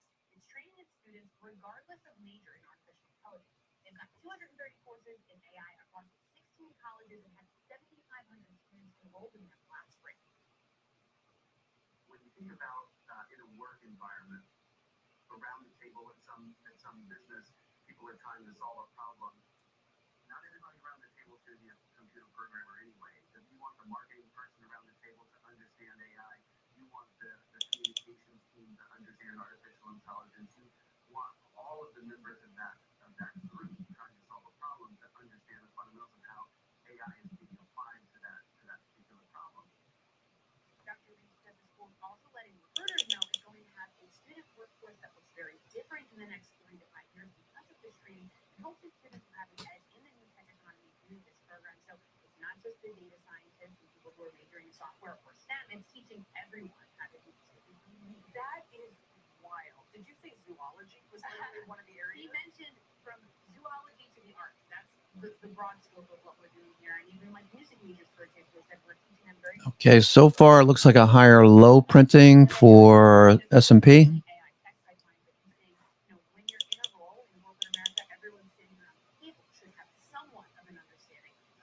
Works, and that will give you, the cutting edge, and hopefully not take your job away, but make you, leader in the room. It's super cool. And kind of a side note on the benefit of those little additive tools can have. In college, I was a print major, but I just did a teeny bit with video, and then all of a sudden, a few years later, the Wall Street Journal, and they say, "Oh, I figure out how to do video." Yeah, I know a little bit, and well, here we are. Yeah, right. So this exposure, this familiar, just giving people just enough confidence with that language could be a huge totally. And another job that he brought up that I think is important too, paralegal. Like everyone talks about paralegals, right, because of AI. But what if you're a paralegal that understands how to use AI to be even better at your job? Wouldn't you be the one to hang on to it versus someone that no understanding? Absolutely. No, it reminds you almost of medicine. All right, got some nice volume coming in. Assistants have become as crucial as the doctors themselves. It could actually kind of upend the balance of power. Workforce shortages, right? Having this additional skill set really. It's true. We can't say enough about it. Kate, thank you. Kate Rogers, appreciate it. Great to have you here, by the way. Coming up, is it ethical to use AI at work? Yes, it should be, based on what we were just talking about. My next guest has some thoughts on that. Fox CEO Aaron Levy joins us after the break. Fox shares are higher in today's session on the back of their earnings. We're back in a moment with the Dow up 677.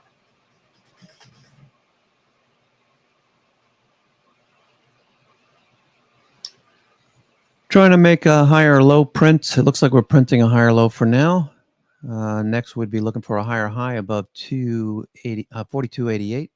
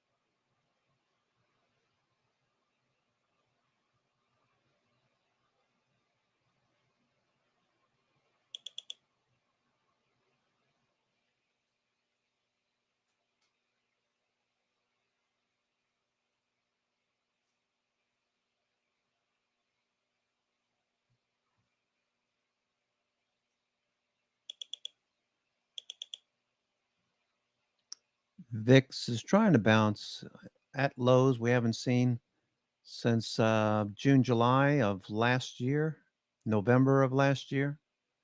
1473 was the low in November, 1473. And as you remember, the markets bounced October 17th and continued to follow through.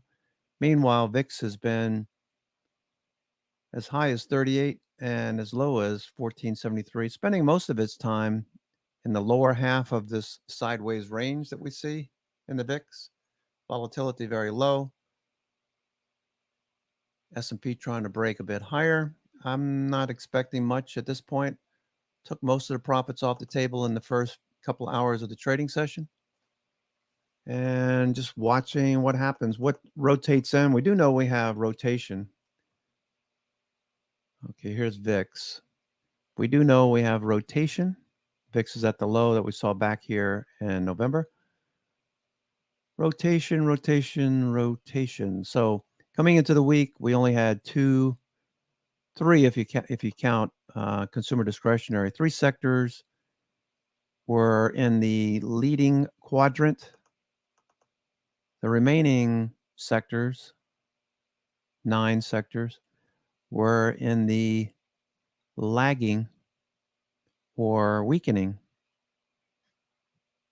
and have since improved, giving us the impression that breadth will improve. Here's the 60-minute. Let's see what it's doing in the evening session. 60-minute chart. Okay, look at the length of these tails. All right, we're looking at energy, materials, industrials, financials, and consumer discretionary. Look at the length of the tails. And it looks like we're rotating again. Looks like tech had been sold. It's lagging. Now it's starting to head back towards the improving sector.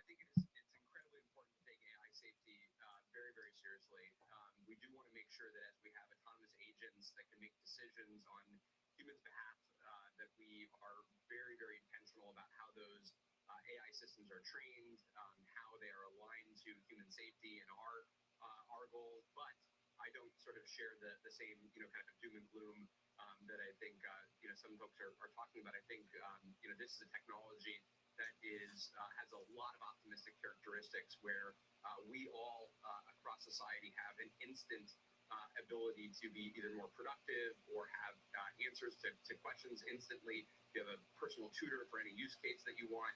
And in a work environment, it can allow us to really accelerate the progress of what we're doing. You can code software faster, you can support customers better, you can ensure that you've tailored the right messaging when you're in a sales deal.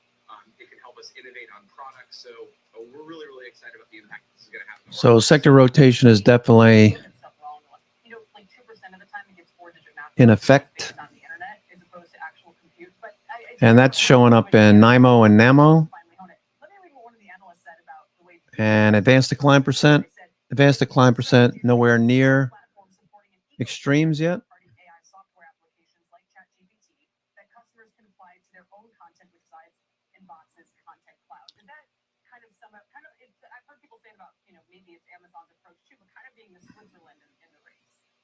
Yeah, so the virtue that we have as an open platform is that we can bring the leading AI models to Advanced decline percent. You can see we were below the zero line for much of the last couple of weeks because we didn't have that much participation. It was just a big 7 or 8 tech stocks.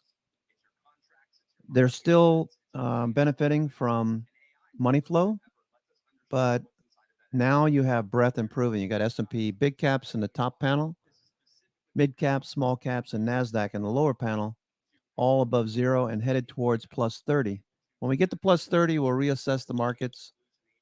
At this point, obvious that we have a nice support group of stocks in addition to the top 15 tech stocks.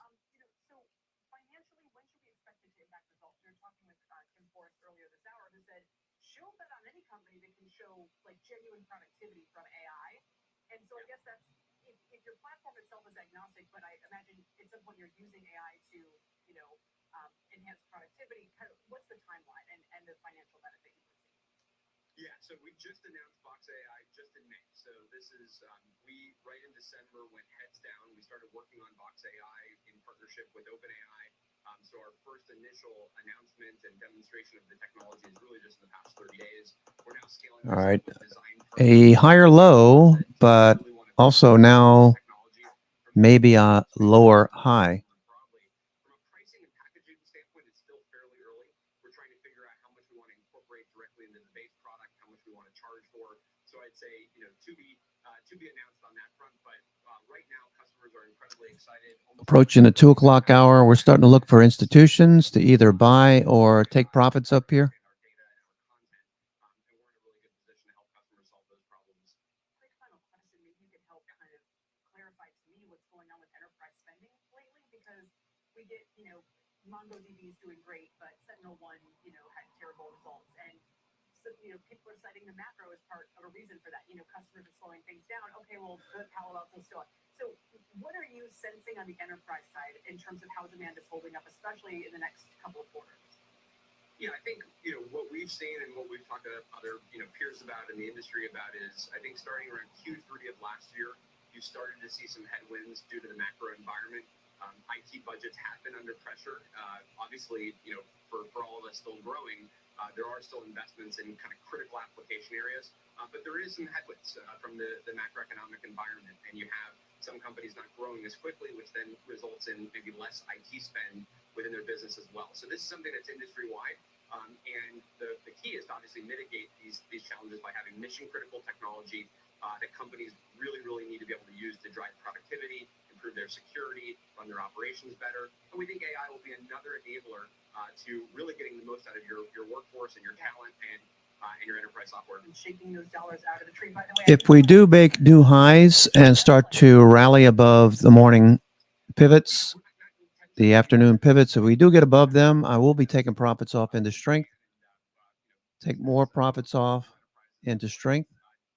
Reduce my risk going into the weekend and looking forward to Monday. We'll reassess over the weekend. Aaron, thanks for your time today. It's great to see you guys. Thanks, good to see you. Aaron Money with Box. That does it for us here on the exchange, but coming up next in Power Lunch, Michael Yee, the biotech analyst, on how transformative AI could be in biotech. We just heard from the BMY CEO. We'll bring you more after this. Tyler is getting ready. Dow's up almost 700 time. I'll see you on the other side of this break.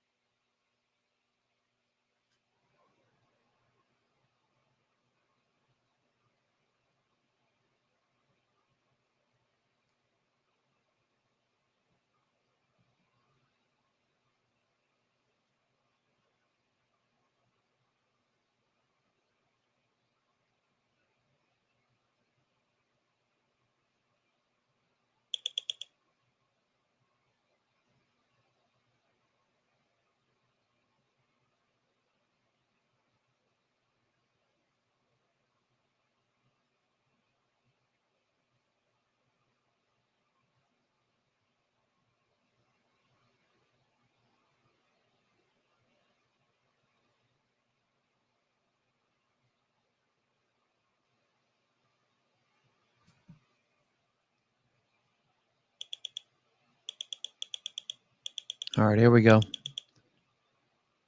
It is 1:59 on the East Coast. Looking for a follow through. Let's see if we can't take out the high of the day and run. Forest run.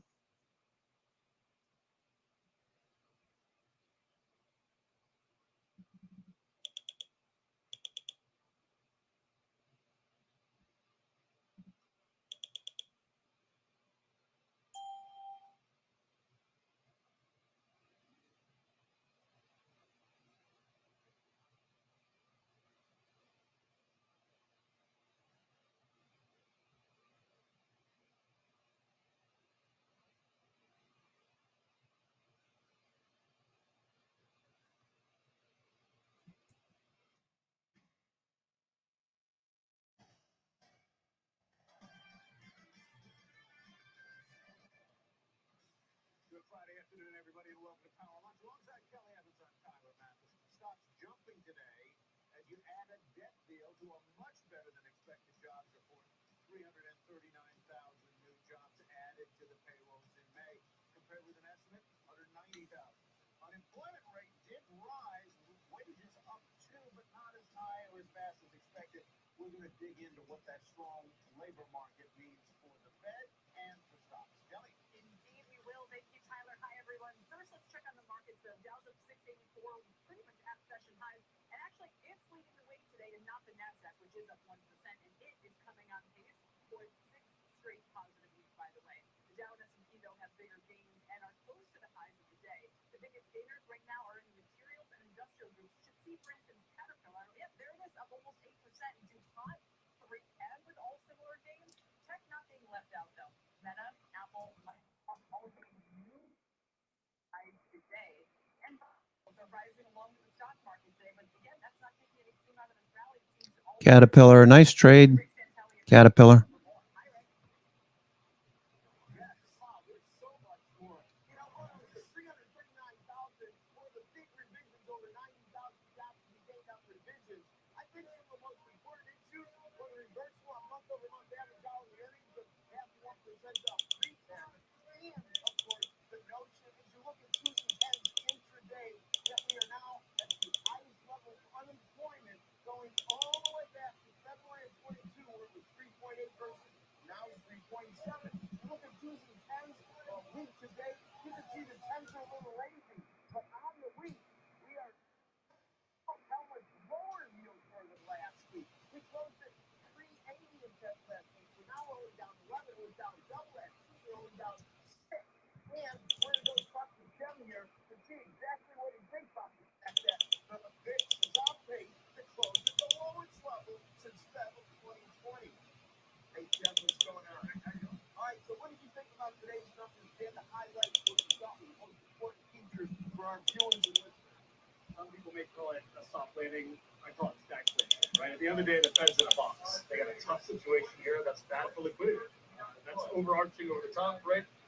But in the meantime, markets, people are short. You got a little bit of a vol squeeze going on. You're going into a June OPEX, which is very important. There's a lot of open interest in those puts that drives all this buyback.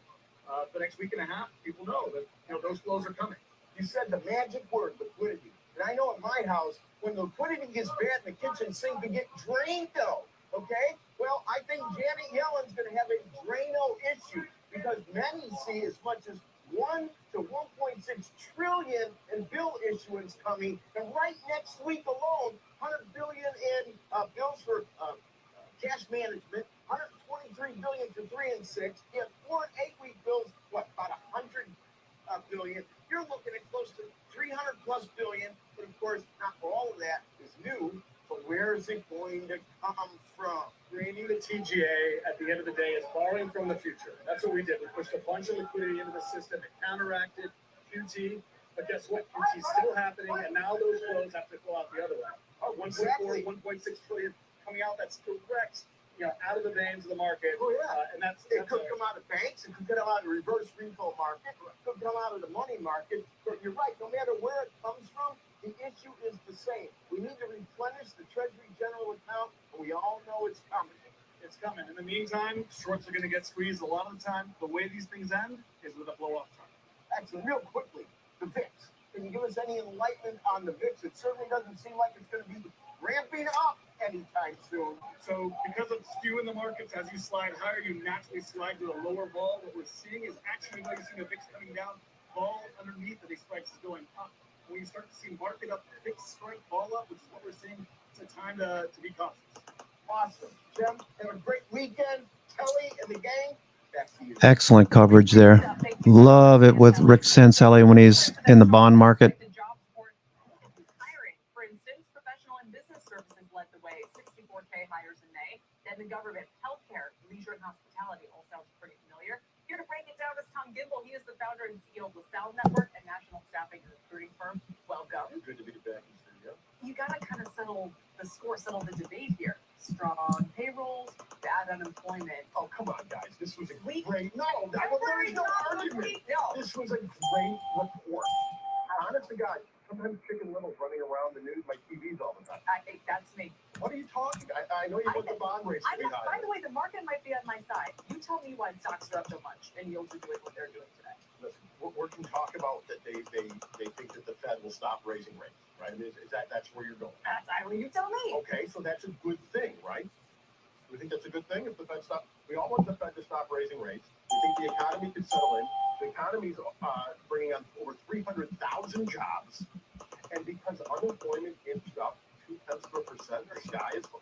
If it goes up 5 cents, we're in recession. It's never gone up 5 cents without being a recession. Okay, let's go back last year, and we say that we were in a recession because of 2 consecutive quarters of negative GDP growth, which wasn't accurate because it was over 2020, which was a BS year, right? So we're looking at this now, and what we've realized is this economy, this world we live in today, that some of the old bellwethers to measure things are not accurate. Hard for me to see the economy in a recession unless unemployment gets well above 4%. For sure. Well above. Looking to buy some XLE energy for a move back towards the top of the range. 5.5% or 6%. Right? If unemployment's at 4.25, and people say it's a bad economy, I'm still going to say you're naysaying. So who's hiring and who's not? Well, I mean, either way. I would tell you that everybody's hiring. I mean, Big companies? yeah, companies, absolutely. They're just not hiring in the areas of which take Salesforce, right? Mark Benioff came out and said, "Oh, we've studied the numbers," like they weren't studying the numbers for the past 3 years in that place. And he said, "We found out that 90% of our sales are coming from 50% of our salespeople," right? They knew the exact same thing during it. They track data better than anybody. Okay, what they realized was the economy didn't stay home as much as they thought. And what big tech thought was, we got this figured out. People are never going back into the office. Either that, or they did a bait and switch, and they just said, "Oh, we're never bringing anybody back," and now they are. It's a give and take with employers. S&P backing off pretty fast there. Low ticker minus 800. The employees are running the market, right? I don't want to come in. I don't have to. Unemployment's still low. It's not true. What we know, the employers still need citizenship, right? If you have a babysitter, nanny, what have you for your kids, do they get to tell you where they're going to take care of their kids every day? They are fully in charge. I don't try.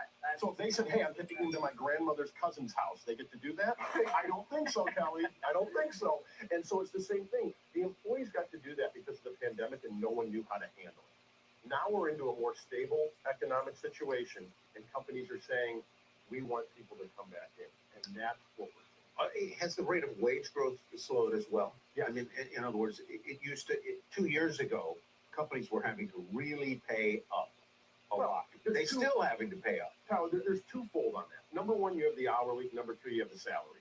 On the hourly, we saw a tremendous growth where we all know what the federal unemployment or the federal minimum wage is, $7.75, which is really irrelevant because maybe in some small town in New Mexico they're paying that, right? But in the country, they're not paying that in major metropolitan areas. It went to a point where now Target and Amazon $18, $20, $25 an hour, and wages have caught up. So we've got a situation now in white collar. You saw that someone would get a job offer for 30, 40, 50% more 2 years ago than what they were making. And that was out of desperation. The companies needed to take advantage of this bull market. But if we take a step back and we look at the past 25 years, going back to 98, we've had a couple blips on the radar, economically speaking, but this has been a bull market from an employer standpoint. It's crazy. Let's go back. Can we put that graphic back up there of all the companies that have done layoffs in the past year? Right over there. It is. Look at that. Look at that. Okay. Recent layoff. That's a lot of companies. In certain areas, but I guarantee if you went to their website that they have positions that they're hiring for too. Yeah. And I think that's what, and the difference is, this is really an important aspect, is that 30, 40 years ago, the big companies, whether it was GE or Exxon, they laid somebody off. People had nowhere to go because you were industry focused, automobiles or oil or financial services. Today, if Netflix lets somebody go, Goldman Sachs will hire the person as a developer. Caterpillar will hire somebody as a developer, right? That's the biggest change that I see, is that there are more companies. Just watching right now. Bear flag or bounce? Short covering and bounce. Looks like somebody took some profits off. I don't see us getting to a situation, even if we get to 5% unemployment. Not a bad idea. That we're not still adding jobs in some aspect, because what we're starting to see, and this is the question: how does unemployment pick up 0.3%, and how do we add 300,000 jobs? When you have 339,000. It has to be gig workers coming back, right? Actually, yeah. Right? It has to be the unreported worker who's delivering pizza and dog walking and all this stuff. And now has a permanent position. And now they've come back and they've said, you know what? I'll take salary, I'll take benefits. I don't know when the economy. Everyone's getting nervous. So I'll take the steady job. Yeah. Thanks for having me. In the house. Tesla fade, Apple fade. Anymore. No more pandemic. All right, okay. That's going to do with your favorite thing. Our next guest says the economy dodged a bullet with the bipartisan agreement to raise the debt ceiling. More now on the economy, the debt ceiling, to break down the jobs number. Let's bring in our friend Mark Morial, former New Orleans mayor and president and CEO. VWAP is there at 42.69. Good to have you with us. Let's start. We just talked about employment. We'll come back to that in a minute. Let's talk about the debt ceiling deal. Would you have voted for it as it passed? I would have voted for the debt ceiling deal because while it doesn't include everything I would want to see, I think it represented a step forward in that the big Biden economic plan lost no ground in this deal. And now, not only is the debt ceiling solved, but we have some fiscal or budgetary certainty over the next 2 years. So the opportunity for brinksmanship, a government shutdown, or the utilization of the budget process for political purposes in an election year is much, much less. So would I like to have seen no, if you will, give when it came to work requirements? Of course. Would I like to see greater domestic investments? Yes. But in all, I think President Biden masterfully crafted, if you will, a bipartisan agreement, and the votes in the House and the Senate demonstrate significant, if you will, majorities in both houses for this deal. Significant majorities and bipartisan. There were a lot of The debt deal. All right, whatever.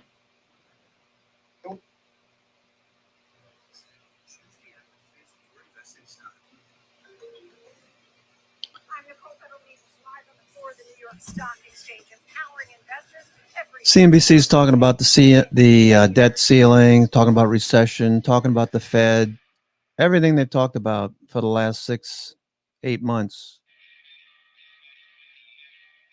Has it helped you at all? It hasn't helped me. Just watching price and where the call and put walls are, that helps out a great deal. The call wall shifted up to 4,300 from 4,200, 4,250. Now it's building at 4,300. We got a good non-farm payrolls number. It was a bit hot, but a lot of people obviously liked it. We saw the markets rally, and now we've been taking profits off into strength and just waiting for the last hour and 45 minutes to pass so that we can tally everything and then reassess the markets over the weekend for how we're going to position on Monday.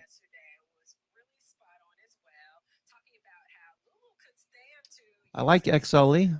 XLE is a nice bounce. Watching XLE. Looking for a follow through.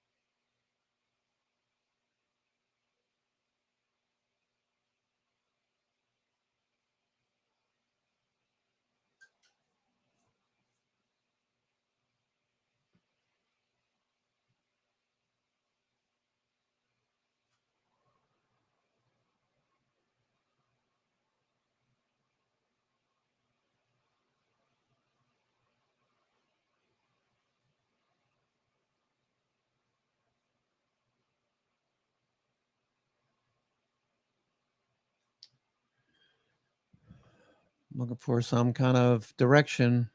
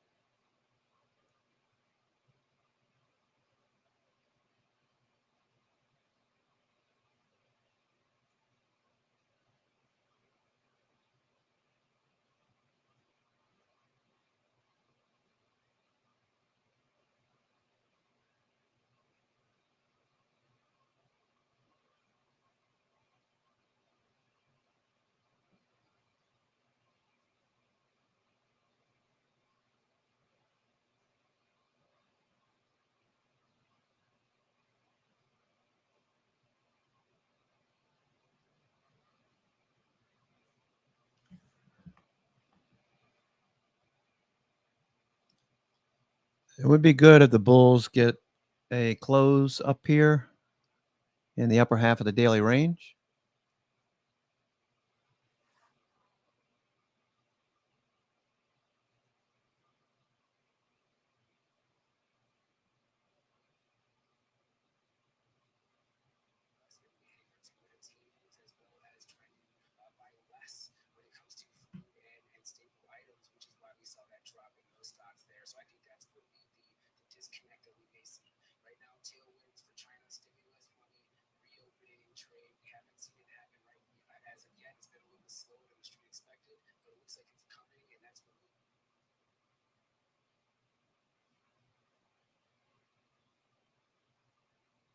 Down. We really appreciate it. Kevin Green, senior markets correspondent here on the network. Now, up next, we'll talk Dish Network. It's seeing a huge boost on a deal with Apple, and we will be right back for Under 30 with George Tillis.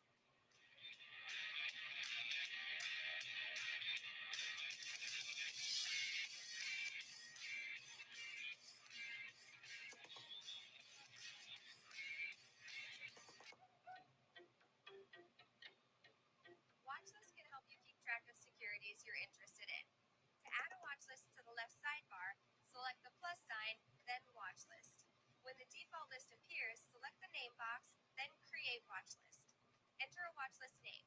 To begin adding Fading a bit more, S&P. VWAP is down here at 42.69. Got another 10 points.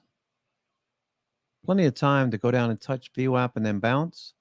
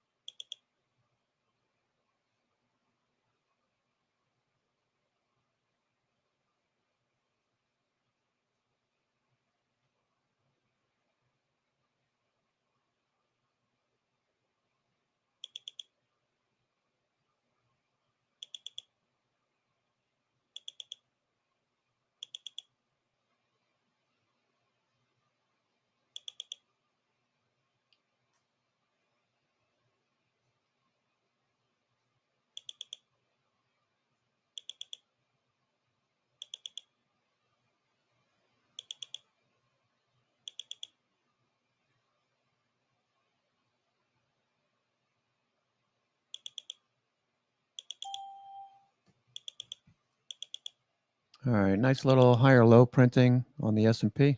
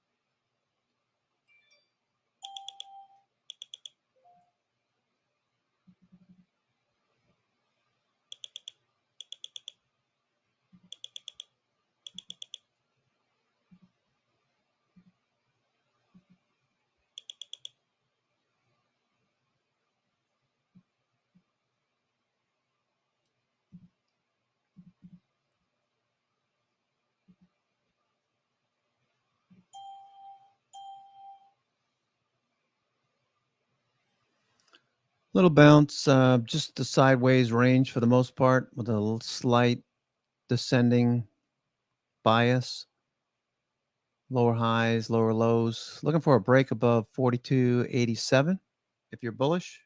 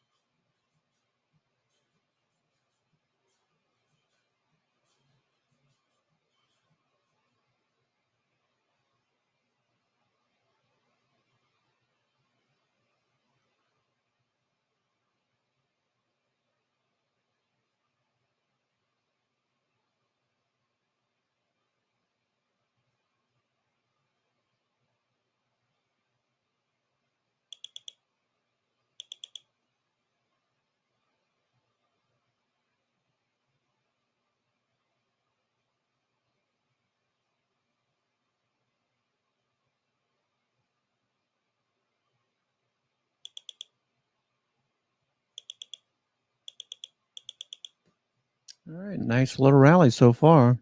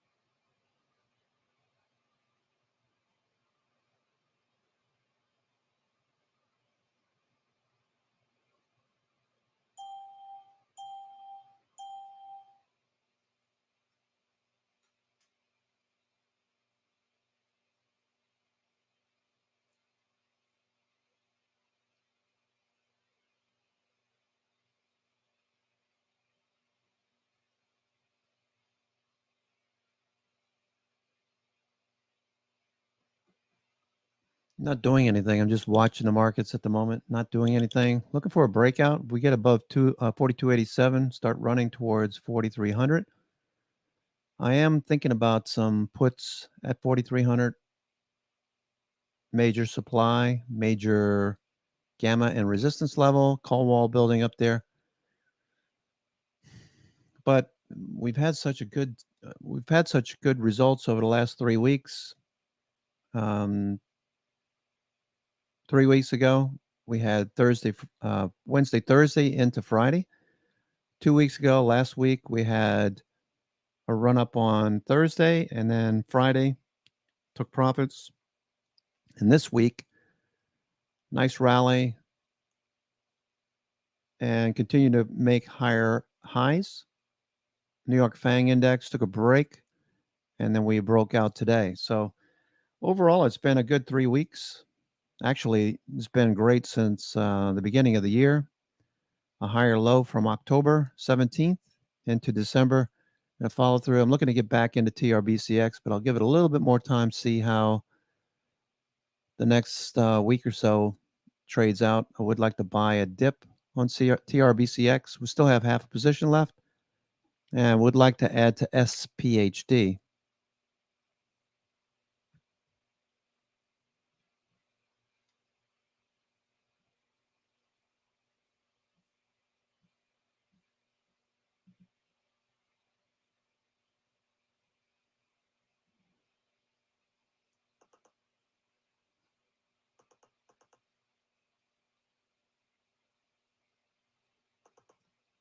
One more lower high.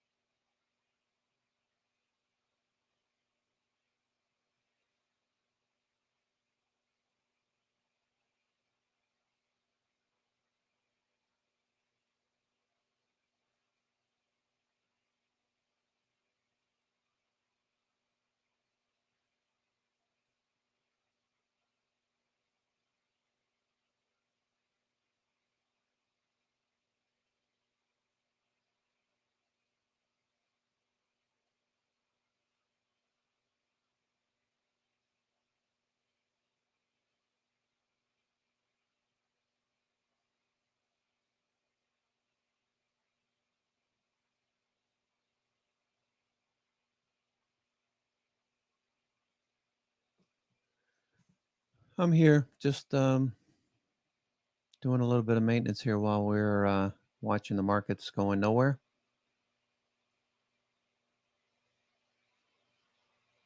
Looking for a higher low to print. We got to take out the high of the day here, 42.87. Otherwise, we get this string of lower highs.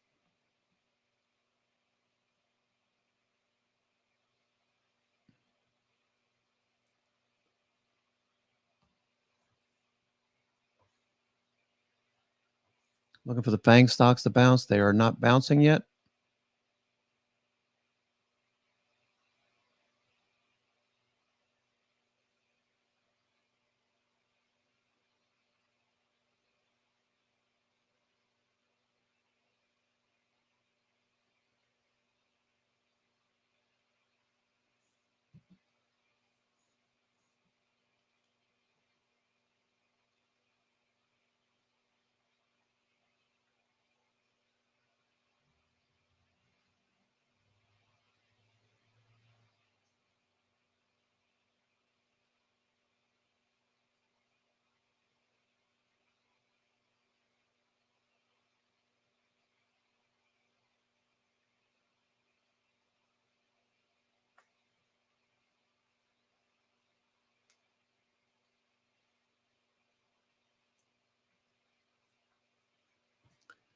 Not much going on.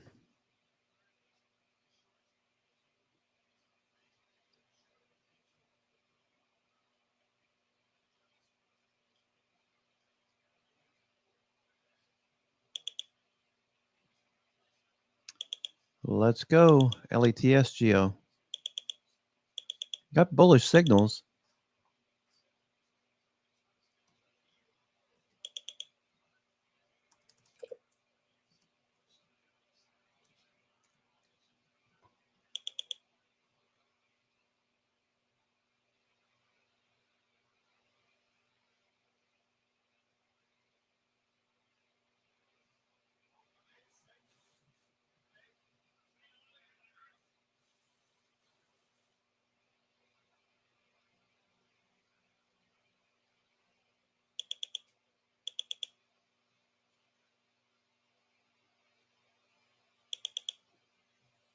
All right, we're trying to take out 42.84. If we get above that, then the next level is 42.8550.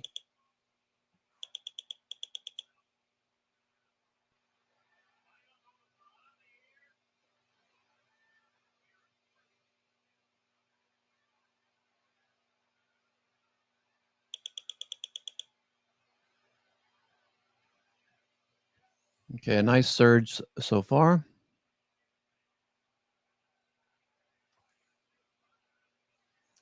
I don't have any trades on right now, S&P.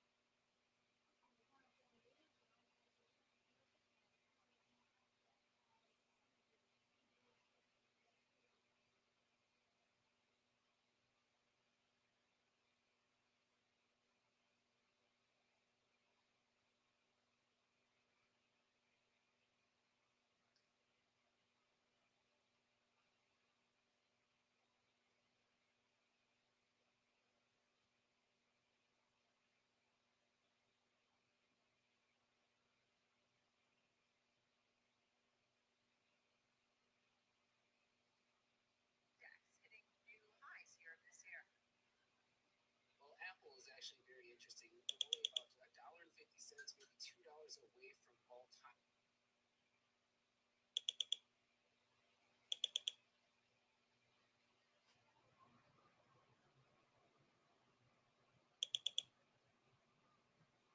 All right, pretty significant little bounce now, starting to follow through.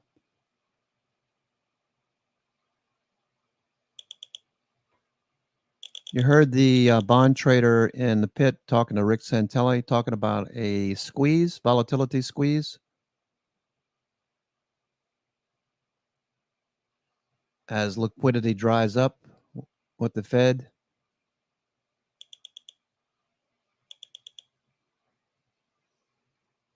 And their bond purchases. Liquidity is drying up. We're getting this squeeze. Getting getting a little bit more risky as we get to the highs. We are seeing the call wall shift higher, so that's a good thing for the bulls.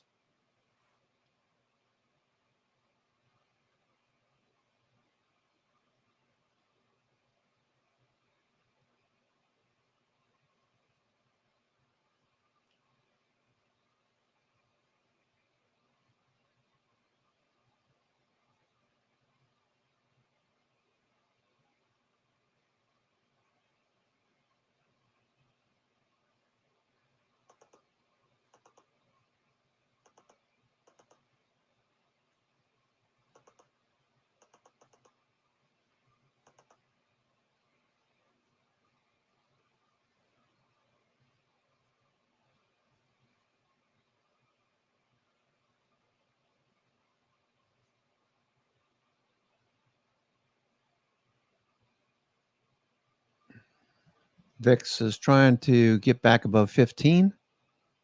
VIX has been trading down here near November 2022 lows.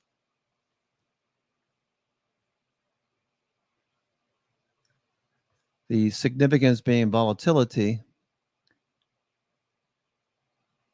backing off after a hotter than expected non-farm payrolls this morning, 339,000. I think they were estimated 289,000, so it's pretty hot.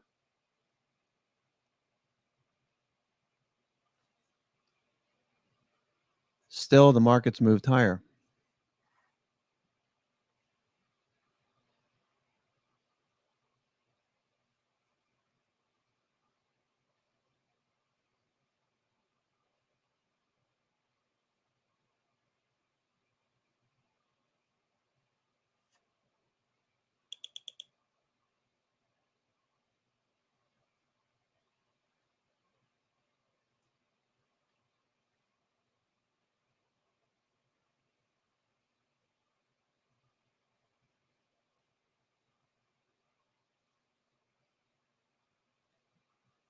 Let's go, SPX. Let's go.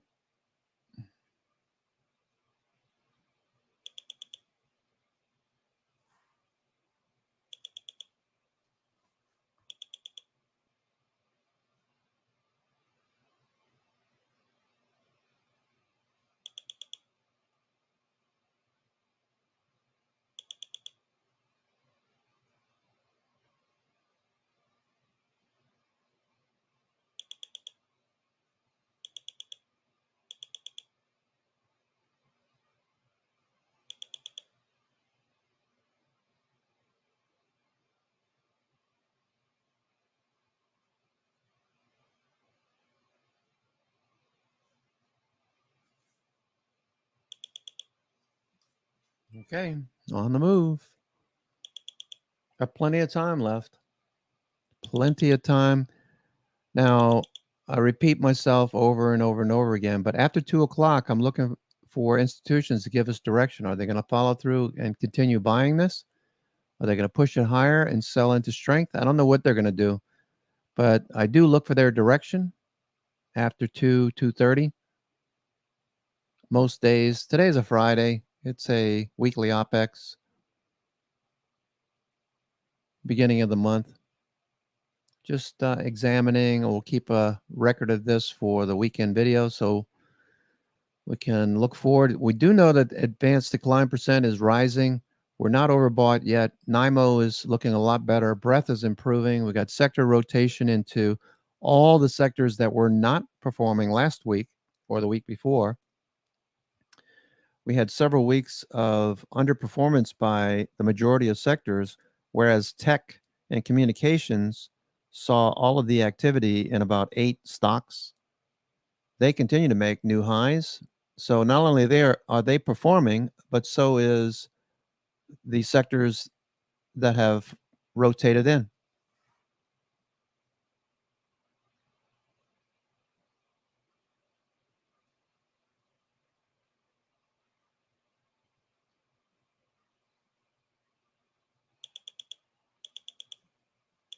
Okay, we're about to take out the high of the day.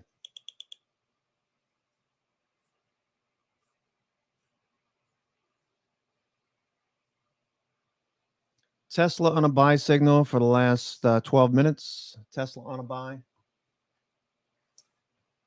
Between 215.50 right where we are and 217.50. $2, you can scalp it. I'm not going to do anything with Tesla. Tesla looks good though.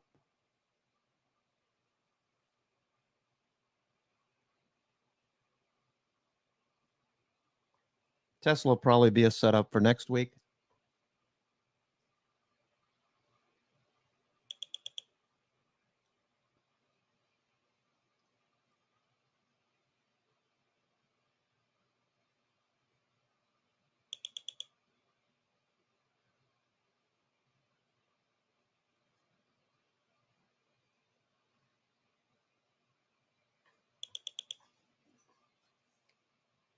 Got to get above 42.87.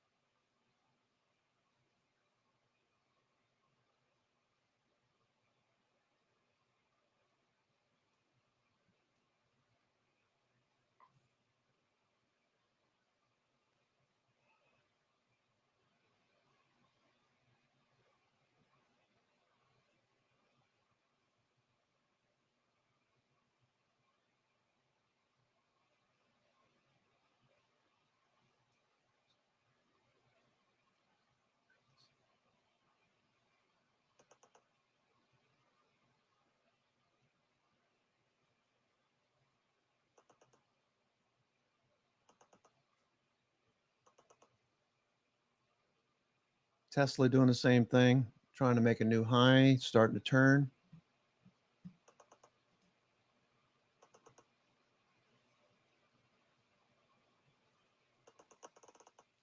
Just give it up for this week.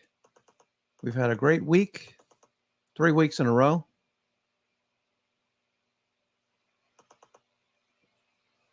Got a lot of cash in the bank. Looking for setups next week. Most likely going to see a lot in energy. Energy had a number of stocks bouncing today. The sector XLE looking very strong. Looking for a follow through next week if it's intact and we see a follow through next week, that would be very bullish for energy stocks next week and going into the June OPEX. Sectors rotating in, finding more setups now in the energy space. We have some XLI also showing some potential with Caterpillar bolting higher today. Looking for the S&P to finish higher. Can we get through this level? We're watching very closely right here, right now. Looking for a break above 42.87. If we do, looking for shorts to cover. There's probably stops just overhead. People who shorted, who took a short.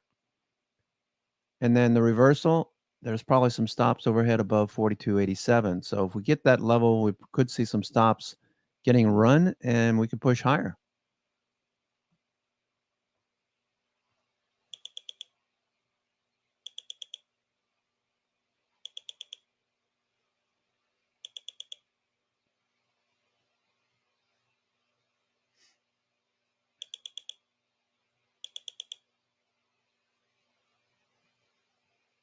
All right, here we go. Looking good. Looking good.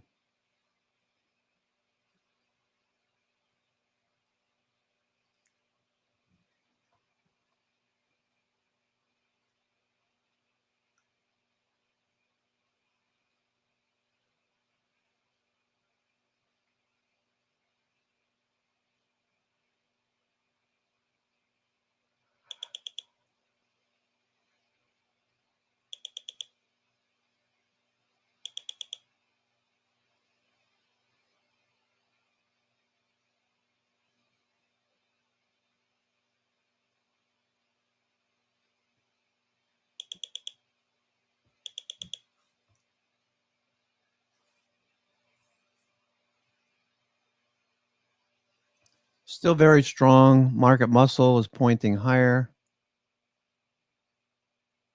Tick cumulative up in the 1800s for the Nasdaq, 2000 for the NYSE.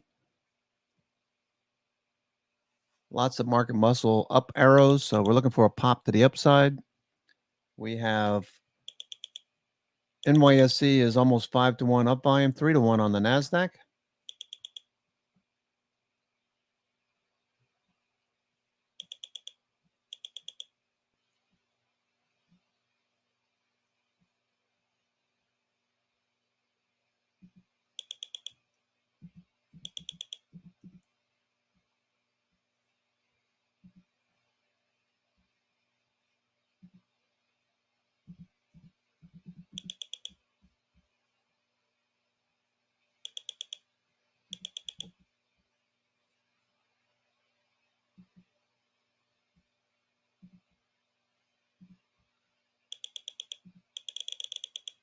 All right, breaking out the new highs now. New highs.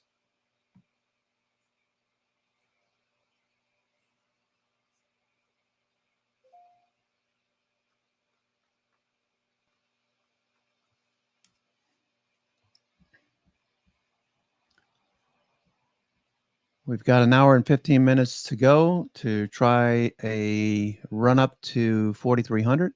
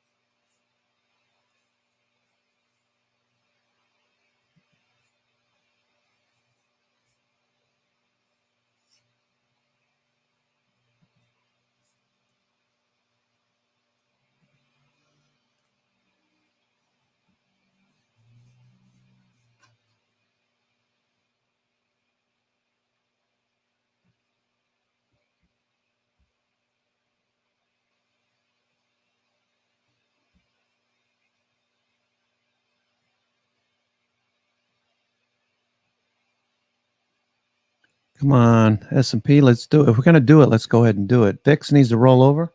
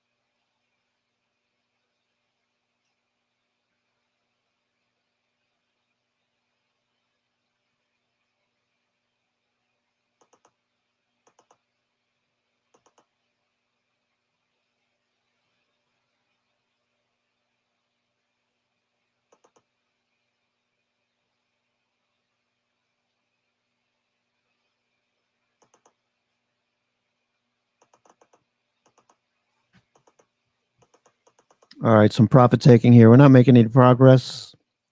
Made a new high, but a little profit taking. People getting impatient.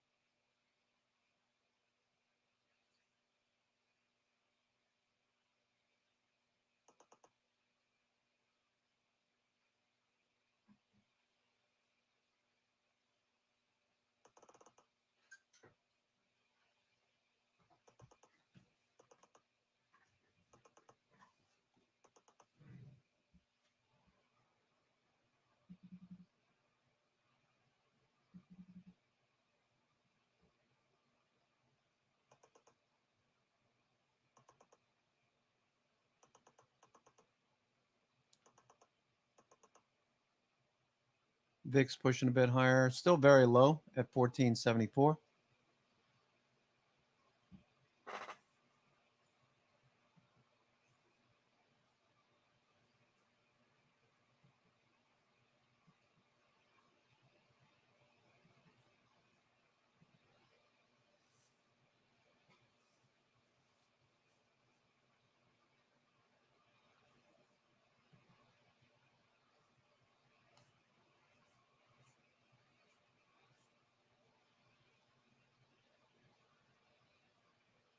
S&P still on a buy signal.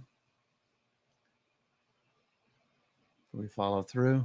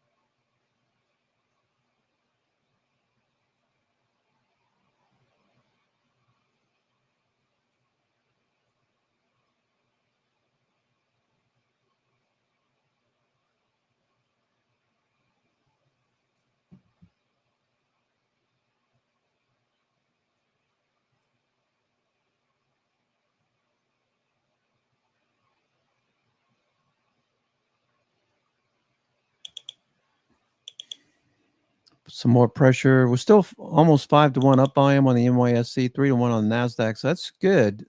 Trading up here at the highs. We're looking for a follow through. We got green signals, so we're looking for continuation at this point. Sector rotation, breadth improving. Big cap tech is hanging in there.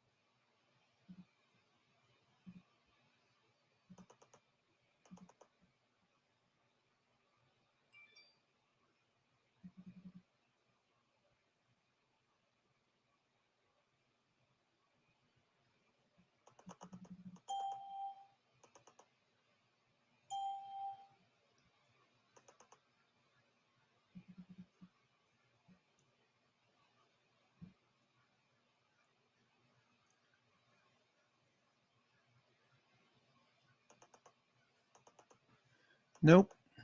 Rejected once again. So it looks like they're going to keep this in a range between 42.87 and 42.78, 42.79. Just chop it around. People on either side. Calls are starting to dwindle. Puts are starting to dwindle.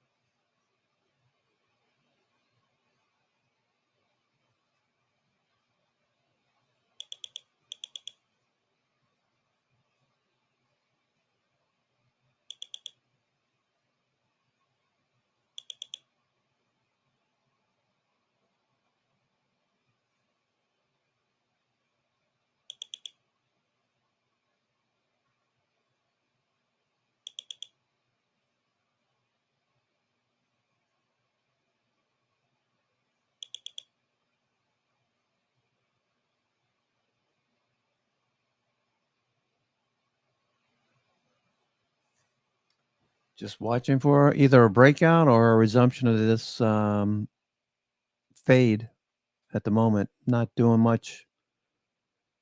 Microsoft doing okay end of day. A lot of people focused on Microsoft. Looks good. Higher lows on Microsoft. There goes S&P. All right. Plenty of time left. It's we're entering power hour. It's 2:59 p.m. on the East Coast. Friday, the 2nd of June. Only the second day of June. Second trading day of the month. Looking forward to the month of June. Let's see what we do here.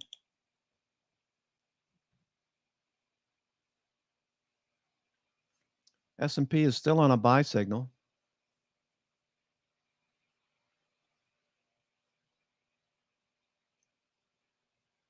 S&P still on a buy signal since 220. There we go, breaking out the new highs now. All right, so let's see if we can accelerate towards 4,300.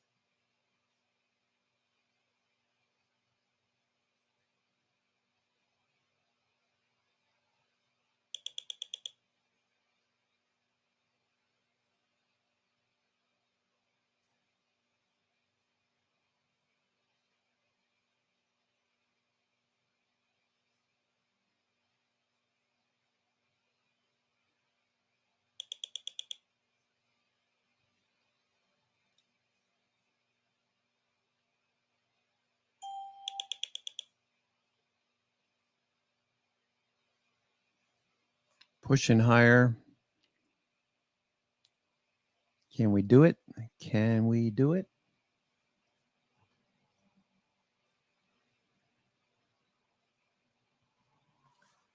FANG stocks, with the exception of Microsoft. Looks like Apple's trying to do something here. Microsoft looking good, though.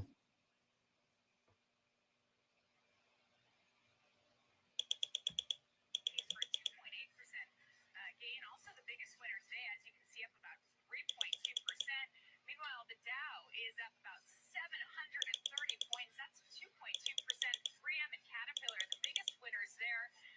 Lululemon is powering the Nasdaq. Microsoft trying to break out. Looks pretty good for the bulls. They're sticking it to the bears, pushing a bit higher, trying to get towards 4,300. Do we pin at 4,300?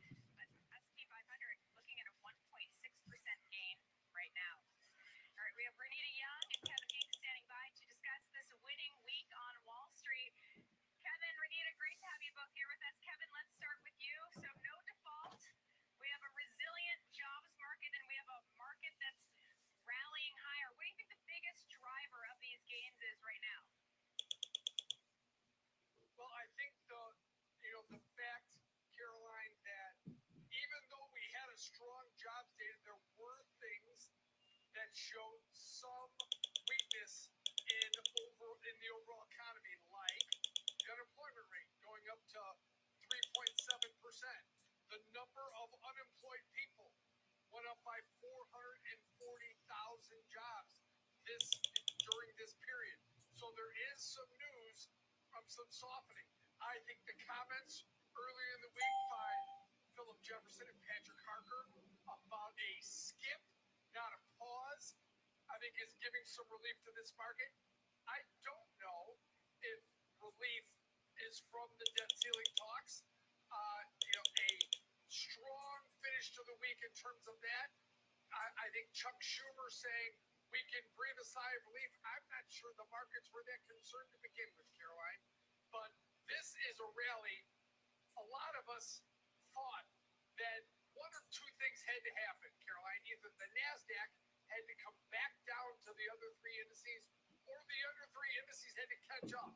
Well, it looks like the latter's happening as the Nasdaq is the laggard today, only up about 0.7% when all the other three indices are up significantly. S&P, nice. If you look at a broad look at the S&P 500, it's Nvidia and AMD and some of the telecom companies because of the Amazon news that are heavy on the day. Besides that, all 11 sectors, the S&P 500 are higher today, Caroline.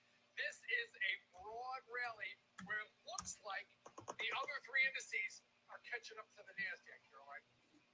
So we're going to talk Nvidia pulling back a bit. Renita in just a second, but Kevin, kind of building on that, for so long, there's just been talk that it's been the same 6 or 10 stocks really powering this market higher. As you said, today we're seeing broad-based strength. One day doesn't make a trend, but do you expect that this is a rally that can continue to run out then? Yeah, Bank of America named those the Magnificent Seven in terms of those 7 names that have carried the water for this market. But here's what's working against stocks going forward, Renita. It's the U.S. dollar back up to 104. It's the 10-year yields back up to approaching 3.7. Stocks, it just seems as if there's just the pie is not strong. Yeah, and it's a correlation versus causation kind of question, which is that we can see that there is a correlation when the Treasury draws down its cash. We have typically seen big growth rallies. The last one happened in the summer of 21. You couldn't really describe or define why it was happening. All right, pushing a bit higher. Here we go. Yes, we might not be able to draw a direct line into this is the reason why it's happening, but these things are typically correlated. And I would also point out that growth stocks have Wow, 10 handles to go. 10 to go. Futures are all on green signals. 15, 30, 60. 15 minutes on a buy. 5 to 1 up buy him NYSE. 3 to 1 on the Nasdaq. Tick cumulative is rising. Breadth is improving. Rotation, rotation, rotation.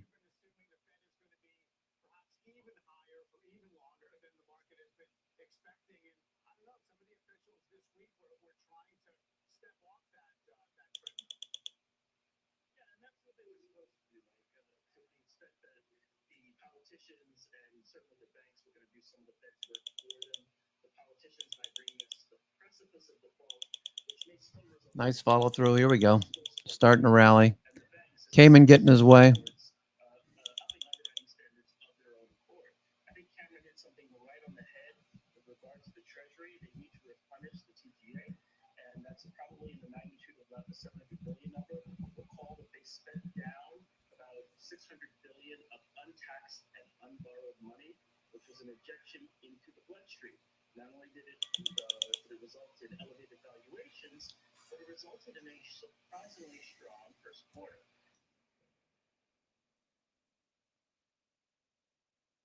Absent a downgrade, which I've placed 50-50 probabilities on, and we will move back towards watching the Fed. At the end of the day, they have a problem. Inflation has proven to be stubbornly resilient, and though the jobs report had something for everyone, the Fed can't be as episodic as the market. The market focused on the fact that we only had 30 bps of wage growth, but the Fed's probably looking at that 339,000 jobs added, which crushed consensus, as did the ADP number on Wednesday, and I think that they're likely concerned.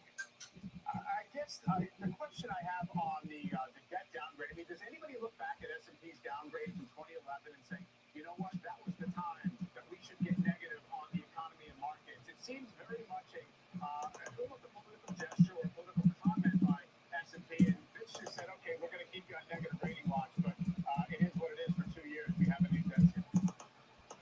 I'm going to go with the political aspect of it. Come on. Stop messing around here. Taking profits into strength.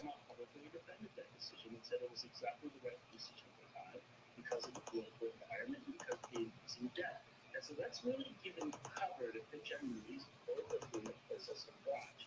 And so if you believe it's political, who knows where it's going to go?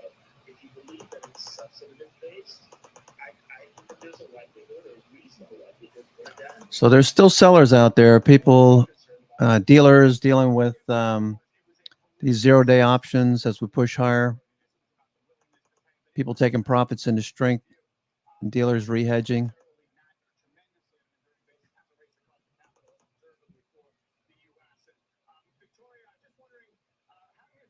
this rally at this point today? Does it feel justified? Does it feel as if people are starting to chase a little bit too much to the upside, or does it have some room? Yeah, I'm gonna say it feels a little bit bubbly, right? I mean, it had a lot of reminiscence. The way I look at it is it's kind of nifty 50-esque, the 70 to 72 and how those stocks ran up, and a little bit also what happened to the ARC fund in 2019, 2020, and then it fell apart. And when you look at it and people stop caring about fundamentals and people start throwing around just absurd, what might happen and not necessarily based in reality, you have to get a little bit worried when people start talking about this stock won't go down, their earnings growth can't slow, it's impenetrable, and I think you just have to take a step back and say, okay, what's reasonable? And if you look at the run up, let's say a Nvidia or a Meta or a Tesla, yes, those are very, very strong companies. I'm not saying that they're like Pets.com. They have a lot of earnings growth and a lot of potential, but they're beyond price to perfection. So obviously having the bench has helped with such concentration and low breadth. But you do have to start looking a little bit elsewhere, and I think we're getting a little bubbly. Now, bubbles persist. We know that. Irrationality and momentum tend to be able to last a little bit longer than we think is possible. But I think you want to be looking more, I'm a little bit more so on the rips. I think even with us getting above 4,200, cusp of the new bull market, I am worried about a little bit of froth here. And what's going to be our catalyst? We're hitting this dead zone for 2 weeks until the Fed. They're about to go and black out. We'll get a little bit of data on PMI and ISM next week. But we're beyond the debt ceiling. Maybe a bank comes back into play, but that's not good news. So, and then earnings are done. So what's going to move us higher the next 2 weeks? Yeah, I mean, I guess what's going to move us higher, except for the fact that people feel underexposed to a market that's up 10% on a year-to-date basis, right? I mean, who knows exactly how it plays, but I guess, Victoria, in that world in which if it's looking bubbly to you in that slice of the market that has been showing high momentum, where else looks a little bit less so and more reasonable? Yeah, sure. Value obviously has been extremely unloved this year, as Cameron talked about the equal weight. If you look at the dispersion of the S&P versus equal weight, you're talking about, I think, about almost a 10% difference this year. So the dividend stocks are highly unloved. Yes, they held up extremely well last year, but I don't think you want to give up on your quality names. I think you want to be a little careful chasing into this growth high beta right now because of the FOMO, and you need to stick to your plan. Understand your allocation, understand your risk. Don't be chasing just because everybody else is buying it. And I think that happens to a lot of investors. And like I said, a great parallel, in my opinion, is what happened with the ARC fund back in 2020. People just started buying it because it was like it couldn't lose. And then you hit the recession in 1972 with the Nifty 50. Those stocks just couldn't lose. And then you hit a recession. And so I step back and I think, what part of the economic cycle are we really in? Are we really early cycle of a new cycle, of a new economic cycle, a new stock market cycle, or are we late innings and late bear, where we're going to see continued slowdown? And I hate to just sound like Debbie Downer, like I am rooting for the market to work, I'm rooting for the economy to work, but I think at the same point you need to step back and say, are we really going to economically get better, or are we going to get worse? Yeah, I mean, just for the record, the ARC fund quadrupled in a year before it peaked, so things can get a little nutty even if we're going to be in for something like that. Cameron, I guess I end by saying it's muddled through a Houston scenario for the economy. I mean, it's true, late cycle is late cycle. You can't escape the fact that we already have low unemployment and profits maybe have crested, if not worse. But for the markets, can we kind of deal with the slow pace of things if the Fed backs it up? I think it raises an interesting point, which is that if we continue this muddle through, even if we have a recession, we're starting from a higher base.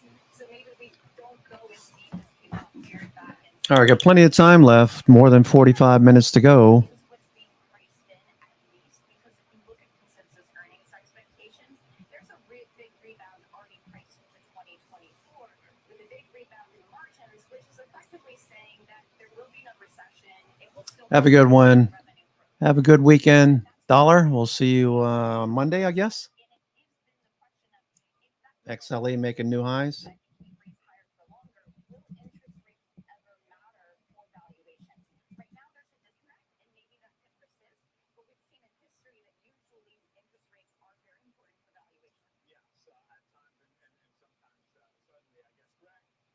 Okay, we'll see you Monday. Take care. Have a good one.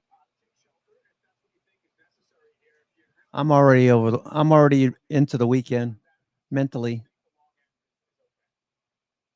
Kids are finished with their school for the year. They're ready for the summer. Now we got to start making plans. Well, we've been making plans for the last couple of weeks.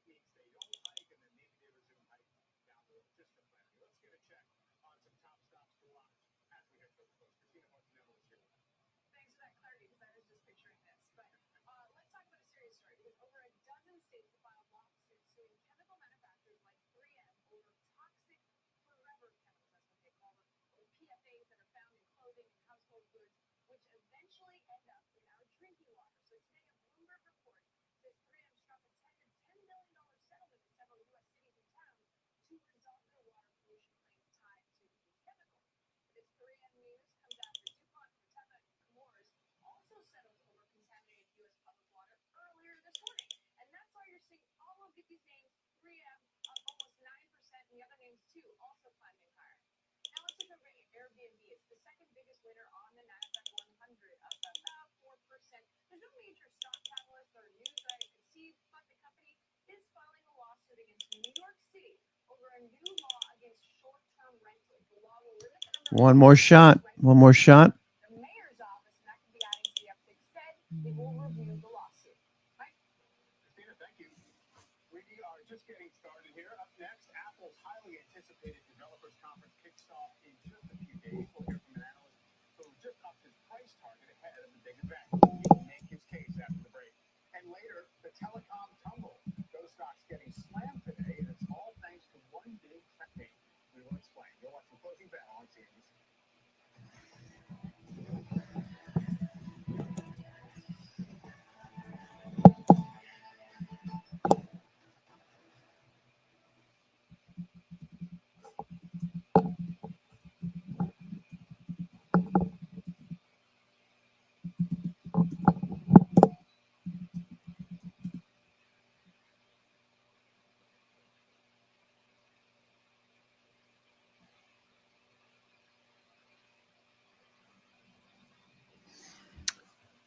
Come on, let's see a follow through.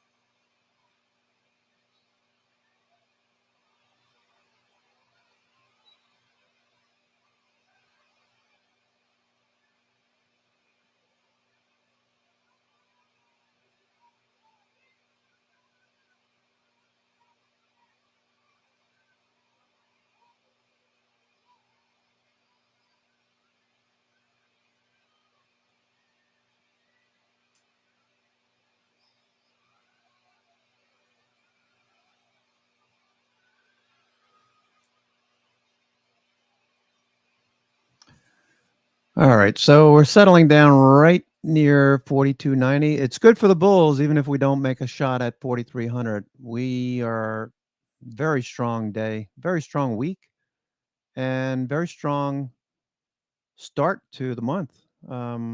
May we had these higher highs, higher lows. Nasdaq being led by 7, 8 stocks, depending on which ones you count. And now we have rotation. Breadth is improving. Could see a bit higher.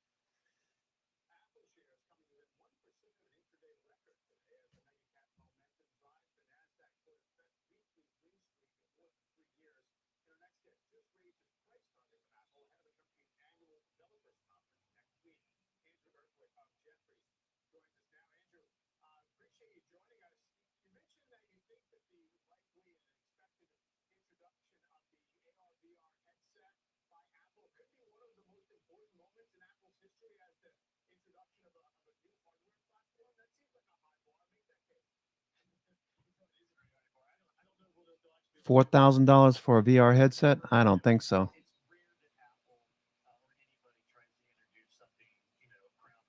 Apple running here. Apple's going.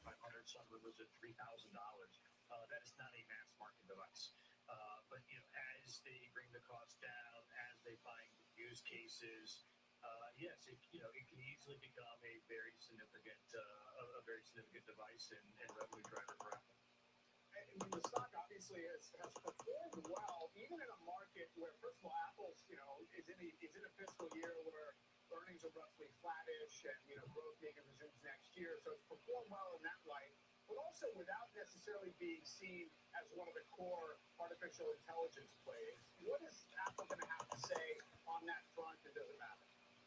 I don't think it matters yet. We don't expect them to say anything about AI, or well, actually, we expect them to say very little about AI, right? They seem to be taking a fairly cautious approach. They'll probably argue that they already built it into a lot of their products. And at a developers conference, when the developer conference really is about all the attendees, they'll probably say, look, it's you guys who are building all the really cool apps. You're building them on our platform. We're enabling you to do it. So go off and build the next great app. And if that's AI, wonderful. It will sit on an Apple device somewhere. Yeah, and you have the price target you mentioned up to $210. What gets you there in terms of the mix of valuation, and what investors need to embrace to think that that's what the stock is worth? Yeah, right now, a lot of it's just our view as investors are looking for safety picks, right? A lot of uncertainty out there. The one thing that is not uncertain is Apple's position in consumer devices, Apple's position in services, Apple's position on capital allocation. And so we think it's just a great safe haven stock here over the next 9, 12, 18 months.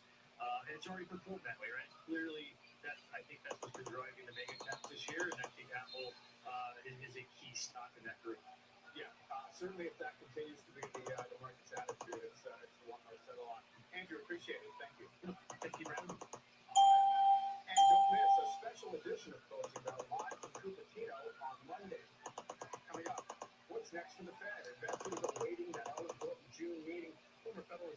Chair Alan Blinder joins us with what he's expecting from Powell, what it might mean for the markets after today's strong jobs report. Cozy Bell, be right back.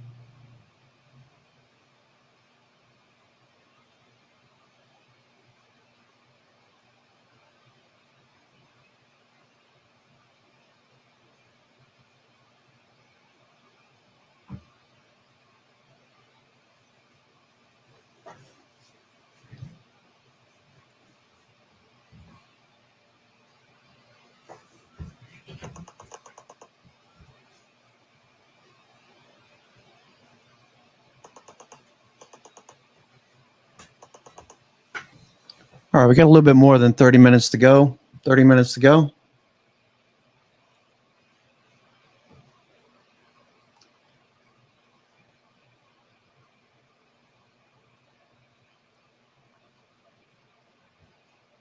Looking for a bounce.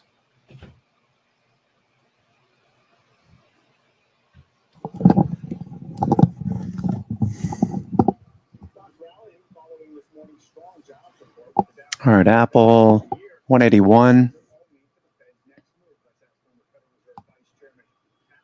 Microsoft just off the high. All right, not much left to do for this week. I hope everyone had a great week. Most of what we were looking at resolved to the upside. We had lots of good trades on Apple, Meta, Google, Amazon, Microsoft, S&P. The Qs did well. Tesla. Tesla was a really nice winner 2 days in a row. Congrats to all the traders out there. And even if you were swing trading, we did have some nice entries on Celsius, among others, from the IBD 50. Caterpillar, no, Stephen was in that one. Doing well. IBM took some profits off on IBM. That followed through. Looking for Zscaler next week. I'd like to take a trade on Zscaler if we can get a flag or some entry. A lot of talk with the CrowdStrike CEO filtering in sympathy, I would think, into Zscaler. Zscaler CEO was on Bloomberg this morning. The stock was doing quite well last time I looked at it. Let's see, Zscaler, ZS. So swing trades, actually Zscaler fading from the high of the day. I don't know if you saw that, Frano, but Zscaler pulling back towards breakout level 137.68 anywhere in this area between 135 and 140, I'd definitely be interested. Maybe I'll buy some on the dip here. Small, just in case it pulls back more. Okay, Z-scale is starting to turn right now. All right, let's see. What does it do? Can I get to... Yeah, it looks pretty good. Looks pretty good. Z-scaler turning at the low.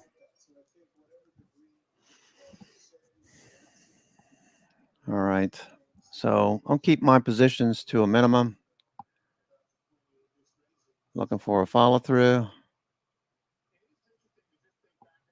Next week.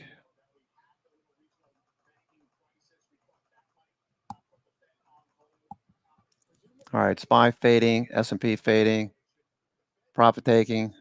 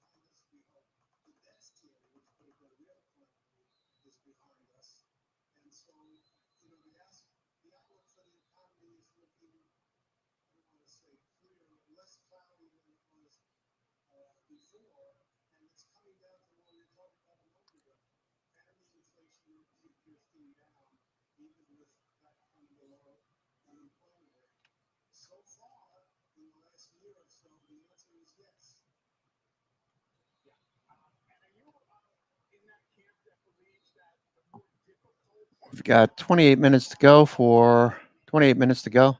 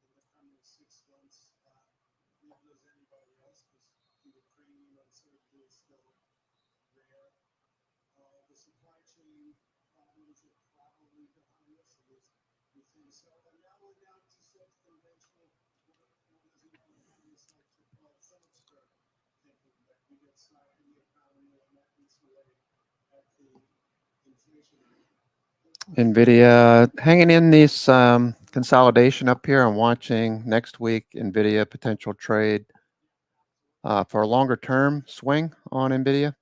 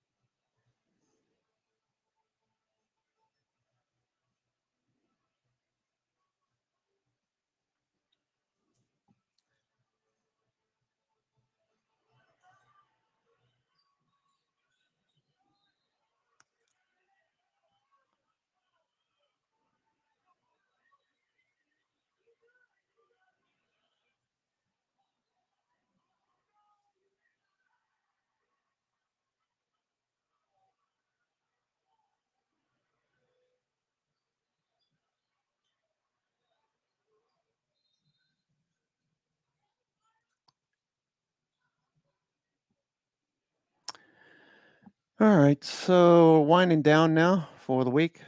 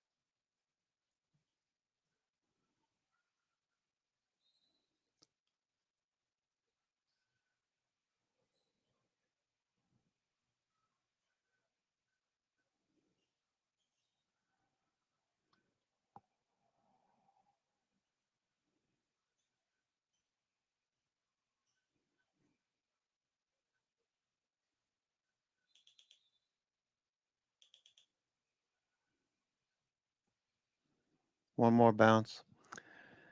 All right, watch Zscaler. Nice pullback for an entry.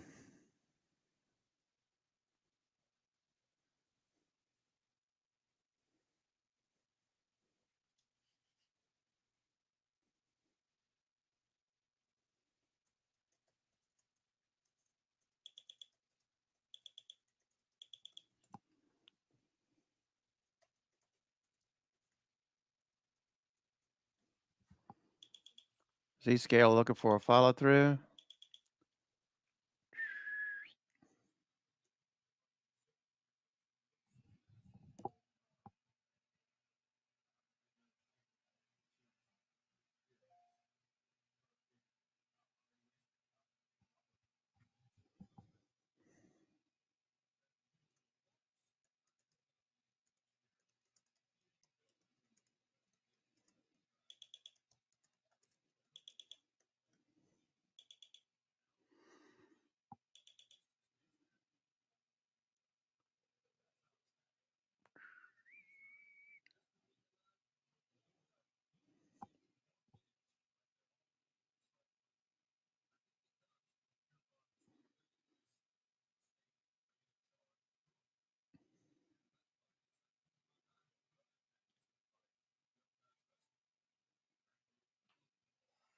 Major averages rallying on the heels of today's jobs report, with the S&P 500 hovering near its highest level since last August.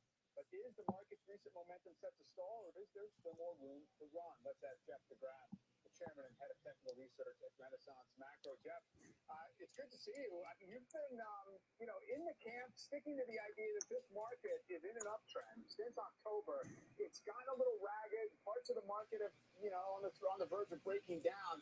But what's your assessment right now of this push to a new, 9-month high?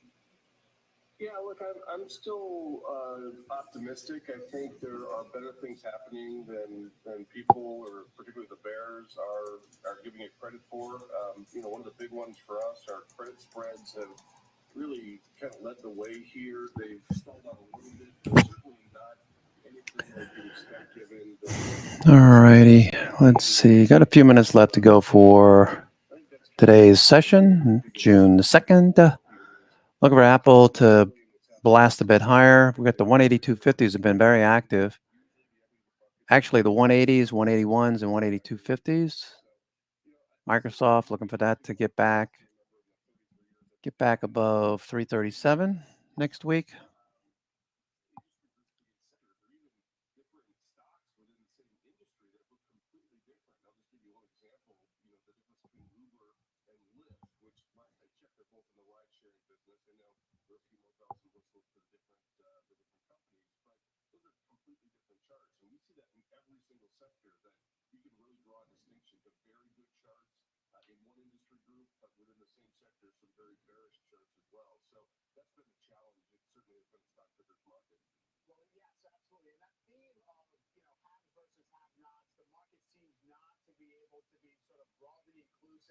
At least it hasn't been for now. And that's been a big criticism, right? Oh, it's just a few stocks. The real market is actually not doing a whole lot.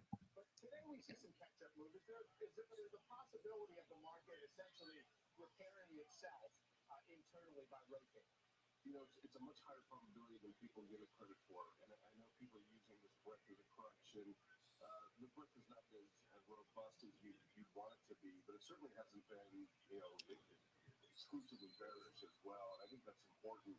When we go back and look at the points where you've had divergences just using trends, 68% of the time, which is about 2/3 of the time, breadth catches up with price, not the other way around. Now, breadth has made some very good calls. It was a good call at the beginning of 2022. It was a divergence that led to a market at the end of 2007. And then the same thing at the end of 1999. Breadth was weaker than the market. And obviously, we had the market. All right, nice little rally end of day with 20 minutes left to go. Other points in time where the S&P's been trending and breadth has not been trending. And what ended up happening was, instead of the S&P succumbing to the breadth line, again, 2/3 of the time, started to repair and improve itself back to the market averages. So I think that's just another. I think it's been too widely used huge of an excuse, and there was this focus on quality, particularly around the debt ceiling and the banking crisis. And now, as that kind of dissipates a bit, people are willing to step out on the risk spectrum. You're seeing it in beta, you're seeing it in the decrease in high quality names in terms of performance.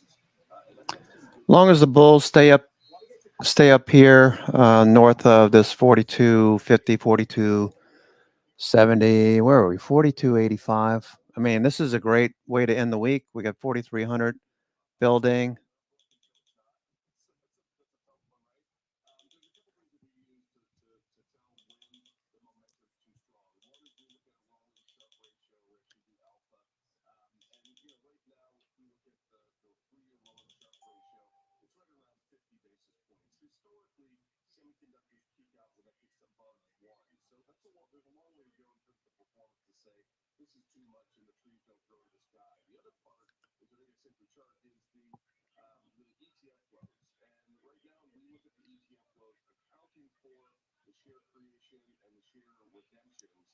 We actually see ETF flows are right in the middle latitudes of where they are historically. That's just not a danger zone. You get worried when people are really kind of crying all over themselves to get exposure to that. Maybe that happens going forward. Right now, we think momentum is actually an ally, not an adversary, until we see either those extreme sharp ratios or we start to see these ETF flows really become too exuberant. Microsoft bouncing, S&P bouncing. Zscaler looking at a position for next week. Zscaler turning the corner right here. Not a bad area. Stop underneath 142. Looking good. What's it? Still not. I don't think it's on a buy signal yet. Yeah, too little time left. Still red signals, 15, 30, 60. Zscaler looks good on the daily, but it did pull back. That's the only issue I have, is that the sellers came in and robbed the bulls that bought today on the way up, if they're still in there. A lot of people probably get stopped out, but the low of the day is looking good.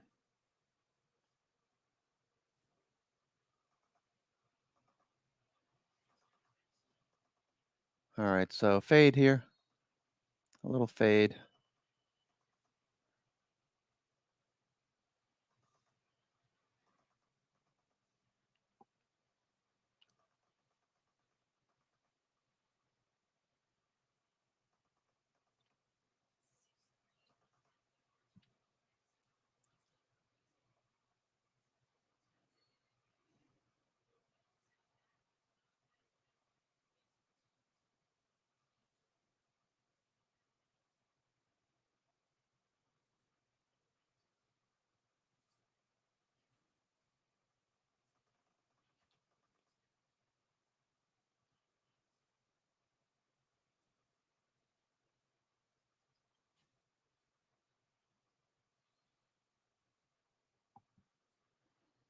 All right, so we're going to settle down right in the middle here somewhere. With 15 minutes left to go, 15 to go. All right, Zscaler, no follow through yet. Zscaler.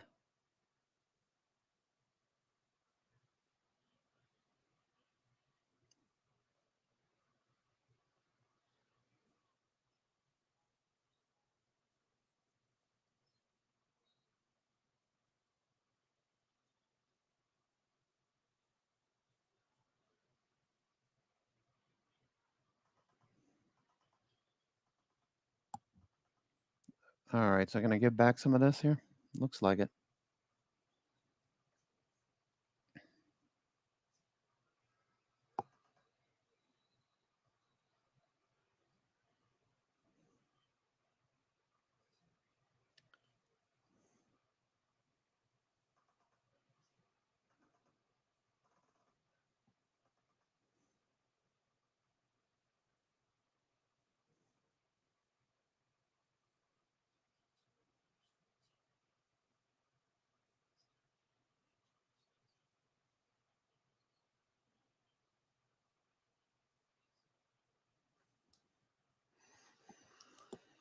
Looks like we're going to pin right around this area. Interesting. All right. Well, it's been a good week, folks. Hopefully, you did very well. A lot of nice buy signals during the week. Started off by saying, a lot of the FANG stocks did well. We also had some swings. Looking at Zscaler next week for follow through. Took some IBM off. IBM was a swing. IBM was a swing that started a couple of weeks ago, and I'm still bullish on IBM, by the way. I sold only because wanted to take a profit. We broke out above a major resistance level right around 130 that we've been watching for IBM.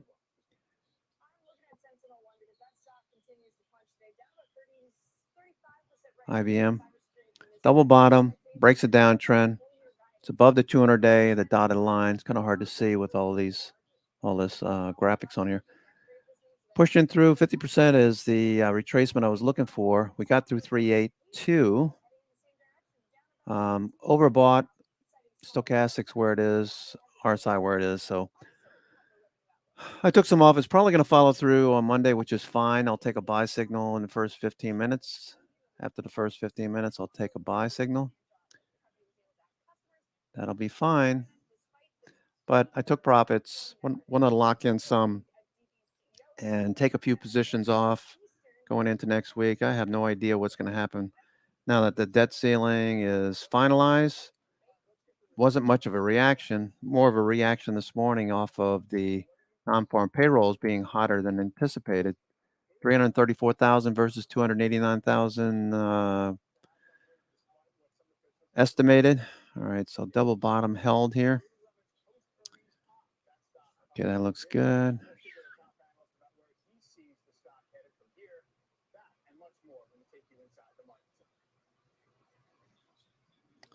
Okay, that held very nicely. Double bottom. Targets on the breakout. We hit 1. Now we hit 2. So it looks good. So next week, IBM will be doing, taking another trade on IBM most likely. It's a swing.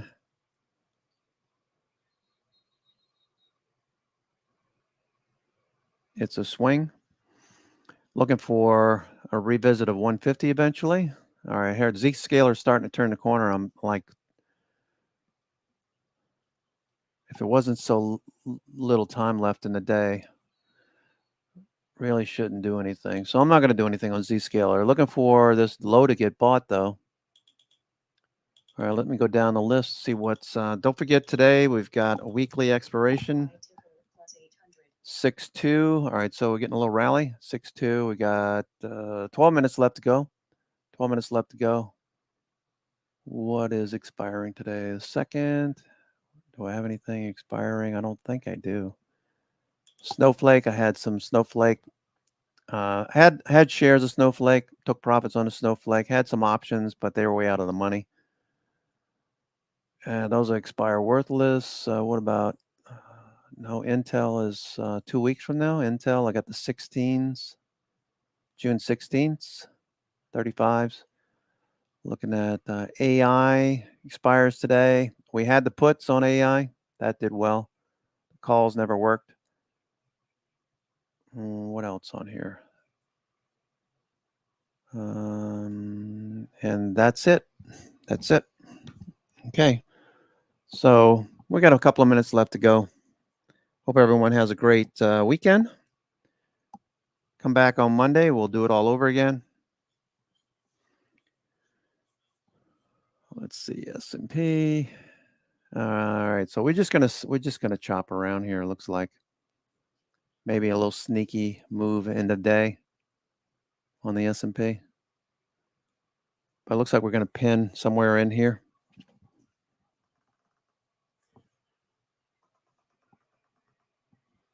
More downside. Okay. Anything above 4,200 would be great.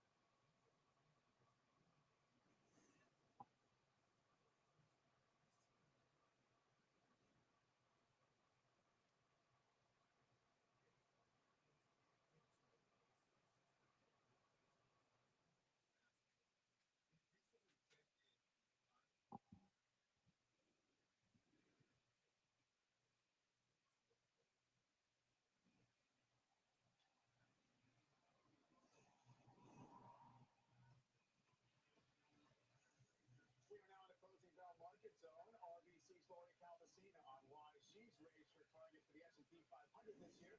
Plus, BMO Capital, City and Siegel on the big post-earnings surge in Lululemon and Julia Boorstin on Amazon's potential move into the telecom space. Lori, you recently did up your target in the S&P to about 4250. Well, the market's listened to you, and we're actually above that right now. So where to now? What do you think the market currently is pricing in? So, well, thanks for having me on, Mike. And look, I think the market has really been very forward-looking. Let's look at what's going on here with Microsoft and Apple. Apple at the highs here. Looks like Apple wants to run in today. Is that possible? Looks like it. Looks like Apple wants to run. Okay, the highs over here. Here's A, here's B, here's C. Can we get a D in the day, Apple? A, B, C, D on Apple? Possibly.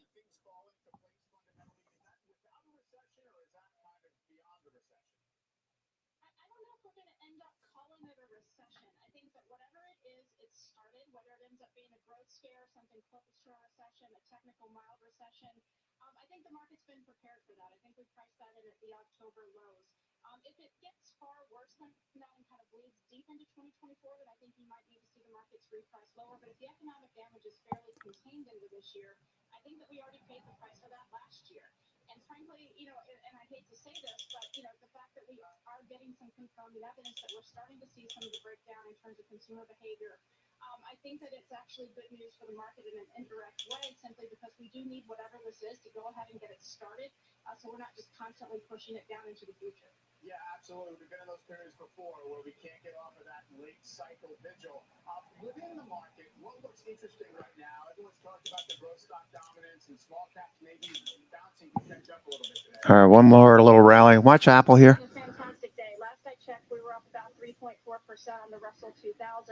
And I thought it was interesting in the context of today's jobs report. We saw the unemployment rate tick up just a little bit. And one of the charts that we've had sort of a lot of interest in our investor meetings has been one that shows that typically if you're in the middle of a recession and the unemployment rate starts to tick up, that's about when the small cap trade usually inflects. Now, I think it actually inflected, kind of at least started trying to do that last summer. It got interrupted by SVB. So I think this is really kind of a continuation.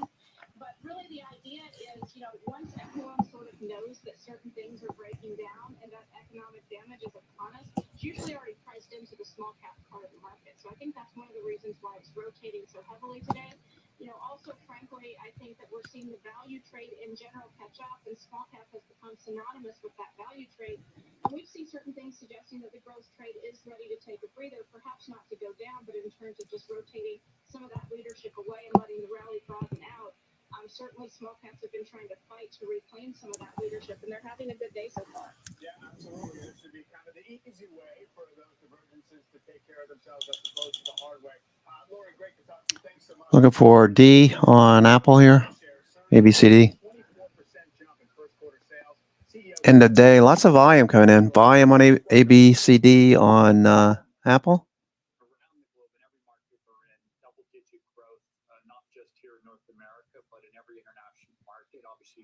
Standout performance in Greater China, but also APAC and EMEA. So very pleased with our performance across the world.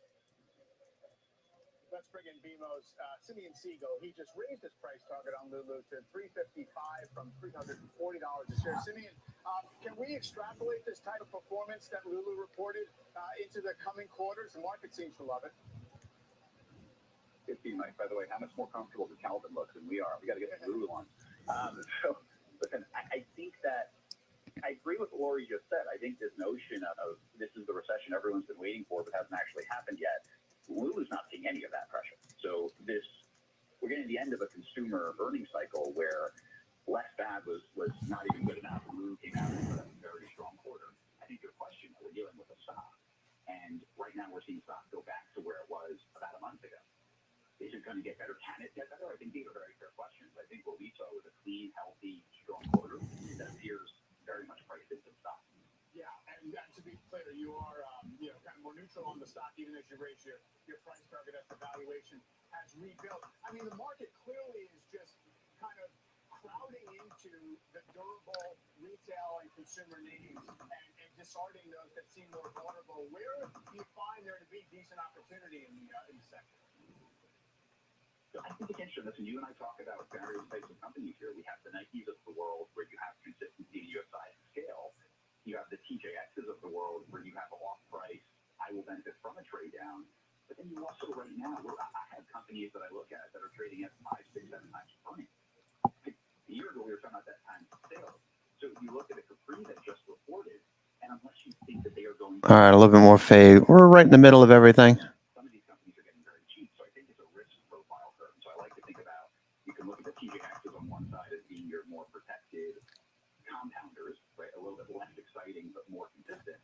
And then on the other hand, you have Capri and Bath and Body Works, which are these companies that, if Lori's right, if we make it through and we don't see something really problematic, there might be a lot of repricing opportunities that happen across retail because it just happened on the way down. For sure. And as mentioned, I mean, Lulu people are starting to pay off for the perception that they have pretty much clear sailing for a little while. Are they in that zone with the Nikes of the world where the brand? All right, another, looks like a little bit more fade. So I'm going to overstep and talk about things about my take rate. I think that when you think about, I guess, philosophical here, multiples, premium multiples are generally premium and more expensive because of growth. I think that what happened across consumer over the last decade was that. All right, Apple at the high. Yeah, that's okay. All right, nice week, folks. Congratulations. Nice week. 3 weeks, 3 weeks. 3 minutes to go. 3 minutes to go.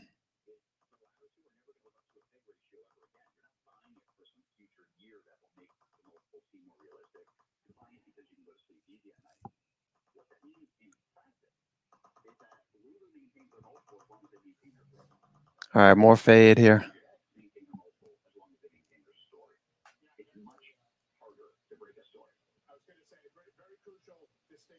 Look at S&P. Look at S&P. All right, so what happened with S&P, right? We kept expecting maybe we'd see 4,300 if they're, we ran early. Good thing is S&P's been, rising VWAP all day long, staying up at the top of the range. While we didn't hit 4,300, was a pretty good day. Pretty good day. Pretty good week. The way to end it on an up note. Didn't get everything we wanted.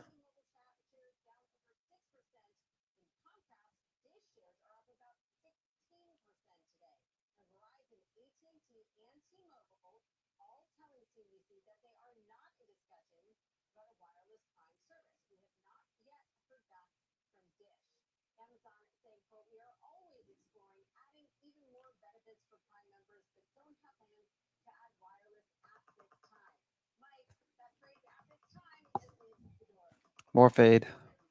All right, we'll come back to VWAP.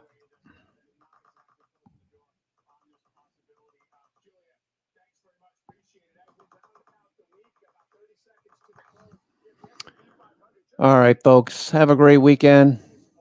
It's been fun. That's the closing bell. I have a hard stop. Have a great weekend, everyone. Take care. We'll see you on Sunday for the weekend video. That'll be out around 2 p.m., if not a bit earlier. Sunday, be there, be square. I'll see you on Monday as well if you missed the weekend video. Reassess the markets. It looks like we have rotation into the sectors that have been lagging. That can help push the markets higher. Have a great one. See you then. Take care.